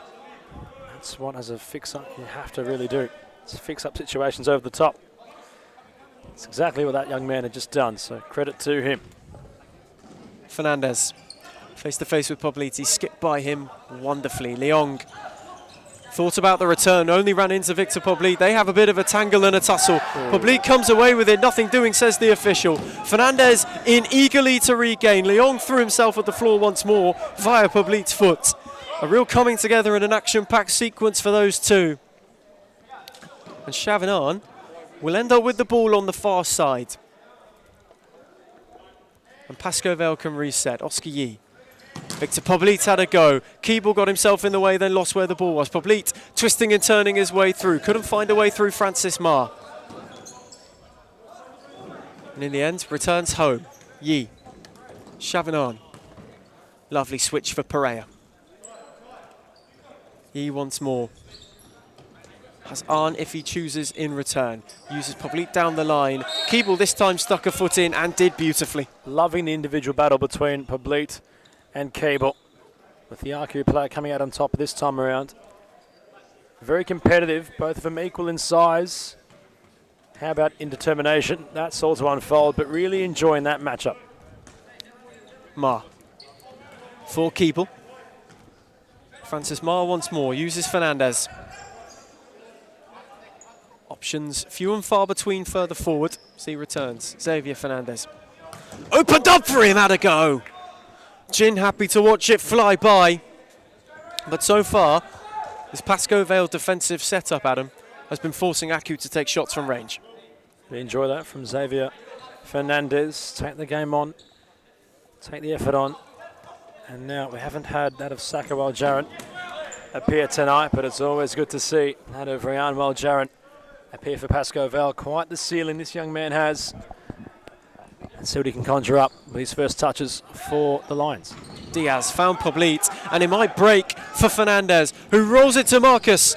Xavier picked it up once more, and on with a terrific block. It means the world to Aiden Chachi. He was celebrating as if his team had scored at the other end. Brilliant from Chavinan to make a courageous block with his body. Francis Ma had Fernandez inside. Now Keeble, lovely 1-2. Jin read it perfectly. Looked to go quickly to Diaz and instead took his time before finding the raging bull. Poblit. As well, Jarin further advanced. He does find him. Rayan Jarin for Chavinan. Dances his way by Francis Ma and Keeble. It was just behind Jarin, which allowed Ma to nip in. They could go on the break. It was Arturo Diaz once more. Oh, that is superb. It would have been the amaziest and most amazing of goals, but Mariaros put a stop to it as he had to, as Francis Ma found Fernandez face to face with Jarin. Ma trying to work a shot. In the end, he couldn't quite find Peluso, and oh my word, Adam, that from Arturo Diaz was outrageous. And have respite, considering what a flurry it was from both sides, starting with Francis Ma, venturing up court, had done superbly to even get inside that of his attacking half. It fell to a one-on-one contest here where the Raging Bull came out on top and nearly wind back the years. Noah Ma found Peluso! Jarvis Jin, that's a super stop. This one has gone beyond the Richter scale in terms of momentum and pace at both ends. Impressive feats being occurred by all sets of players. And Jarvis Jin, upon the stretch to make the save, looks a bit gingerly with his groin, considering he was folded in half to readjust to have the ball not go in. Terrific save from the Pascoe Vale keeper. As the froth mop enters court once more. It's the only break in play we may have had, as this one has been full throttle. 100 miles an hour from the first whistle. And Pascoe Vale currently 2-1 in front. Under 4 minutes remain to half time. Questions will be asked before the break. Who goes into shutdown mode? Who tries to take the initiative into that second period as it's rolled for Noah Ma? Face to face with Jarin. Diaz came away with it. Pascoe Vale can break. Rayan Jarin has a bit to do. Skips his way round. Has a drive. Fernandez in the way. Noah Ma can go the other way now. Had Peluso. Arn came back to recover. Diaz snipped it through the legs. They might lose out still in the end. Noah Ma picked up for Aku. And his ball for his brother Francis, while Jarin did well to close the door. Aku just had touch perhaps. Keen to move it forward quickly. And in doing so, just squander that bit of possession. But they're looking a lot more lively. A spring in their step as they try hunt for an equaliser, with time becoming a factor. Poblit, lovely 1-2 with Arn. Tried to roll it in for Jarin. It came to Fernandez. Now Peluso. That's a fabulous bit of skill. Arturo Diaz tried to go with the big clearance. It's rolled for Fernandez. Jin came off his line and made another super stop. Peluso very unlucky, considering the ball was just a little bit behind his teammate towards Xavier Fernandez. Aku really showcasing their youth, vibrance and quickness. Ma from Fernandez. Now Peluso has Irwin if he chooses. Peluso goes alone once more. He's tried to work that angle a few times at Jarvis Jin's goal. Hasn't quite caught one sweet just yet. He hasn't yet, but he keeps putting his ticket into the raffle. And dare I say, Ethan, he might get a lucky winner soon. But what a contest this is shaping out to be. 2-1, Aku firmly in at the next goal. Rather important as we come to the dying embers of this opening half. Diaz clips it for Poblit. Irwin does brilliantly. Stuck a foot in. And Oski will reload for Pascoe Vale. We're inside the final 3 minutes of a truly enthralling first half in Darabin. It's had intrigue, and it's had Aku taking it up to Pascoe Vale, who went 2 ahead early. Ma won the battle. Rolled it for Peluso this time once more. It's another look. Again, Peluso, perhaps on his favoured side, on his left. That's his speciality, going across the face of goal to find the opposite corner. And well, he's getting desperately close. Jarvis Jin, on each occasion, makes himself rather big, spreads himself out, and that might just deter the Aku players upon the opportunities. Yi for Diaz. Back with Oski, you can see the 2-man press of Ma and Peluso trying to make Pascoe Vale work as Oski runs into Christian Peluso, who's been lively. Certainly brought energy in abundance to this first half as well, Jerry. Oski once more. Found Poblit. Diaz. Clip one over the top for Yi, who kept going. Fernandez trying to usher him out of play. In the end, he will get his goal. It's very even. Certainly very even, and there's still ample time and equipment on the Aku bench to really try build something out of this one. A genuine important contest in terms of the playoff positions and in terms of the top 4 race also. So major implications for both sides in tonight's 3 points event, in which is on offer for the winner. The draw seems fitting currently, but it's all to do for Aku. Pascoe Vale have had their early 2 goals. The Raging Bull has been rather efficient in his performance, but there's a bit to play for here. It's Fernandez. Reloads from the side, rolls for Irwin, who could only fire into Jimenez. Pascoe Vale would be pretty happy with how this has panned out thus far. 2-1 in front. They hold that advantage that they have done since early knockings. Defensively, this display has been more compact and disciplined than you could say in recent weeks. For Aku, they are taking it to them. Lessons learned from last time out against Western United, where despite an early 2-goal buffer, they sat deeper and deeper and invited the pressure on. Fernandez for Irwin. Back with Fernandez once more, face-to-face with Oski, who dived in beautifully. It's yet another Aku corner. 93 seconds remain prior to half-time. Can they find an equaliser? Fernandez had a look. Jin, quick to roll it for Pobliti as Jimenez advancing, cuts inside well, chooses to slow it down with Diaz, who in turn finds Oski Yi. The high press once again put in place as Yi tries to run down the line, and Maliaros called into action, made a smart stop. Rolled for Arwin as Leong comes back onto court. Face to face with Jimenez. He found Fernandez, who twisted his way around Poblit. Diaz was there again once more to make the block. Poblit now under pressure to clear. Does beautifully to get by Fernandez, not just once but twice. Clips down the line for Oski Yi. That's a lovely ball. Yi had a go! And he fired it just wide. But that was terrific futsal from Pascoe Vale. Certainly was. Quick in their transition, efficient, effective, and precise with their passing. It all fell for Oski Yi on that far side, and he wasn't far away at all. He tested Maliaros previously. This time around just goes wide, but it's a lot more promising from Pascoe Vale deep in this first half. Have possession on broadcast side. Diaz telling Yi to stay advanced as we're inside the final minute. Yi for Jimenez. Sense for Pascoe Vale, it's about seeing it through to the break with the lead intact as Diaz. Yi ran himself into trouble, gave it away to Ma, opened up momentarily for Leong. Jimenez stuck a leg out. Does he keep it in court? He just runs out of room in the end, and Irwin can launch one last look for Melbourne Aku. Noah Ma, Fernandez. They have 22 seconds. They are to draw level before the break. What can they work? Clip ball for Fernandez by Ma. Jin was there to claim confidently. Poblit did well to hold up. He rolled for Jimenez. And that will close out a truly entertaining and truly emphatic first half. Pascoe Vale had a 2-goal lead early, but Melbourne Aku showed what they were made of. They have an avenue back. And at half-time in Darabin, it's Pascoe Vale 2, Melbourne Aku 1. Union group. You can win some matches, you can win some tournaments, but finally you don't win the World Cup or you don't win the European Championship. You need a strong group and everybody go in the same direction. The futsal is totally different than in Europe or in other countries. I think there are good levels here in Australia. There are good players, so they have to work hard. And maybe in the future Australia is in the top.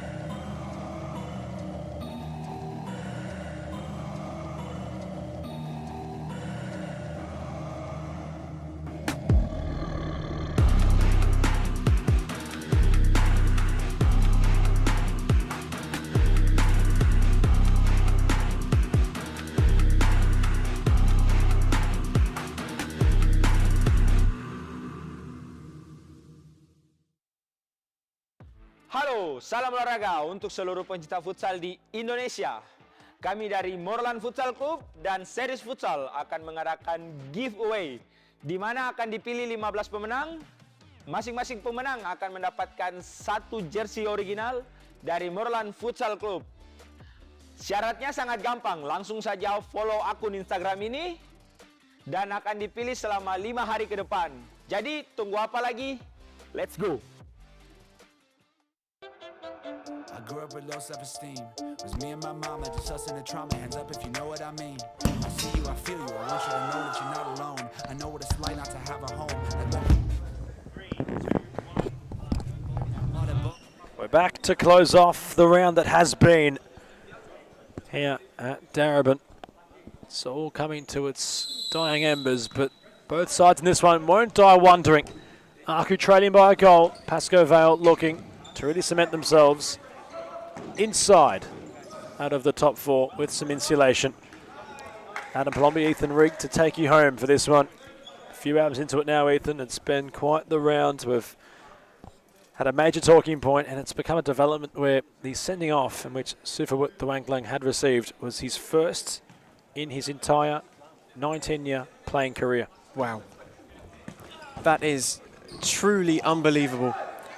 And it certainly, I would say, would not have been the debut that he would have wanted. It's been a night not short of drama or of intrigue, of speculation, and of, in some cases, sendings off. It's had everything. Unfortunate that Thawanglan's first red card is on Australian soil.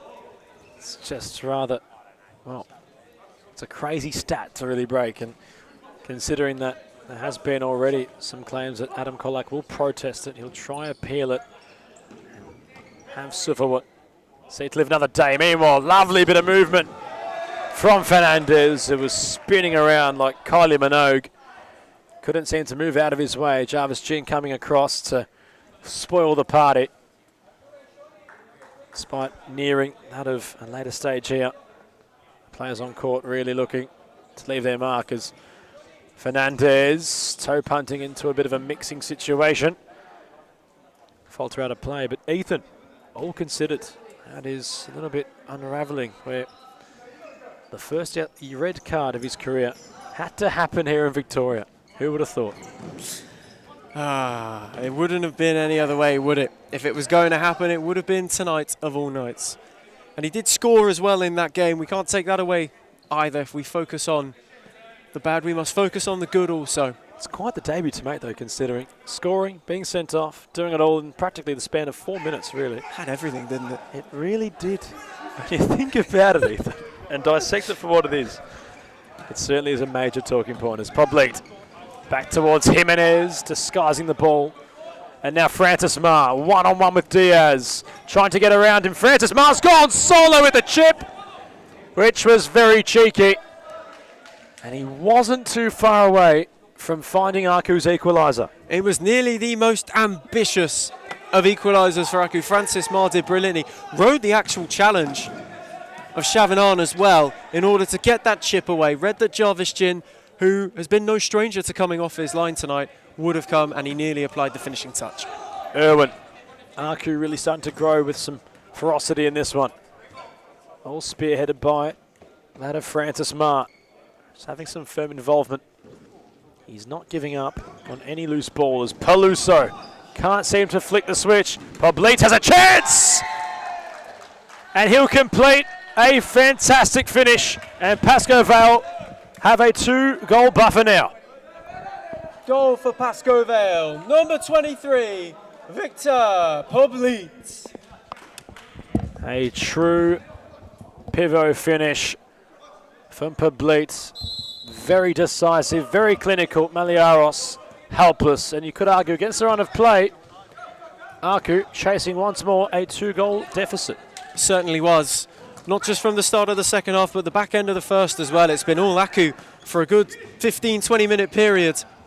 But Pascoe Vale have weathered the storm. They've done what a lot of the good sides do. They weather out these tough periods. They soak up all of the pressure, and then Poblet gets one opportunity on the break and makes no mistake.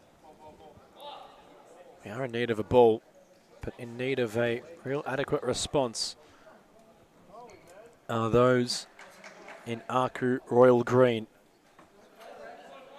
And they can't be too dejected considering they have had moments in this game. But Pascoe Vale have that just pedigree in front of goal. They've had that. And again, we've had to just pause what we're saying considering Francis Ma's gone into the book. And we want to investigate why. Seems like it may be for dissent.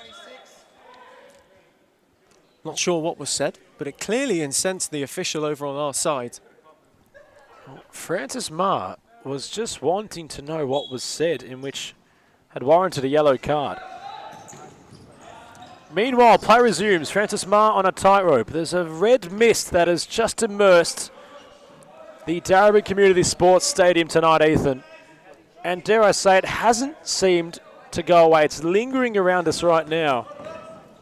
And I'll go on to make a prediction that this game, a player from either side will have their marching orders, because it's just had that tonight, hasn't it? It certainly has been one of those nights. It has been a truly spiteful and truly crashing evening of series futsal, where the red mist must have descended due to the humidity outside. Can cause frustration, but it just hasn't vanished. Blade turning, he had Hahn all by himself. Being selfish, was the man who got Paco's most recent goal. Spiteful to some extent, more just perhaps, I don't even know how to describe it, a lot of overzealous nature about all sets of players, and their frustrations have been vocal, which the referees haven't liked. As Peluso sliding. There might have been Jimenez. Peluso has a vacant goal. Jimenez recovers. It was Jarvis Jin who still hasn't asserted himself. Peluso couldn't seem to find the finish. Jarvis Jin was gingerly the entire time, but he was able, Ethan, to scramble back, and in doing so, unnerve the Aku attackers. Superb goalkeeping. Once again from Jarvis Jin. Closed the angle down on Peluso, not once, not twice, but thrice. They were two brilliant saves, and Peluso just in turn fired over. But the warning signs are there for Pascoe Vale. And I have a word for you, Adam, about tonight. Agitated. Very, very indeed. Nail on the head. Not sure what's descending around those in Melbourne, considering the weather's been good. Series has been flourishing recently. But everybody seems to be that touch agitated. There's Francis Ma. He's a bit late on Pablit. There's a call to be made here. He strolls off. Pablit on the deck. The mop will be called upon. And Francis Ma has walked away. He's out of the building. But the call hasn't been made official yet.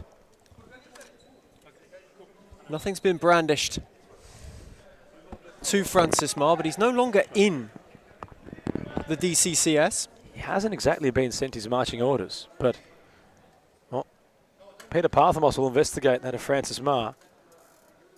And we're not sure. Well, no cards come out, but the assumption is he's been sent off, because he's thrown his bib, he's gone for a walk.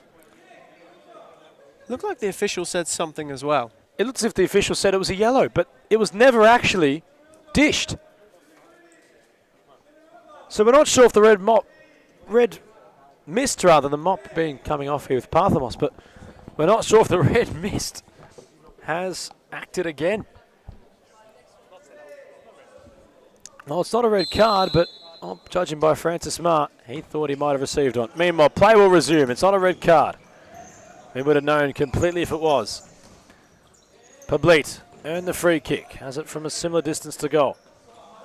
Diaz. Pascoe Vale starting rather to strut their stuff. They're really the Imperium side now. A lot of control possessed with their returning captain of Arturo Diaz. Pablit. Diaz. Measured for Jimenez. Irwin coming across. Will be Pascoe Vale's side possession. Marcus Fernandez certainly incensed by that coming together. He thought he should have had a free kick too.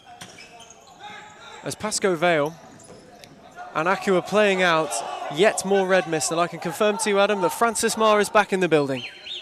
Wasn't given his marching orders, went for a walk to clear his head, but the number 26 has returned onto court. Not onto the court of play, but he's back amongst the substitutes. Certainly looking a frustrated figure at the moment is the Aku 26 as Noah Marr finds Fernandez, driving down the line face to face with Arn. Kuimu realises this one is just starting to evade Aku's grasp, but timeout has been called.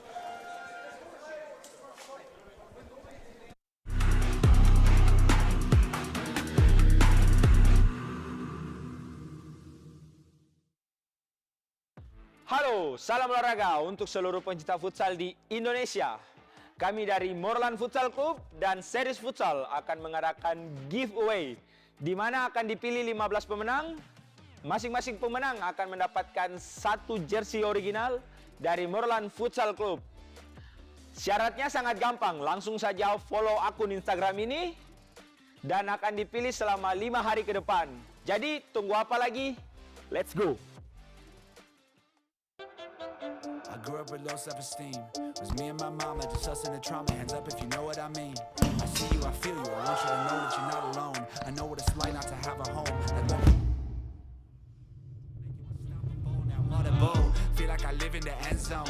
I'm the one leading the drives. The crew riding around in a benzo. Red I'm in charge of my own fate. Left the excuses behind. Now I'm the illest violinist alive. I took the pain and I thrive. But look at me now.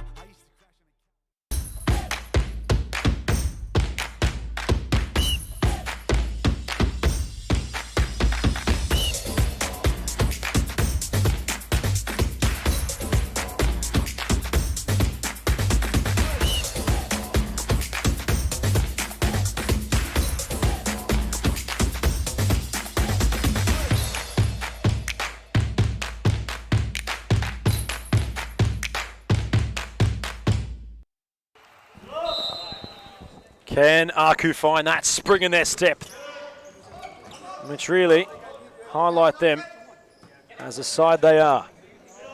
They have the pace, they have the ferocity, they're just currently a bit flat-footed.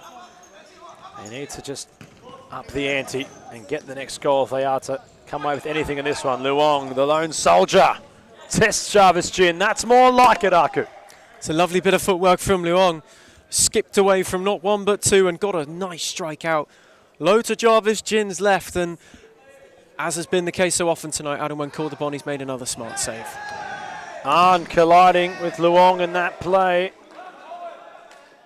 Sets of players on each respective side having a bit of a chat about that, but the official letting things breathe.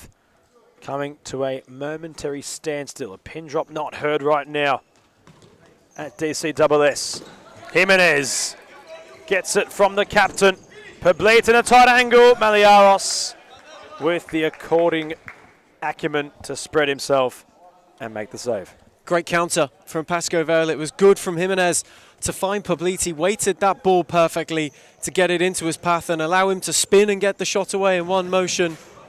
As they're looking to turn the screw, you sense they feel if they get one more, Adam, this is it. Certainly would allow Paco to be a bit more adventurous. The floodgates could open. Noah Marr. Lovely back heel. Fernandez. Spilling his hit is Jarvis Jin. It must be said, Ethan, Jarvis Jin, for everything he does right, when it is shot at his mid-grip, he doesn't tend to hold on to it too often. That's where I question, where is Aku? Why aren't they queuing up, knowing that the keeper has spilt the chili a couple of times tonight? That's how attackers make a name for themselves. It's to be in the right spot at the right time. Opportunistic, in which it has presented itself that chance to tap in a scrambled goal, but Aku haven't really seemed, Ethan, so far to acknowledge that from their opposing goalkeeper. They haven't, have they? And you saw it against Western United a few earlier in the season where Jarvis Jin was caught out on the spill and Skopelidis was there to capitalise. It's something that other teams are well and truly aware of. As Pascoe Vale accumulates another foul, it's something the other sides are aware of and they need to take more advantage of, as the shot-stopping ability outside of that midriff area is solid. In there, if you have a good poacher, and a good pivot who can be in the right place at the right time, you will get your goals. That touch of experience, perhaps just eluding this very young and determined Aku's side. As Irwin went for broke, Jarvis just hacks it away. Irwin lunging to prevent it from going to Maliaros. Heavy press from the Raging Bull. Irwin just practically working right on the edge of play where it crossed over. They love that on the Pascoe Vale bench as well. They were a huge fan of that press from Arturo Diaz. He's been wonderful tonight. He's been so calm and controlled. Not the linchpin of this side, but certainly the conductor of everything that they've looked to do. Oh, and dispossessed was on Noah Ma. Back heel. He's there for that of Fernandez. Juliana Diaz, the Raging Bull's wife, nearly caught in the crossfire. Juliana, no stranger to Foz. One-time production assistant. Formerly back in the day, and well, we do miss Juliana as a part of our team, but still well and truly enjoying the futsal through her husband of Arturo Diaz. As Fernandez going forward. Jin claiming this one, starting to really lean in favour of Pascoe Vale Ethan. Time is becoming a factor for Aku, and the problem is that whenever Pascoe Vale seem to be rattled for a couple of moments and Aku have a good period, they do exactly what they're doing here now. They give it to Poblito, who's got such a good hold-up. Jimenez, who is a good user, and if they need some calm, they give it to Diaz to delegate. Wasn't exactly pristine on that occasion. Now Francis Ma reinstated. Asked a lot of Luong on his first touch. Back inside the venue. A tight rope dancing out of Francis Ma. Just conceding players. Arn gets around Noah Ma nicely. Arn like a man possessed. Really with pace surged forward. Maliaros had to adjust to save. Terrific run from Arn, and he receives once more. Maliaros with another brilliant stop. This time Fernandez to clear for the corner.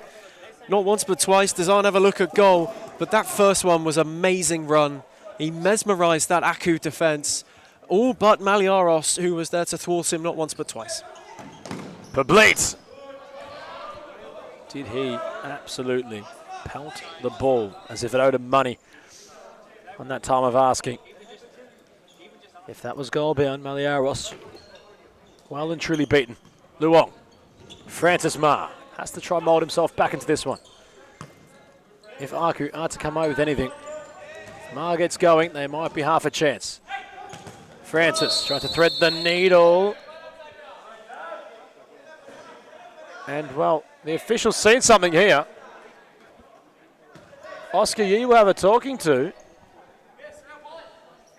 And dare I say, there might just be something inside the box transpiring here, Ethan. This is amazing. There's a decision that's been made. Oscar Yee's had a speaking to, and all of a sudden, Aku looked to have a free kick on the edge of the area. Out of nothing. Might have been a small shirt tug. We're trying to figure out what's going on here.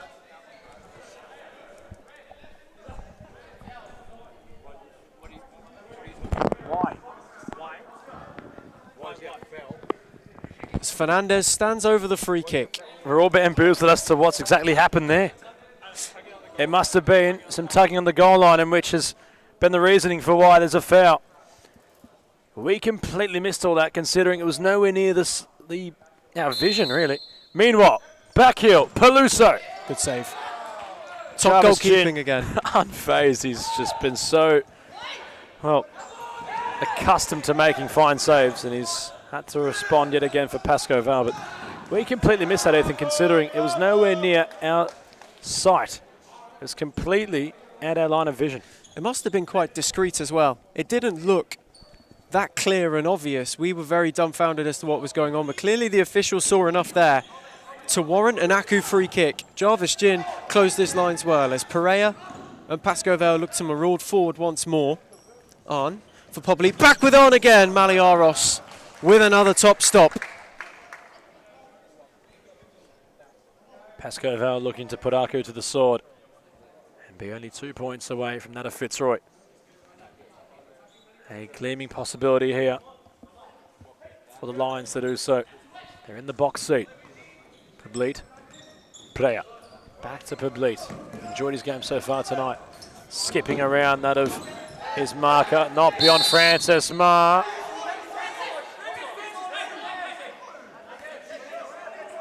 Francis Ma protesting, but he needs to be careful considering this official here had handed Supa Thwangklang his first ever career red card. Yes, I know it's happened. Yes, I know we've spoken about it. How can we not speak about it, considering it's been a major development here tonight? And Francis Ma is walking a tighter rope. You sense it may be one more word. One more word. A breath. Forget a word, a breath. And he could be given his marching orders. He's headed over to the far side at the moment. See if Probably he can have smart. more fortune. Be completely away from this official if you can, Francis. That's a very, well, bold strategy, and I don't blame him for doing it, considering there's been no love lost between Francis and the official on broadcast side. He's had a busy evening. He's had a lot to do. And dare I say, we had a chat to him just while this game was occurring about that Thwangklang sending off, and well, he wasn't too accustomed with futsal. And of course with the small table, all-time top goal scorer. And once he found out, I don't think he exactly showcased any remorse, considering it is his job. He can only do what his interpretation is of the rule book. And despite whatever debate you might have, it's the ref doing his job. As I'll move it out wide towards Francis Ma, opposite flank now, trying to avoid any more potential infringements. Xavier Fernandez, movement from Keeble. Touch and go with Paluso, not around Yee. Lucky the outline was there. It's a good bit of possession for Melbourne Aku, and it's the first time they've really had some in this second half since the opening exchanges, and Pascoe Vale went 3-1 up. But once again, you see it not come to fruition, and that's the frustrating thing for them, as Paluso had a brilliant striker goal, and Jarvis Jin with a top save once more. Just as we were saying, they haven't been able to make it come to fruition. Christian Paluso unleashes the most piercing of hits. And once more, Aku really trying. Jarvis Jin's been in the way for most of it in their efforts to try come back, as Fernandez asked a lot of himself, and in doing so, sends it up and over and out of play. Well, that's been the difference. When Pascoe Vale have looked to go long, it's been towards Pablit, but Fernandez there just showcasing, maybe already you sense a little bit of that desperation and that urgency creeping in, as the clock may be finally becoming a factor for Aku. Certainly starting to be a factor for both sides. Late into this one. And Aku, they might have to start really trying to go now. It's Jimenez for Oski. It's the seconds tick by the longer Pascoe Vale have possession. Oh, and that's a smashing ball for Pereira. He holds up with calmness and with composure. With Jimenez once more. Oski, it opened up for him. And in the end, Fernandez came across and made the block. But yet again for Pascoe Vale, it is a good situation. The time is ticking away. And the longer they hold this, the less time Aku can be able to get back into it. Pereira will hold things up. Back heel for Oscar Yee. Hits the side of the net. And just as we have a brief intermission in play, we might want to have a look as to what will occur come next week in SFV competition. It was, well, we know for a fact that Hume will lock horns with Melbourne Aku, who right now don't appear to be re-entering the winners column anytime soon, despite the positive start they might have had to their SFV campaign this season. Have a look to next week. The Tigers will return. They'll take on Pascoe Vale in match 2. Morelands will close out the show with Western United. Some decent fixtures to look forward to come the end of it. Meanwhile, Francis Ma, it was inevitable, wasn't it, Ethan? It was purely inevitable that the red mist would linger around the Darabin Community Sports Stadium, and Francis Ma has had a rush of blood and has been sent his marching orders. What on earth is going on here? What is going on here tonight? It is, well, we know what's going on here. It was needless. The winter blues seem to be hitting everybody, although Melbourne has been warm recently, but in successive games, there's been successive sending-offs. And dare I say, no, that's not good. Well, both players that were sent off have their numbers in the 20s. Dwayne Lang, number 24. Ma, number 26. Francis will not be available for the Hume clash next week. Of course, I'll try to peel it, but, well, he has to be sent completely out of here. And, well, Francis has to walk through with his bags. And, well, considering he has scored, he's completed the same feat as the Wanklang. He gets his goal, gets his moment, and gets his sending off. And it's a little bit somber, a little bit tame. Well, he's a player we certainly hold to a high regard, Francis Ma, and I think by his own standards, he's a little bit upset that he let the emotions of this one get to him. Certainly, as he walked by us, he cut a very dejected figure, did Francis Ma. He'll learn from this. It's a mere bump in the road for him, a player we do, as you've said, hold in high regard, somebody who has a bright future in this sport. Someone who contributes so much to Aku. He'll be sorely missed against Hume as he saunters over to the far side to make his apologies.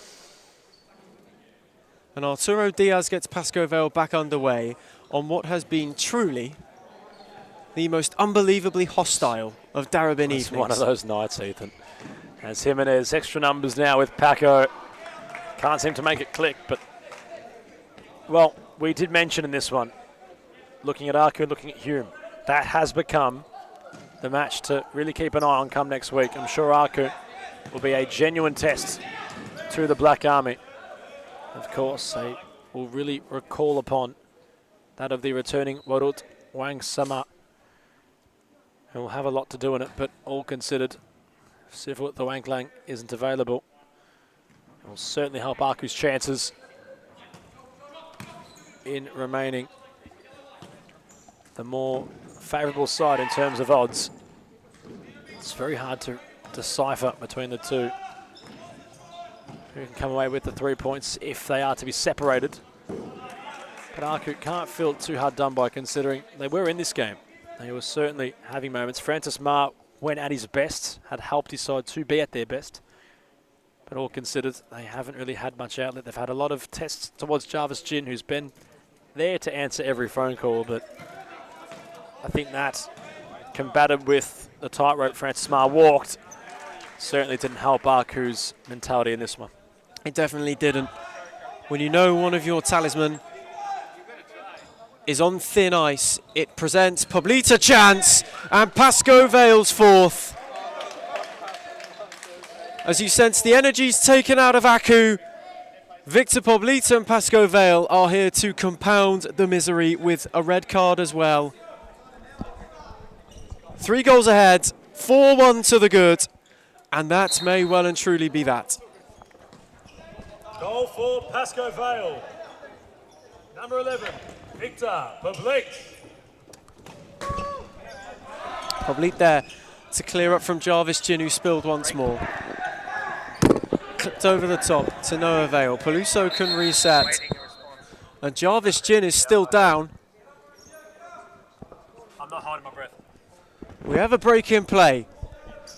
As the Pascoe Vale keeper is still down, Jarvis Jin, we said he'd been moving gingerly all night. He seems to have worn one pretty badly. There might be a playing return for that of Maurizio Novak. Aiden Chachi having a chat. The bib might come off. Jarvis Jin really feeling it. Mazin Abdallah watching on. From what was a very, well, let's say down pat position for Pascoe Vale. It's gone the complete opposite way, with injuries plaguing both goalkeepers. Jarvis Jin will continue on. Maurizio Novak having a chat with Aiden Chachi. There could be a return for Maurizio in this one.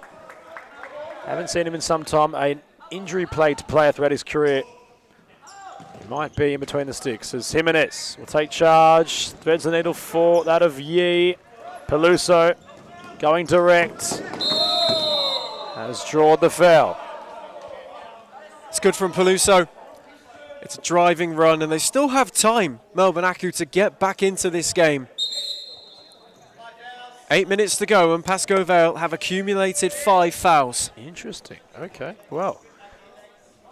The situation, a wounded goalkeeper, 5 fouls, time on the clock. This one, with the door slightly ajar. It's all on Aku.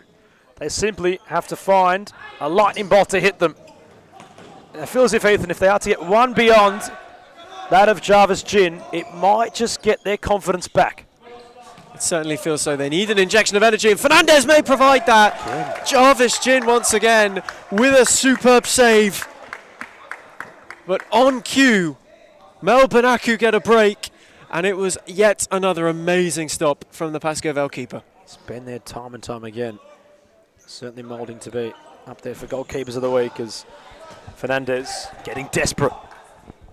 The captain trying to cultivate his side, get them galvanised and energised into this one.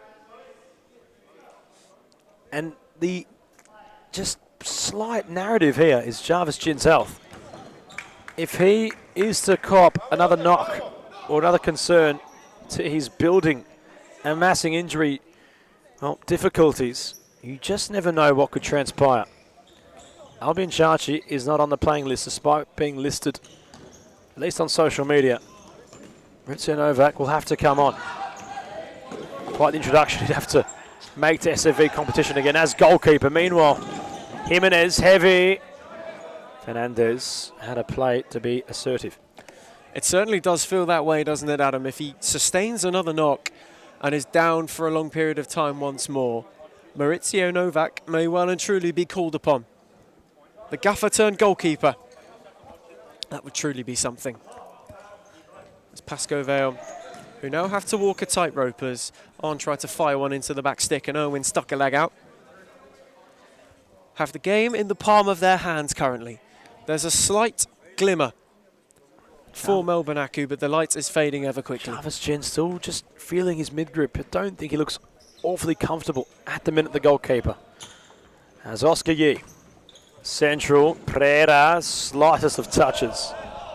Jimenez out of space. Irwin wants to get it moving quickly. Noamar. Luong. Back towards Noamar. Can he be the difference maker? Irwin wants his side to push up further up court. Irwin will drive towards goal. Gin will save yet again. That has to be the message from Kuimu. Has to be for his players to just strike without fear. Close their eyes, have a hit, give it a go. Exactly. And if it opens up, take it on with full throttle. It may open up for Noamar. Can he try and work something? Instead, rolled it back for Fernandez. But Jarvis Gin, once again, Adam, called upon, made a good save. Fernandez, the brothers combining. Irwin trying to grow some legs in this one. Fernandez. Marcus shifting inside. Good hit. Very good hit from Fernandez. He caught that one sweetly, and it was goal bound. Gin for a second would have been sweating it, because my word, he caught that well. But it just drifted wide, and you sense with every passing opportunity and every saved shot, it might just be running away from Aku. They have to be perfect, you feel. Time a major factor as it ticks on down. They are to have the ball rolling their way and just get one beyond that of Gin. They might have a glimmer of hope. Xavier Fernandez couldn't come away with it. Arn trying to stroll forward, running it to make it 3 Aku shirts. Still has the ball under his spell. Oscar Yee! And Noamar nearly scoring a scorpion kick into his own goal. That could have gone anywhere from Noamar. He's smiling. He knows he's been very, very flirtatious with fire there, and well, he's gotten away with it, but that would have been a highlight for all the wrong reasons. It's just been April Fool's Day today here in Darabin. It's nowhere near the start of April, but my word, does it feel like it's one of those nights. Oh, it certainly does. For the last match day in March. March Madness coming to full fruition at the end of it, isn't it, Ethan? Maybe April Fool's comes early for those in series futsal, as we can't compete on the actual day. Feels like it is today. As Chavinan had genuine shape, they'll protest that that's gone behind for a corner, and it will not force on those claims. Beautiful hit from Chavinan. He's had a great game. Been very understated, but kept things ticking over nicely for Pascoe Vale. Showed some real pace and energy, and he hit that one beautifully. It was arrowing towards the back of the net. Via the smallest deflection, they have a corner. While Jaren's back post, they rolled it out short to Arn instead. Pereira did very well. Irwin stuck a leg out there. Don't clear it! Pereira had a snapshot. And it nearly went from bad to worse for Aku. Cable was very apologetic. He knew he was in the wrong there. And, well, Fernandez has the fly kit on. He's been installed as the fly. This is what Aku have to do. Done this before. And there's a time no later than ever to do it now. But they haven't not executed it properly. And, well, Malieros will come back on. The free kick has been awarded to Pascoe Vale. They're getting very desperate now. It's been one of those nights for Melbourne Aku. But a timeout will be called. Aidan Churchill will look to utilise that of a timeout situation, in which has been the call. So Pascoe Vale, upon the resumption of play, have a free kick. They're leading by 3 goals as we cross to a timeout break.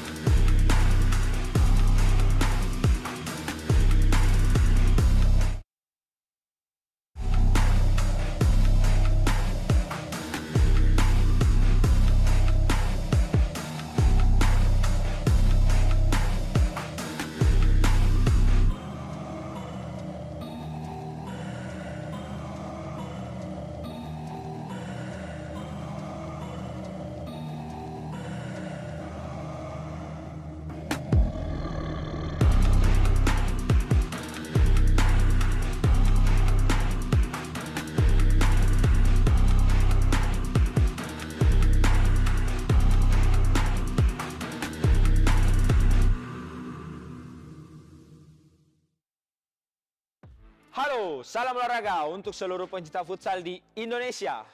Kami dari Morlan Futsal Club dan Series Futsal akan mengarahkan. We return from timeout. Not long to go for the final game of this round here in Darabin. And what has certainly been a hostile evening. Pascoe Vale have pulled away momentarily. They have a free kick. Arturo Diaz stood over it. Arn maybe looking to take. Diaz tried to fire one in, not once but twice. Melbourne Aku bodies flying everywhere and in the way. There is not too long to go.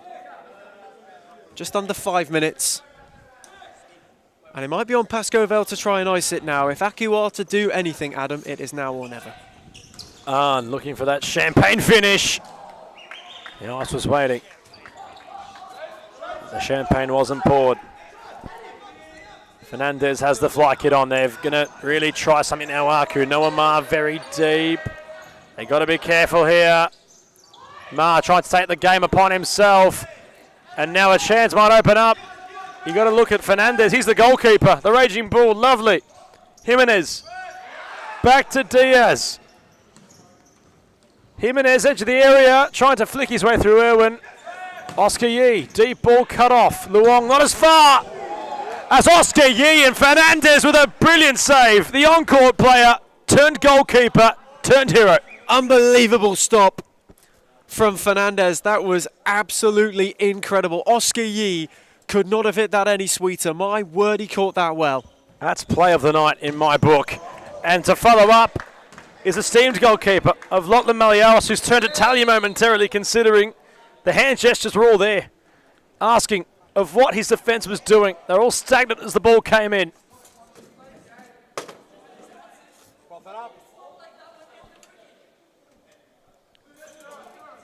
It's official on this broadcast side. We've said it time and time again. We're not broken records, but we're just reiterating the point that he has been a busy man as Yee with a snapshot ricochets towards Jimenez, nearing the last 5 minutes.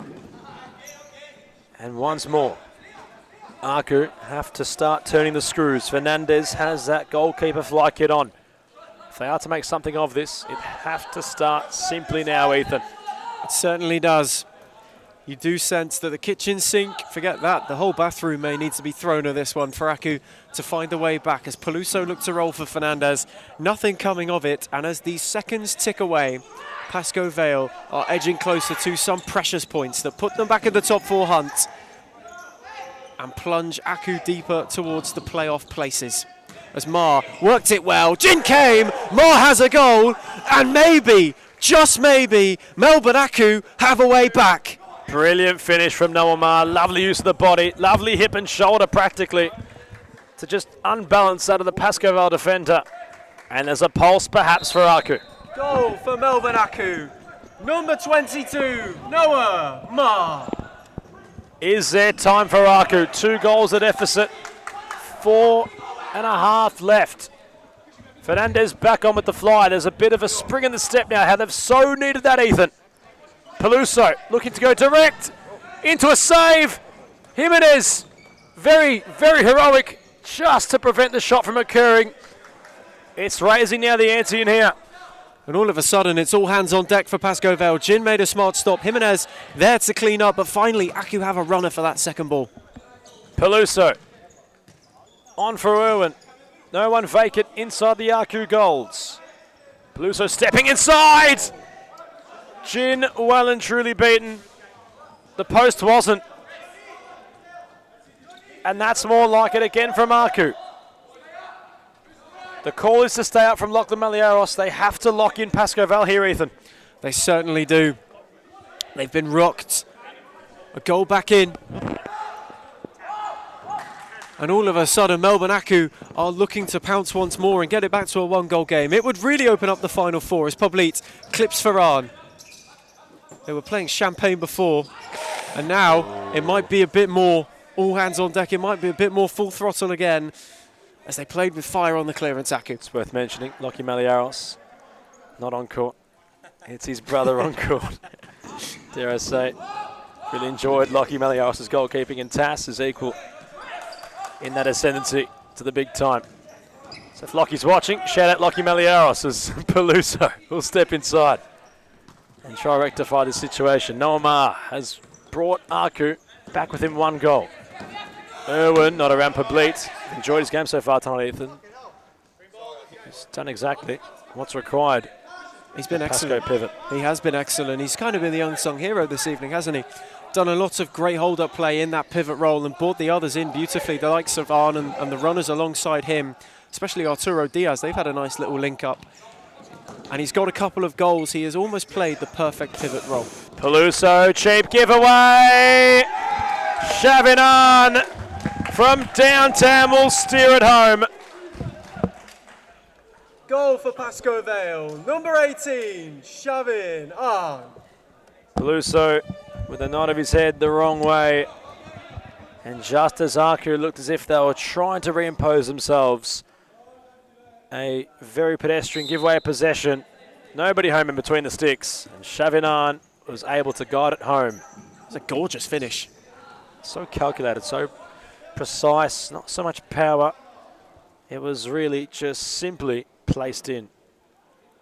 Off the post as well. You don't get more postage stamp than that. We talked about how precise Pascoe Vale have been this evening. Certainly in front of goal, which shows that attacking play has come with some renewed vigour. Diaz hits the deck. Poblit, bit of a fake. Back towards a raging bull. Maurizio Novak looks as if he's ready to come on, although he's got the fold-out clipboard open. Chavinan's remained on the deck. The officials called for play to halt. Just clipped at Leong's heels. Chavanon was caught. With a free kick, it will be yet another foul for Aku. It's been one of those nights. I know we keep repeating that, but it well and truly has been an evening of frustration, of hostility, and of just pure and utter agitation and occasional head loss here in Darebin. 4 fouls for Melbourne Aku. That will be now one away from walking the tightrope themselves. You sense that if they were to accumulate a 5th, Adam, it may well and truly take the sting out of the counter-punch they have been trying to land.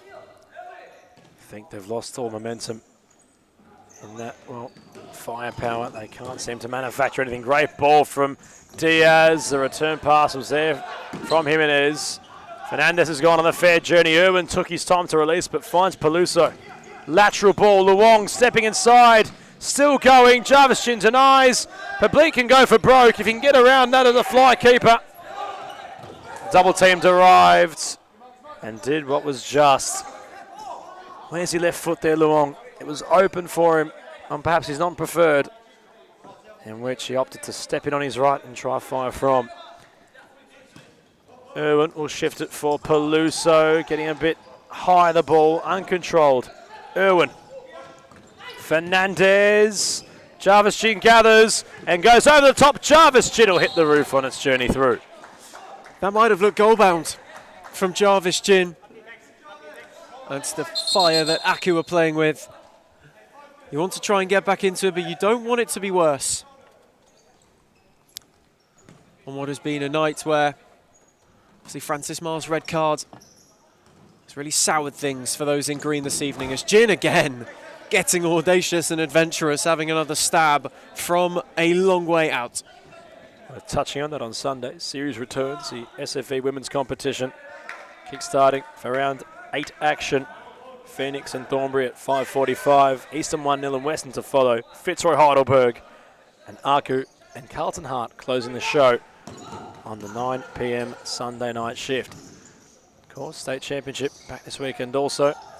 A fair amount of futsal still on display as Diaz will still be there for him. And the raging bull, upon his rampant return to SFV competition, finds his goal. Goal scorer for Pascoe Vale, number 12, Arturo Diaz. He runs across to embrace the goal with Juliana. The power couple of Foz. And Pascoe Vale have powered beyond that of Melbourne Aku. That was wonderful, wasn't it? It was a silky and skillful goal. The clip over as Irwin's down with what we think may be cramp. But Pascoe Vale have made a small statement of their own this evening. You sense that this game might determine the course their season would take. And with victory, they push on towards the top 4 and look to leave the relegating playoff pack behind. It was a must-win, and they stood up and did win, and it is all smiles. Fred Nchachi and Maurizio Novak on the bench. For Aku, those in green cut more dejected figures as Leong, face-to-face with Wow Jarin, ran out of room, trying to twist and turn. He finds Oski Yi, rolls it wide for Jarvis Chin, who's ventured out. My word, he's worn a few this evening, and he has been excellent value for his top performance, and a big part of why Pascoe Vale look as though they'll be coming away with 3 points. Just over a minute to go, Adam. The Lions have certainly licked their wounds, and are the pride ready to roar their way back up the table. Oh, 2 points now away from that of Fitzroy. Had the game in hand. Pascoe Vale knew they had a task at hand tonight, and they've taken all the sting out of Aku, had them at an arm's length, and effectively gotten the job done. As Maurizio Novak, player, manager, back to player. He's in between the sticks for Pascoe Vale.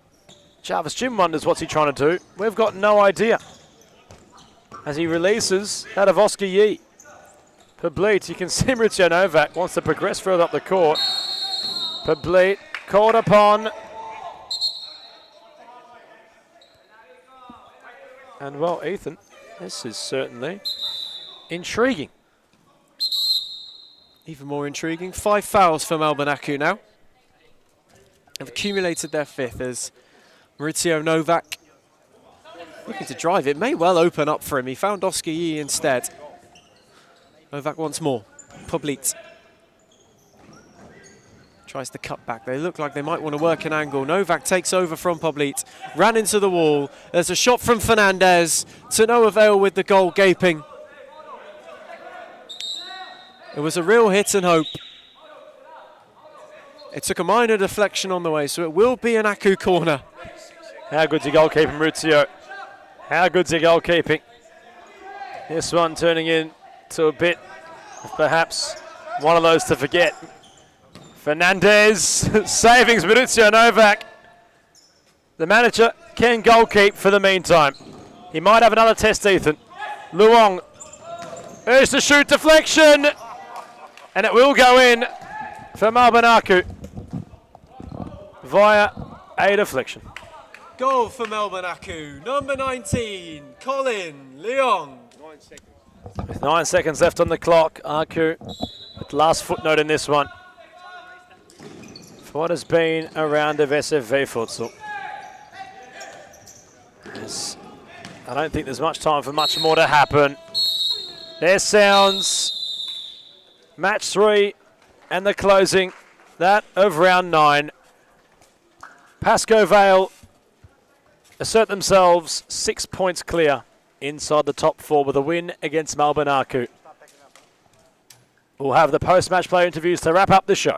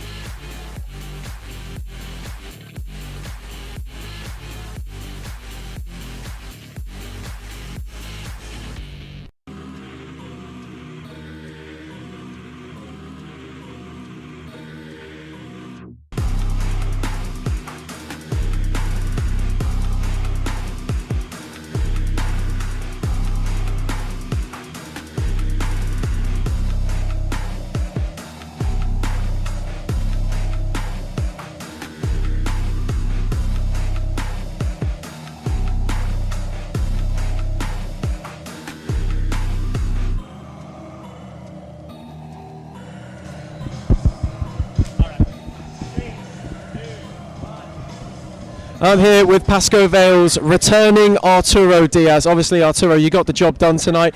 Without 4 superstars missing, what's the story there? Nah, honestly, like we know that we have a lot of big players missing, but we know that each one of the boys on the squad is being here to put the work on, and we know that everyone is part of this team for a reason. And I think today just showed everyone did their part. We keep doing trainings, keep it going hand on it. Eventually, like, it's gonna work out. And obviously a return for you, the first time you've been on a series futsal court in a long time. How did that feel being back out there tonight? Honestly, nothing like it. I like my last game was back in Thomastown, and coming back to the big ground, honestly, feels like a lot smoother.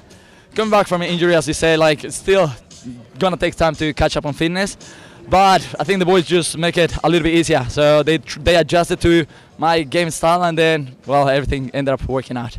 And obviously a really crucial win for your team tonight. After a couple of rough weeks before the bye, how did that week off do for the mental side of it for everybody, allow them to clear their heads, but also what does this win tonight mean for you pushing forward?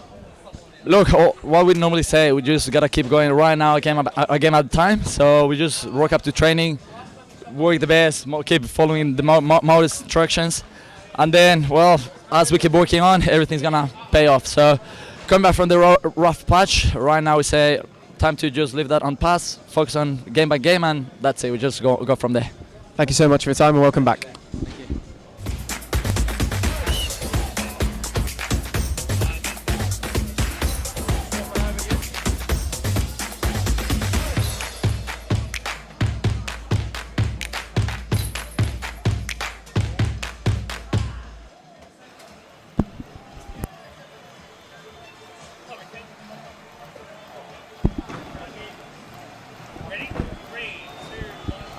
I'm here with Kui, Melbourne Aku manager. Obviously, a really tough loss to take tonight. You were in the game for a long time there, but what happened?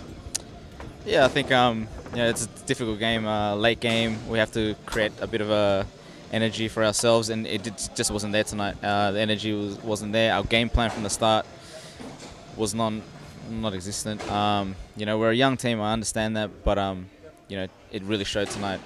Very emotional. We couldn't keep our heads. Just bad decisions, and one led to another. And if you have a bad start like that in this league, especially against a quality side, you spend majority of the game chasing. So yeah, it wasn't a great night for us, but yeah, what can you do? Certainly, after this is 2 defeats in a row as well, with a younger side. How crucial are the next fixtures looking forward for you, and what will you do to try and turn this around? Yeah, it doesn't get any easier, but for us as a playing group, this is what we kind of wanted, for them to get tested. There's no point of us playing a side where we know we can win comfortably. We want to get pushed, want to get tested, but it's how we react, and probably not the best reaction today. Again, very, very erratic, very emotional. It wasn't really a controlled game from us, but we're a great side. We just need to be more patient, and hopefully our time will come. And yeah, that's it. Thank you so much for your time.